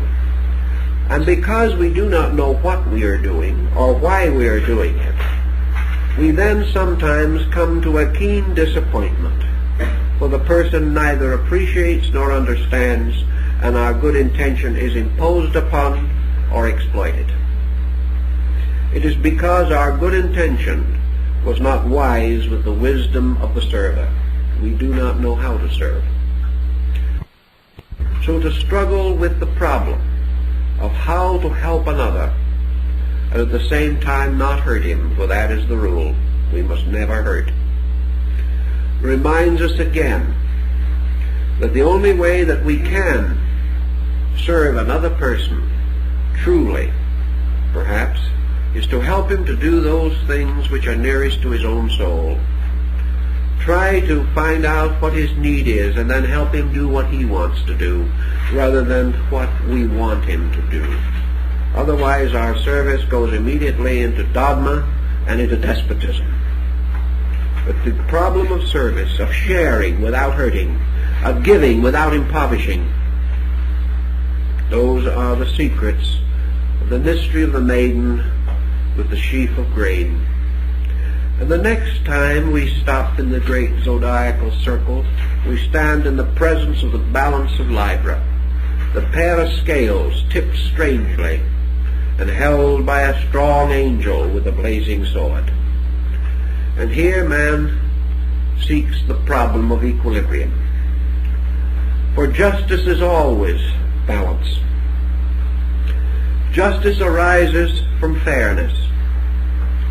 Fairness arises not from a man's ability to see the two sides of a situation, because there are usually more than two sides.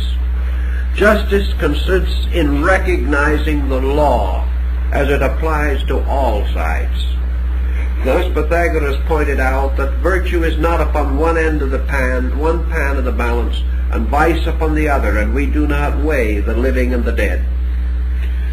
Vice is at both ends, and balance or truth is in the center. And it is only the scale that balances that is true, and the only true part of the scale is the balance in the center. So man, searching always for survival, for truth, seeks equilibrium within his own consciousness, realizing that the moment he polarizes or unbalances, he will be unlawful.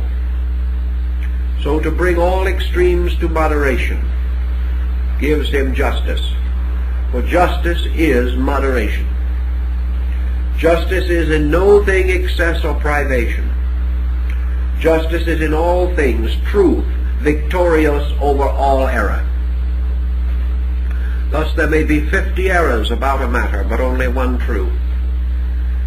And justice is to discover that truth. Man, surrounded by many factors in living, must seek always the balance, must seek always the truth that underlies all these different contending, dissenting parts. He can never know them all. He can never understand them all. He can never recognize them all. Therefore he remains true only to the balance, keeping the equilibrium, and in all matters clinging to the law. For the law is his hope and his salvation. So by Liber he is taught that in all matters he must first of all be true to principle. And if he is true to principle, all other things will balance out. And he passes from there to the ancient sign of the scorpion, sometimes represented as a serpent and again as an eagle, the only sign which has three distinct glyphs of its own. Now they said in ancient times that the scorpion was the symbol of death. But in the old mysteries, the sign of the scorpion and the sign of Scorpio, the ninth house of Mars, the nocturnal entrance to the underworld, was always guarded by the god Hippocrates, not Hippocrates, Hippocrates, the god of silence. And he was always represented standing or seated at the front of the temple in this position, with one finger on his lips. He was the god of silence. So the sign of Scorpio in the old mystery rituals taught us the secret of silence, the most valuable noise that there is. Silence is a strange, deep darkness. But silence, while it may seem to be the mother of mysteries, is exactly and actually the firstborn of truth. For in silence and silence alone, all mysteries are solved. All soundings end in silence, and from silence came all sound. And man, in his search for reality, must not only have courage, have skill, and have understanding, but he must also have the power to be silent. For if to speak is silver, as the German proverb used to say, to be silent is golden. And this golden silence is not merely not speaking. It is a silence of quietude within consciousness. It is this actual problem of being still that we may know the mystery of the divine presence. So the sign of Scorpio has always been peculiarly associated with the mystery rituals. All rituals had to do with death. All symbolical transformations were represented by the mortuary ritual. The initiate passing into the underworld in the ritual went through the mystery of death, presumably, symbolically. For he descended, as the rite says, into the great silence. He descended into the aloneness, into the abyss of darkness. And here he must not be afraid. So silence is the gateway to internal life. And for every person who can speak wisely, there is a greater wisdom for those who can simply listen. Strangely, the power to listen is greater than the power to speak. And who listens learns. Who speaks knows only about himself.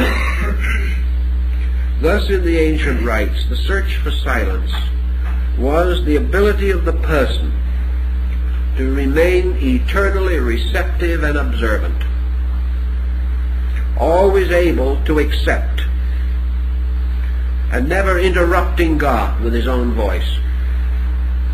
For in the mysteries, to speak is to interrupt God, but God is the infinite truth abiding in the silence. And when our speaking gets too loud, we cannot hear the voice of the infinite. So to be quiet, to be receptive, to conquer sound in our own souls, to seek silence, this is to pass this mystery of the scorpion, who becomes transformed into the serpent of wisdom and into the eagle phoenix of inspiration. Now the ancient sign of Sagittarius was the old sign of aspiration, but it represented the old centaur who was the teacher of Archimedes. It was therefore the representative of nature. It was representative of the universe. The centaur is the universe as man's instructor. Therefore, out of the many levels and powers of the natural process come the instructions which are to serve man, and the great instructions are religion, philosophy, and science. And the centaur represents these, because he is born out of the threefold mystery of the universe, part human, part animal, and aiming his shaft at the stars. So in this particular mystery, in the search of the soul for reality, the centaur represents instruction. Now, instruction is a strange word. What shall a man learn? How shall he learn? How shall he know when he has learned? The ability to receive instruction, said Socrates, is first of all the ability to accept reproof. The individual is hypersensitive to any criticism of his own thinking, who is unable to change his own attitudes, who considers it more important to remain the same than to accept guidance, has not learned the mystery of instruction. For instruction, as Emerson points out, is the inevitable consequence of the enlightened human being's contact with nature, whether it be human nature or universal nature.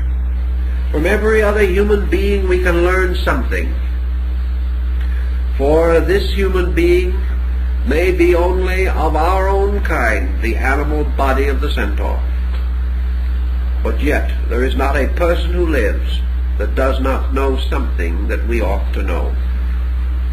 In the same way, we can learn from every branch of knowledge, not only its immediate instruction, but its great message, the message about universals. And we can see that all knowledge flows from the great fountains of universal consciousness, and that sky and earth and air are forever teaching, that the sunrise and the sunset are our instructors, and that everything that happens as a message. Adversity, sorrow, problem, responsibility. These are the teachings of the centaur. For the centaur is life and nature, teaching us to become heroes. And some will reject the teacher because the body is that of a horse. Others will say that the teacher itself is only an imperfect creature rising out of its own darkness. But nature is that. Nature is a god with the body of a horse. And nature is the teacher. And it is teaching us both human ways and divine ways.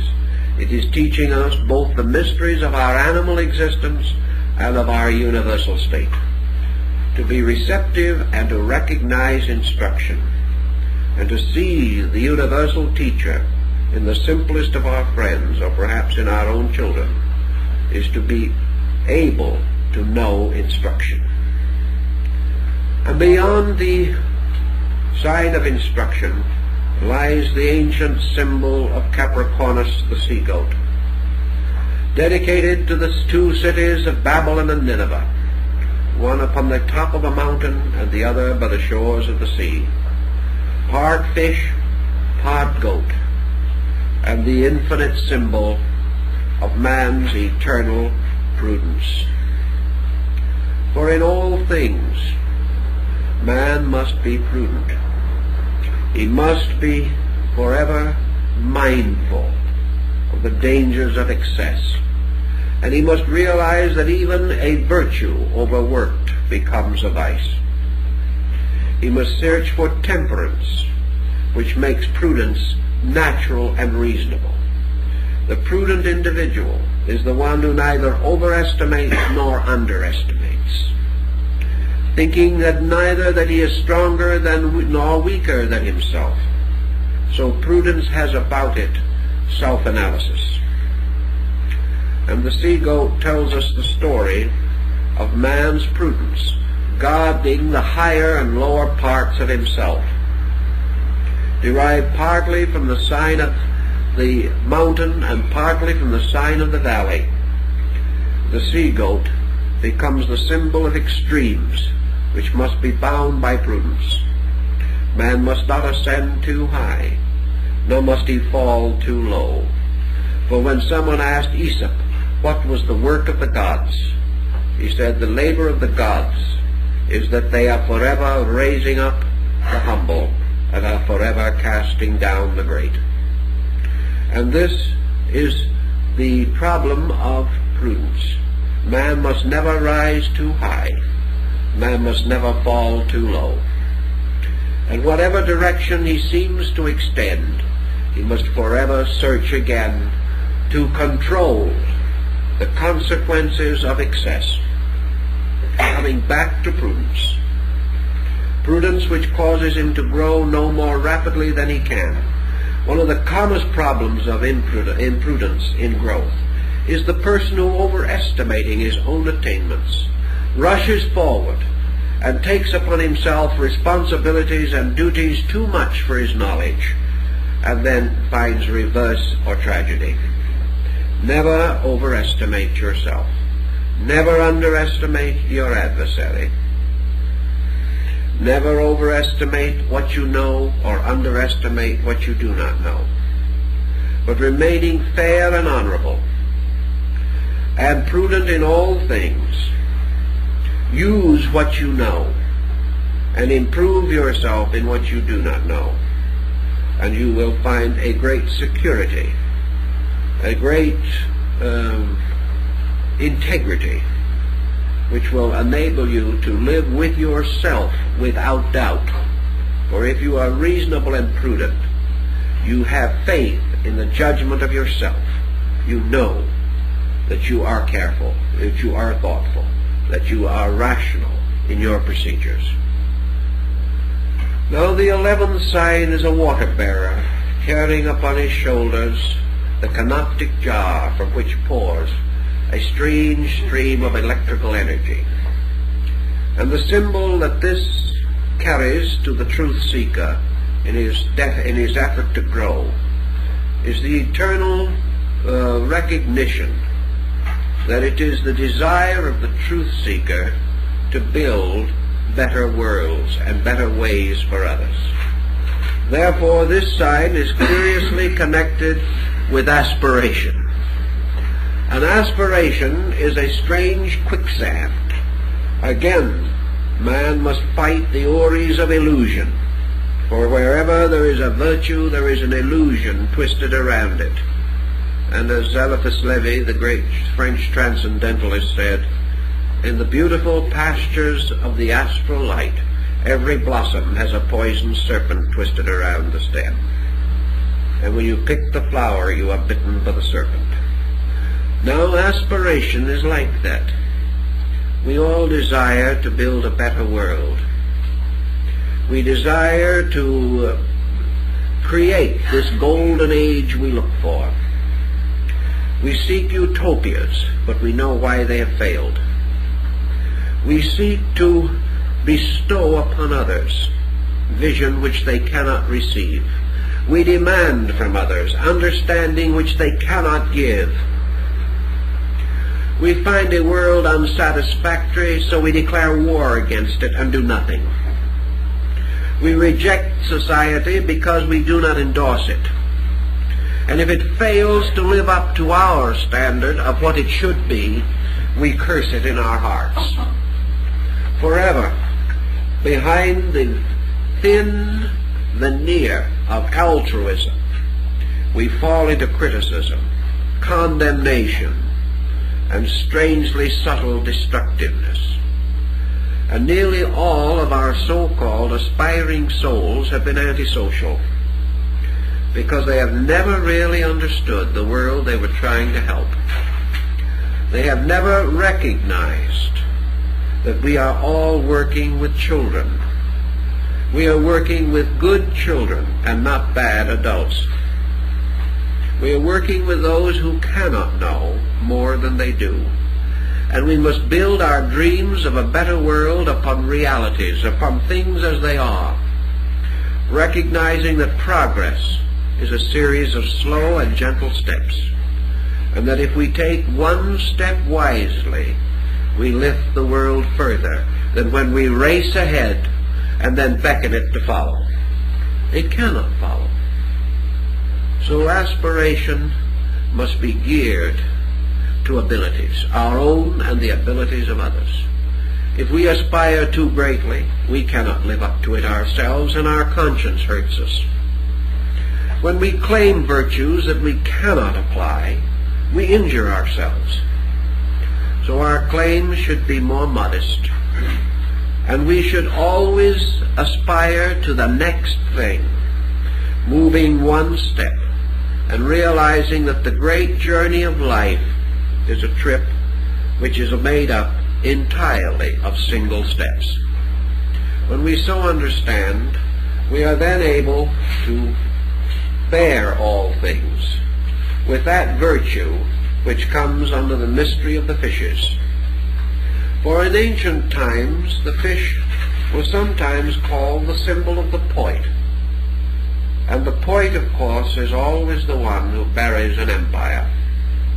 He is the one who writes the funeral odes to the glories of all other things. But the poet also becomes the symbol in this case of patience, a virtue man has much trouble with, and also of humility, which is easy if we are patient. But patience, humility, and the poesy of high verse belong to this side, for its purpose, its real reason for existence, is that it teaches man the mystery of enduring. For in the sign of the fishes comes the deluge that wipes away all things, but beyond the deluge there comes a new heaven and a new earth. So the sign of the fishes is always waiting for the resurrection. It is that which, having planted the seed in the earth, must wait patiently for God who doeth the works. So in this sign man learns that there are things which he can do and there are things which he cannot do. and that it is right and proper for man to labor, but the works must be crowned with the life of the universe. Man without the universe can do nothing. Man cannot hasten the gods, nor can he retard them. He can prepare their ways, but he must await their works. So patience means that man can no longer be disillusioned, no longer defeated. No longer can he die of a broken heart because things are not imminently successful. Patience gives perspective. It gives great time. It is the hope of the long-visioned. It is the only answer to the great things that must be done. For these things must be fulfilled in the fullness of their own time, and not according to the hopes and ambitions of mortals.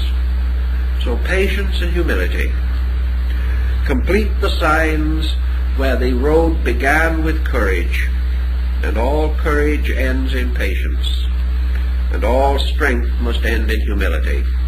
And then the great cycle begins again, for humility reveals the courage and gives birth again to the beginning of things. For from patience comes a strange kind of courage that is not of this world. So the ancients said man walking the golden road had to learn these mysteries, and we have to learn them today just the same. And out of learning them, we keep the great pattern of the road that leads upward around the stars and into space. And this road is going to continue to lead. And men may conquer space, they may go out and travel to other planets and other stars, but they can never get beyond the mysterious, invisible road for which the stars stand. For all conquest must fail, all discovery must come to naught, unless conquest is the conquest of self, and discovery is the discovery of that which is locked within the innermost and the furthermost of existence. Thus the astronomy and the philosophy and the religion of these peoples formed one pattern. And I think there is sufficient utility in that pattern to make it worth our remembering. And also there is something quaintly delightful in these mythological burdens and the intricate chess games of emotions and attitudes to which they bear witness. Our ancient friends were very astute in their understanding of human psychology. We can profit by the fable if we can apply it to ourselves. And by so doing, we will understand man's journey around the great mystery of the golden road that leads back home. And I think that that more or less summarizes the concept of the ancient astro-theological philosophy. And we thank you very much.